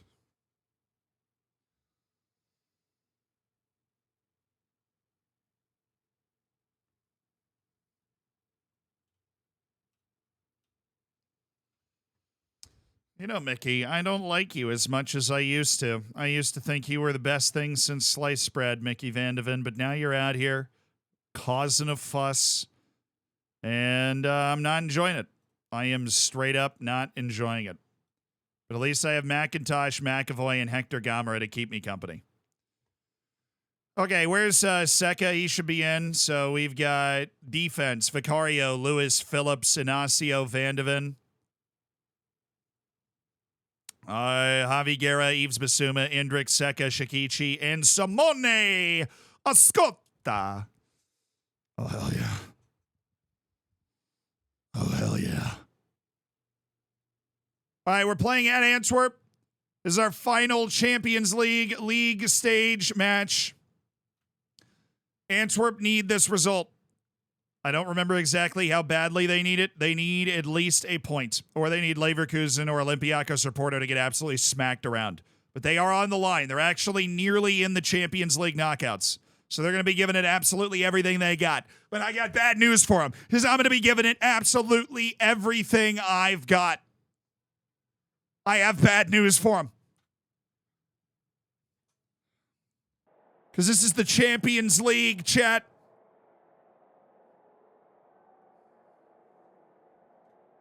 And if we don't win, we might not get the automatic bye to the round of 16. And that is something that we are guaranteed to be in the knockouts. We want the bye.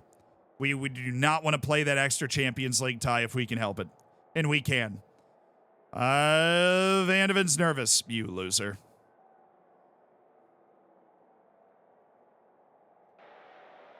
All right. Let it wash over you.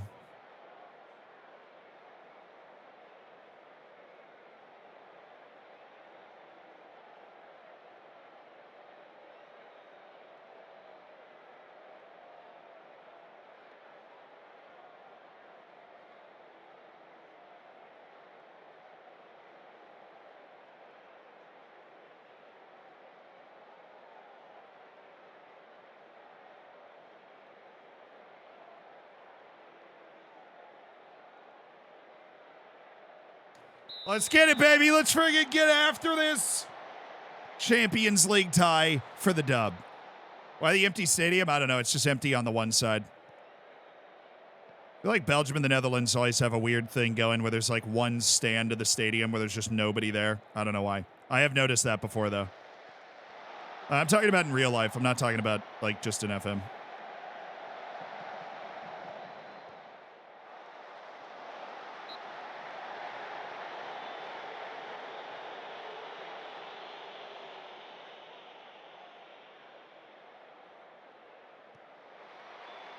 Oh yeah, we're hitting some visual lag. We're hitting some visual lag right now. Can't you? Oh, it's because you're right, dude. It's because they're terraces. It's because they're terraces. That's totally correct. You are very right. You're very right.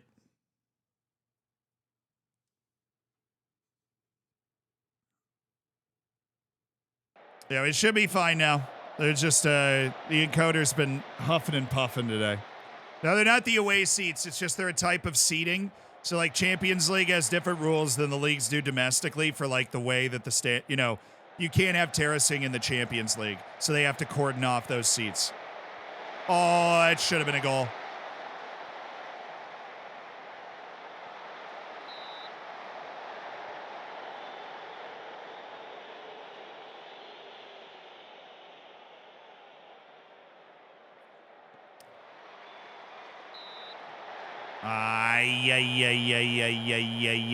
Yeah.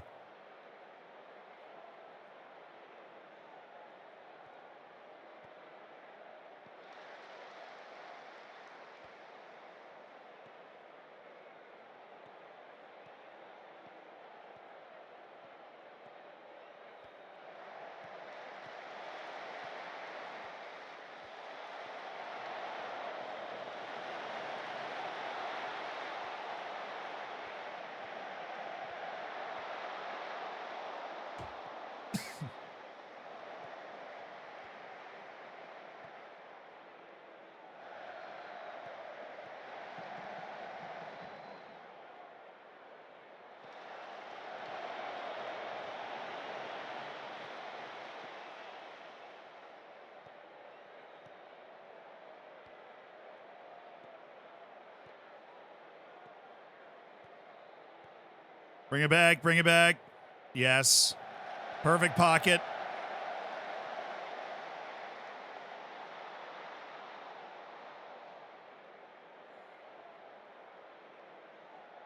No, it's terracing. Yeah, like so you can't seat anybody in terrace seats for Champions League matches. It's like a Champions League rule. That actually is completely logical explanation I'd never thought about. So much appreciated. There we go. There we freaking go, Gonzalo. Oh, there we go. Early goal, please and thank you, Gonzalo Inacio. Is it normal to get a 3-star team if you have 1.5-star rep? Not entirely unusual.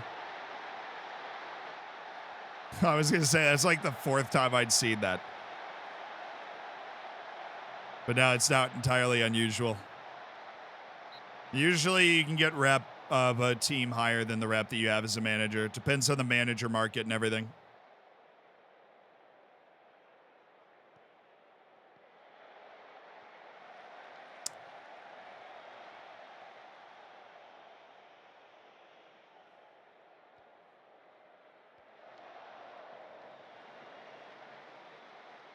All right, middle. We get the ball of the middle. God, please. Before it's too late, get the ball of the middle again.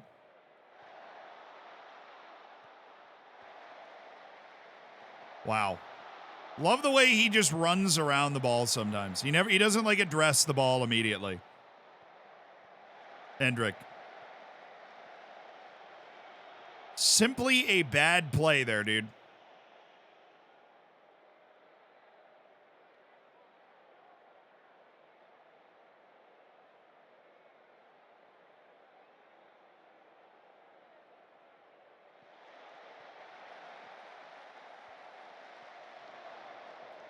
Hey. Watch it. That's just offside. Look, man, as long as you win, what's your opinion on the Legia Warsaw Ultras? I mean this as no offense at all, but I have not spent a single second of my entire life thinking about the Legia Warsaw Ultras. I'm kind of flattered you feel like I would have an opinion on them. I've never had any interaction with Legia Warsaw's Ultras. I've never watched them before. I don't think I've ever watched a Legia Warsaw match, which is obviously my fault.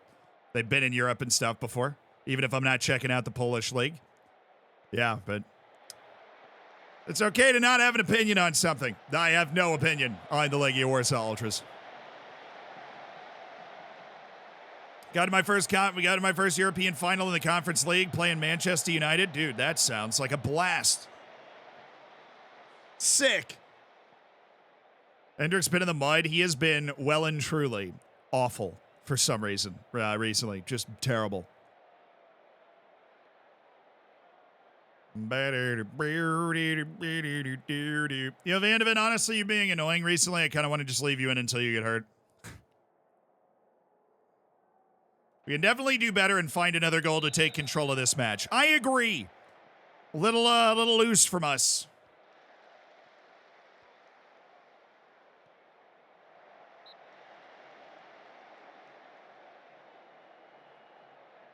I have no opinion on your lack of opinions. That's good. The world needs a little more apathy, I think.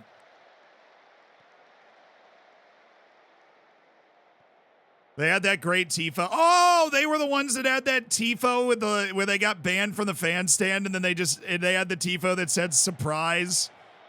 Okay. My opinion on the Legia Warsaw Ultras, they're funny. That was awesome. That was really, I didn't know that was them. That was really funny. That was incredibly well done. Loved it. How do you increase your manager reputation? Win stuff and manage in better leagues. So there's no hack to it. It's just succeed. You know, managing in better leagues, winning trophies. That'll do it. I'd sell Hendrick. I don't know, man. He does have 16 goals this year. He's just in a cold spell right now. But we would not be where we are if Hendrick wasn't eating teams alive for months at a time. Which he really was doing. Oh, that's better. Javi Guerra? Ooh. It's a bad miss. That's a bad miss, brother. All right, Guerra, Lewis, Bissouma, Javi Guerra.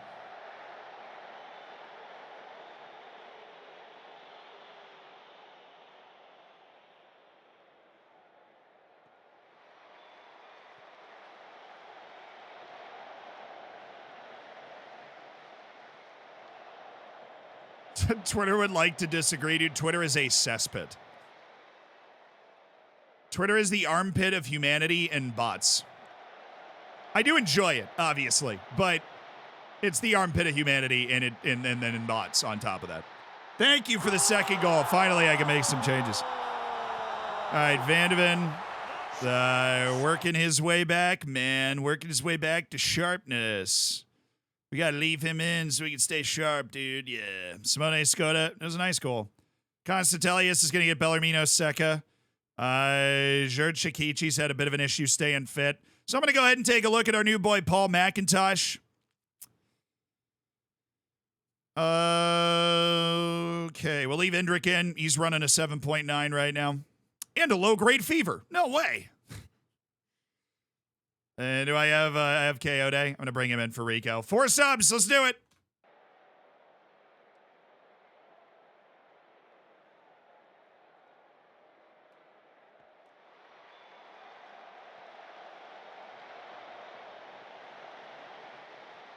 So that was, oh yeah, I mean, it's Simone Scotta, the garbage goal merchant. He cleans up beautiful garbage goals anytime they present themselves to him. Just a wonderful garbage goal cleaner.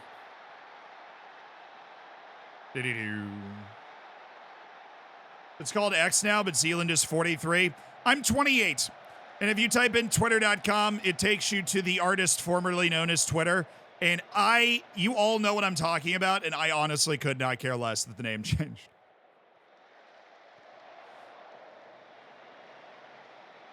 Like, I'm you know, it's like, actually, it's League on Uber Eats. It's League on McDonald's. Shakiran, thank you for the 7 months, dude. Thank you for supporting the stream. I appreciate you. Enjoy the bacon. Enjoy the emotes, brother. Hell yeah. No, I think it's a real, like, oh, McIntosh with a debut goal for Paul McIntosh. The big Englishman. I know, dude. Oh, fair. Yeah, I know. I'm just like, people that are actually bothered by that just blow my mind.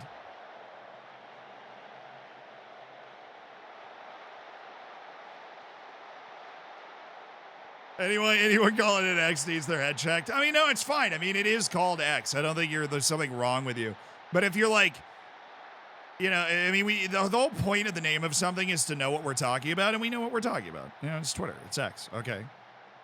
That thing Elon Musk bought that one time. Dude, what is that shot?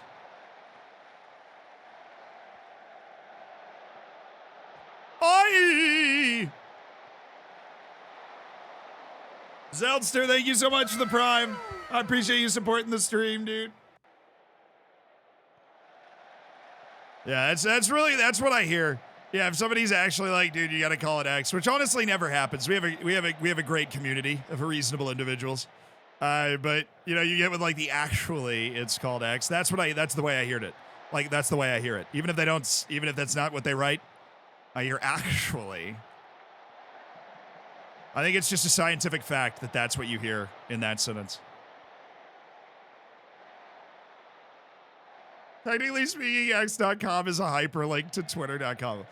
That's actually, I mean, I know, like, my bookmark for Twitter still works. You know, like, I don't know why I was looking at this the other day. I, like, noticed this the other day. Like, when I click on this, it just says Twitter.com/TheOldZealand. The logo is just an X. Like I had a bookmark for it for a long time before that. Still there.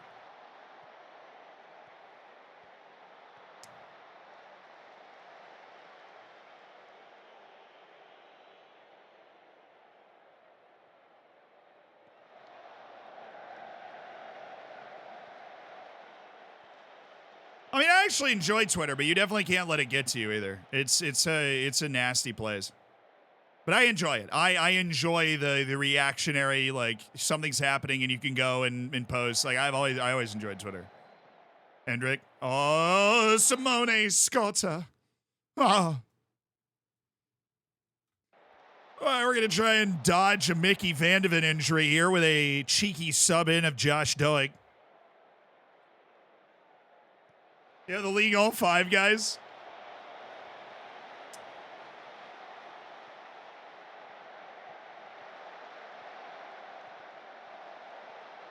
Dude, great sentence. It's X, Y, Z. True. That's really well said, man. It's X, Y, Z. Gotta go to the Prince route, the platform formerly known as Twitter. I've said that before. Because that's just a funny sentence, objectively. So I have said that. You know, I love a good joke. I'm capable of comedic humor on occasion. Oh, yay, McIntosh. Already got a goal in his debut. What are we looking for now? Oh, we're looking for Hendrick. Surely not. The audacity in terrible form to just go for that. 31 shots to 1. Antwerp had a really good campaign, but it turns out they are a full step below where we're at right now. Little get right match. That's what I'm talking about.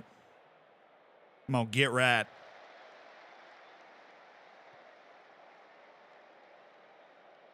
Have I seen the news about the Reading takeover? I know that he's interested in selling. I also know that Reading just sold one of its training facilities to Wickham Wanderers to try and pay stuff off. I don't know any of like the up to the minute news about who might be buying, but I know that a sale is an imminent possibility and needs to happen or the club is screwed. So there's that. But my player just scored an overhead kick. That's a once-in-a-lifetime FM experience. Enjoy that. Soak in every minute of it. Doig. Fiddle my sticks. McIntosh. Simone Skoda. That's not your game, dude. If you have to take more than one touch and you're not passing it, it's not your game.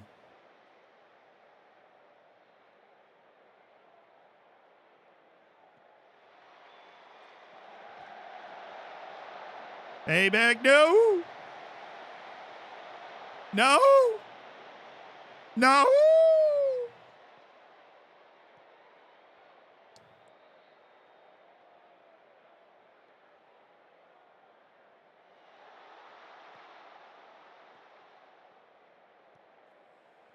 All right, guys, we are going to finish in the top 8 in the Champions League.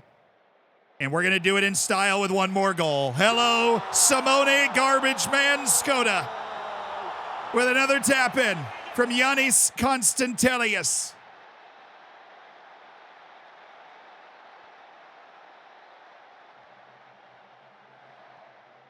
A lovely delivery from Yves Bissouma. A perfectly placed ball by Yannis Konstantelius. And Scotta's brace is completed. It's Tottenham 4, Antwerp 0 here in Belgium. And Tottenham will be in the top 8. They will be straight through to the round of 16 of the Champions League, and they will wait to find out their opponent. Oh my goodness! That I just want to rewatch that for no like no other reason than like same reason I watch Messi highlights. I just want to see Doig, Rejovic, Konstantin. I mean, we're so pretty.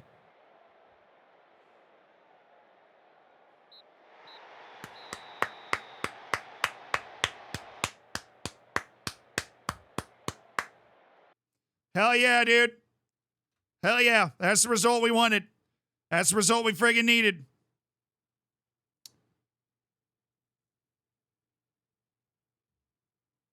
Thoughts on West Ham getting Leverkusen? We talked about the draws at the beginning of the stream, but I mean, it's an awesome draw. It's a lot of fun. I have no idea who's going to win. It's a really good time. Barcelona with a big win over United, and United, oh. Leverkusen sneaks in after getting... Oh my God, if I'd beaten Antwerp by 2, they would have gotten in. But I beat them by 4 and that knocked them out. I am so sorry. If I'd beaten them by 1, they were in for sure. If I beat them by 2, it's goals for. I could have won this match and let them get in. Oh, I feel so mean. Olympiacos is through.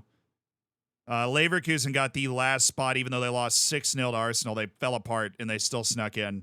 Sociedad, Juventus, Basel, Stade Rennais, Ajax, Porto, Milan, Dortmund, Real Madrid.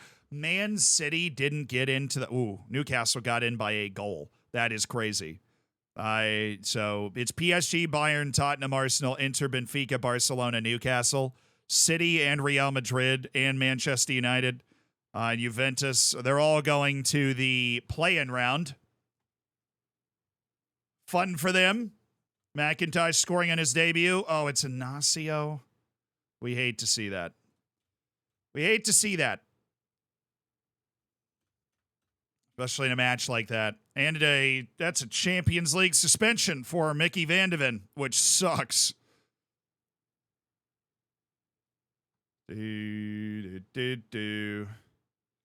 know, things can happen very quickly. I'm not inclined to mess with anything here. Okay. We want to try and do that one more deal for Miguel Jesus.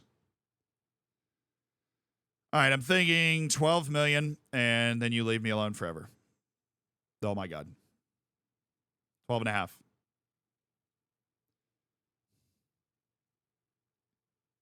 Thank you. I really just want to talk to the dude. Squad player.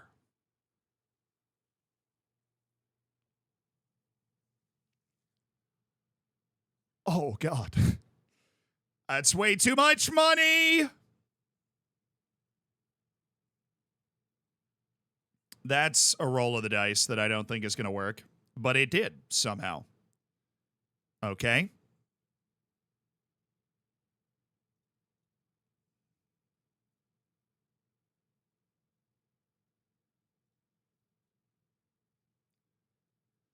I'm gonna give you a team of the year bonus that you'll believe that you can attain. I don't believe you'll attain it, but an assist bonus that's gonna match up with what you like. It's a nice 4-year deal, very very sumptuous, a succulent Chinese meal of a deal right here. Relegation release clause of 60 million. If the team gets relegated, you do have a release clause of 60 million. Not that that's gonna matter.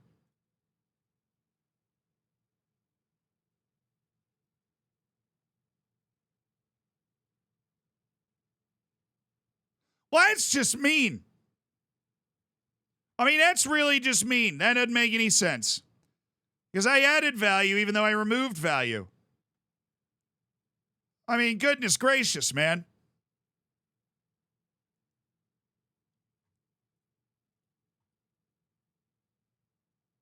That sucks.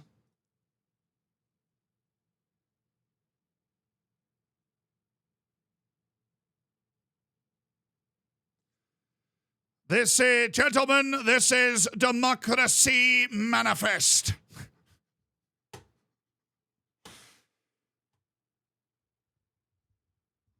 What is the charge? Eating a succulent Chinese meal? I'm glad I'm thinking of that video, because that was a really depressing negotiation we just went through.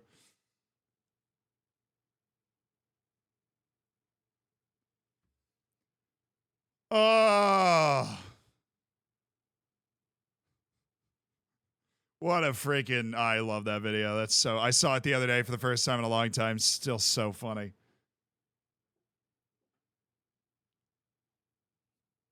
Well, Miguel Jesus is a no. Which means we could go for Calvin, the vibrant, explosively athletic winger from Sao Paulo, the 20-year-old. Got a minimum fee release clause that I believe still exists. We'll see. 18.75 million. We'd be able to bring him in.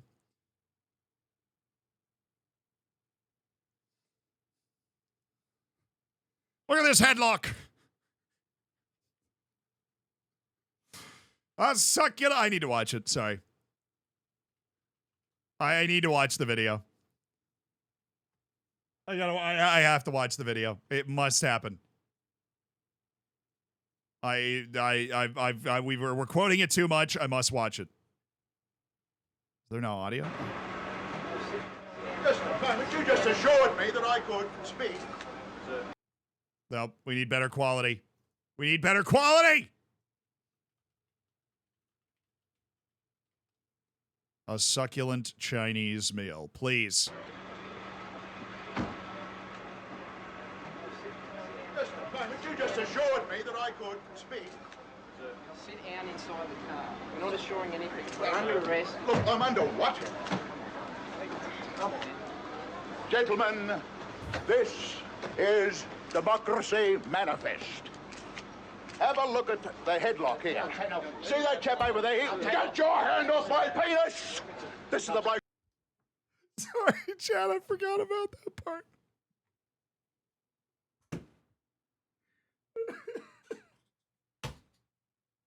Oh, sorry, I forgot about that part. He uses that word one more time. If you happen to have it on the TV in your house, on the stream, you might want to mute for the next 30 seconds.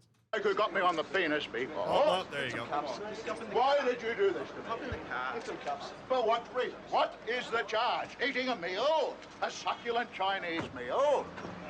Oh, that's a nice headlock, sir. Oh, yes. I see that you know your judo well. It's just absolutely outrageous individual. That is so funny. A succulent Chinese male. Yeah, I know. He talks about the penalty shootout one more time. That's when he's getting in the car.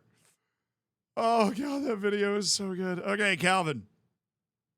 Do I want this Calvin feller on my team, or Belchior Canelio for 40 to 46 million? Do we get the 20 flair attacking midfielder Belchior Canelio? 126 career appearances already in senior teams. Unflappable, lighthearted, easy going, easy breezy, beautiful cover girl type dude. Got a wonderful game. Apparently brilliant potential. I don't know why he's available for this amount of money, but he is. How much money do I have? 94 million, burning a hole in my transfer budget.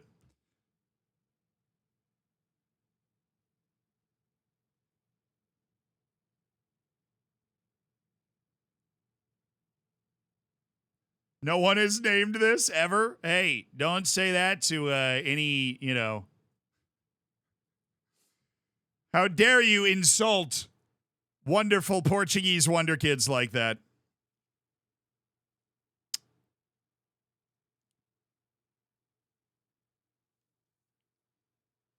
Do we need more attacking midfielders? No, of course we don't. We're just looking to buy a Wonderkid.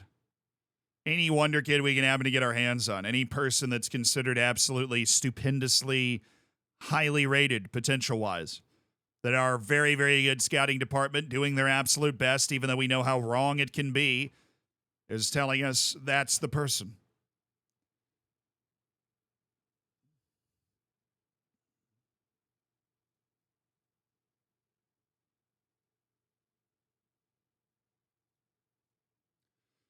Because we can't get LeShoes, so we got to get, we might as well use that last foreign spot on somebody. We got all the money for it.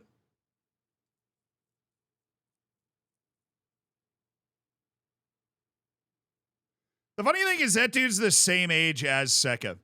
Or is he? Belchior Canelio is the same age as Bellarmino Seca. And Seca is just so much better. Sorry, Seca's 22.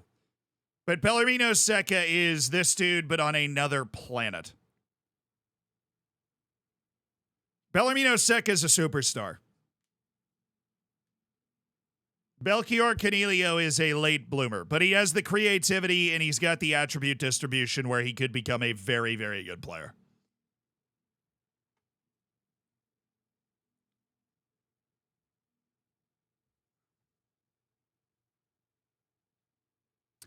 I'd love to get Loic Kabongo because that dude's going to be a world-class swinger for the next decade, but they're very aware of that fact, and he's under contract until 2035, and they have no reason to move him.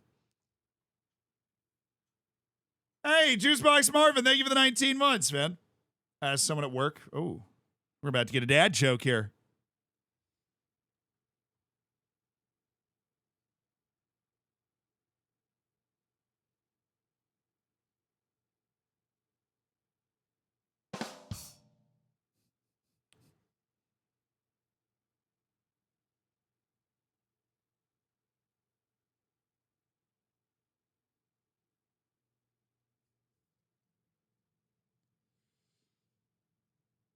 So the winger looks more fun, dude. I mean, we can't sign him, though.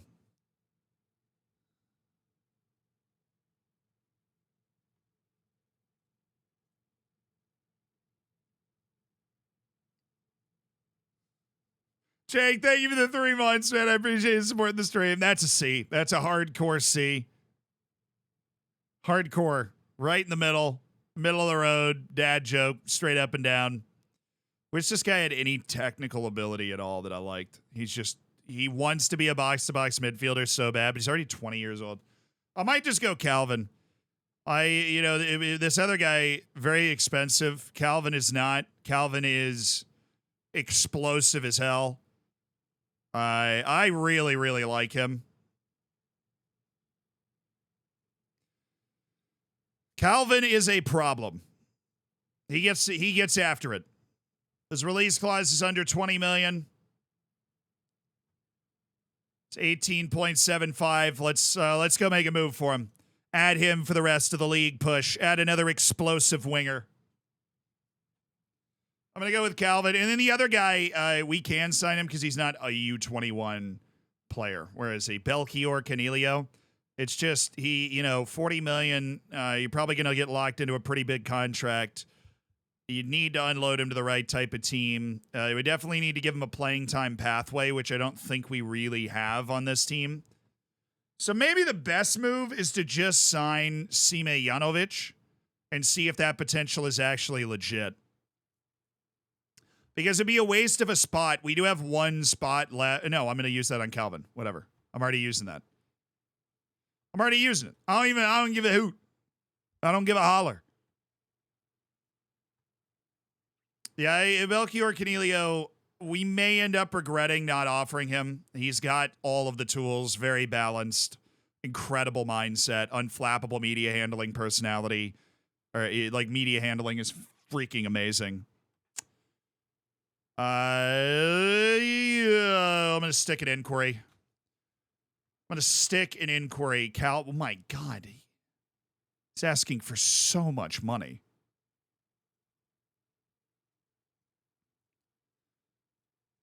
Thank you. Take something reasonable to get your butt in. Oh my.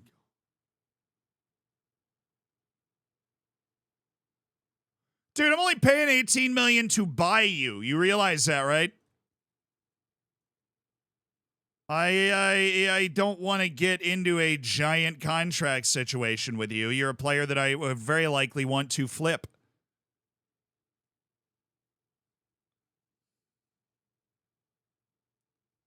Yeah, we're gonna have to stick a pretty solid contract negotiation here.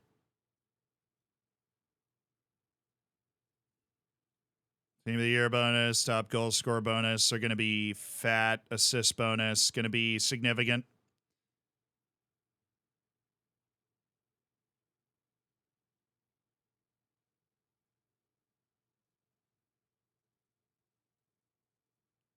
I was hoping for like 5, dude. I'll be honest. I was hoping for like 5. I'm stunned he accepted that, actually. I thought he was just going to reject it, but I did not want to go base salary over like 10 million. I was hoping for like 4 to 5 million in wage. 9 is high for this guy.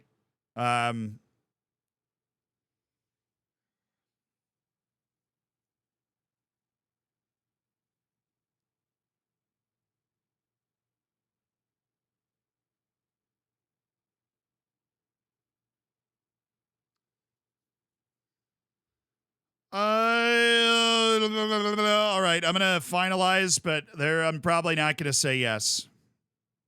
What do you want?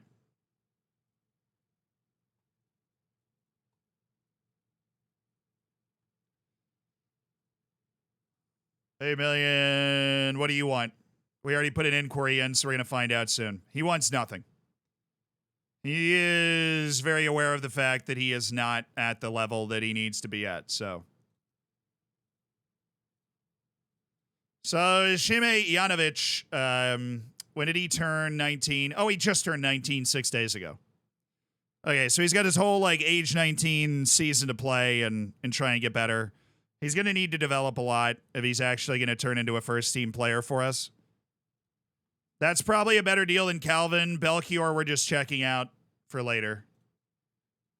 No comment. And Canelio, Belchior Canelio. They started at 46. Dude, I'm going to go to 30. Wow, we might be able to get a ridiculous deal on Belchior Canelio. He's already a good player.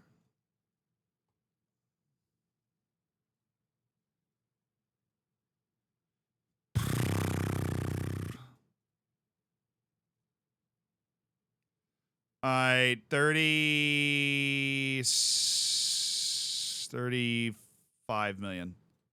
$35 million. 37 and a half.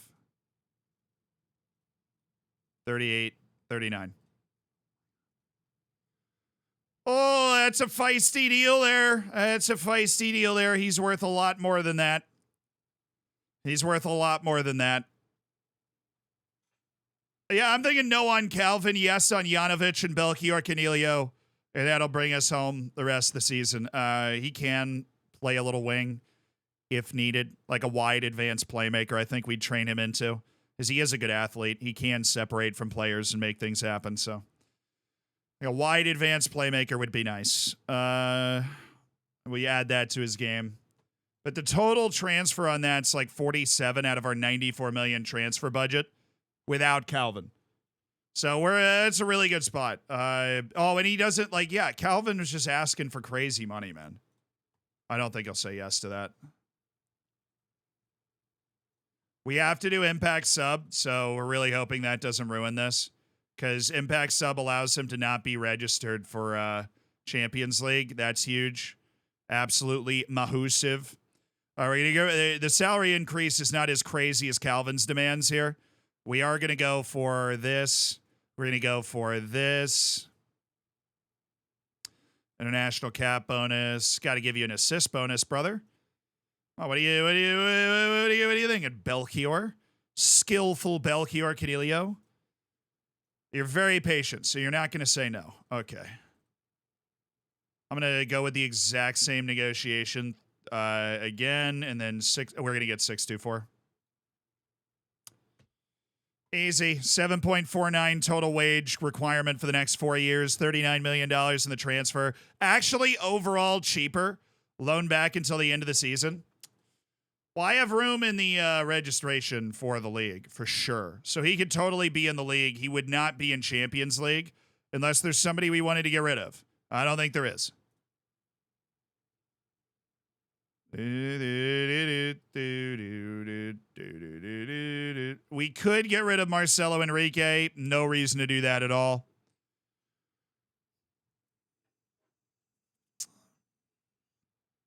How many matches has he played this year? Freaking 5? No. I'll play him in a couple matches here, dude. Absolutely not.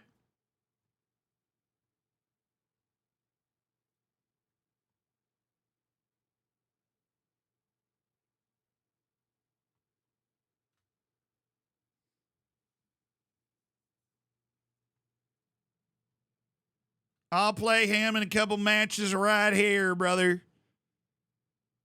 Right here. Hey, he won. What is that, Asian Cup? I guess he didn't play in the round of 16. And dude, Afghanistan made the knockouts. That's the coolest thing I've seen. They won their match against Thailand. They made the knockouts. Didn't get blown out by South Korea or Kuwait. Qatar and India made the knockouts as well. The vibes are strong here. Indonesia and Saudi Arabia made it out. Iran did not, which is freaking crazy. There's no excuse for that at all. Malaysia made it out as well. Syria, Iraq, Lebanon, Uzbekistan. Absolutely outrageous second round of matches here. Indonesia played Malaysia in what is an amazing derby. Uzbekistan beat Iraq in extra time to set up an Uzbek-Indonesia quarterfinal. Australia beats China 2-0. Kuwait beats Lebanon 4-0. Qatar beats Syria. Japan blew out Afghanistan, obviously. Then we got an excellent South Korea-Saudi Arabia quarter that South Korea won in extra time. Saudi Arabia beat India. South Korea beat the UAE. So Japan, South Korea semifinal, we will be there. That is awesome. Japan won in 2028 with Saudi Arabia as the runner-up, which means South Korea still hasn't won since 1960. Can they change that? Or will it be heartbreak again at the hands of the Japanese, the reigning Asian champions? Australia's got to come out of this side, or Uzbekistan. Those are the heavy favorites to make it to the semifinal, and then we'll see. But that, my good lads, an epic day. Full of epic matches. The conclusion of the Champions League stage. Elimination from the League Cup. Victory of the FA Cup. And a massive, memorable victory at Anfield is how we go into the weekend. Thank you, guys. We were going to raid somebody. Stick around for that. But love you guys. Fist bump. Thank you so much for hanging out with me. I got a half marathon on Sunday. If you want to track that, there is an app for the the Manhattan Half Marathon. We're going to try and put in a decent performance. A succulent Zealand stream. Exactly. What is the charge? Enjoying a succulent Zealand stream?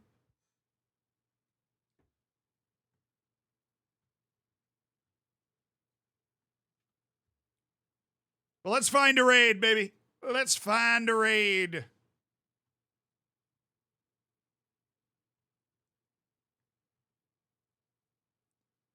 Try and raid somebody we've never raided before. Up, but up.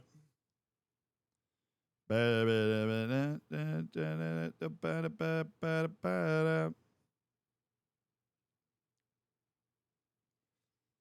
lot of people on streaming right now, dude. And thank you guys for all the subs today. Like every single one of those matters, makes a difference. They help supporting the stream, allows us to pay all of our editors and do things like start the Zealandism channel, you know? I don't know if I said that. I might be hallucinating. It is Friday evening. Have we rated this guy yet? No, we have not. Let's do it. We're diving in, lads. We got a copy pasta ready. You guys get a top. You guys get a copy pasta ready. You got to be on your toes now. You got to be prepared. Got to be ready. Show off your agility.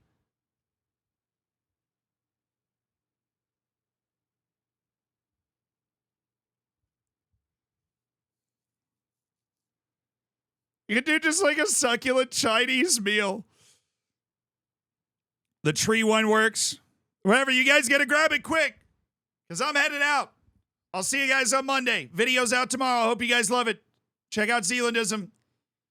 2 videos for me every single day. It's awesome.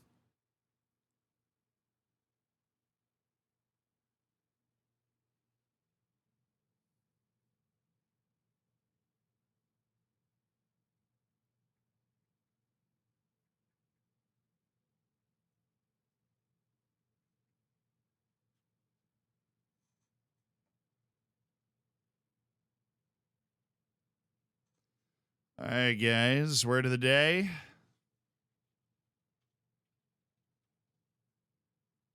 Hegemony. Hegemony. Love this word. Hegemony refers to influence or control over another country, group of people, etc. The two nations have for centuries struggled for regional hegemony.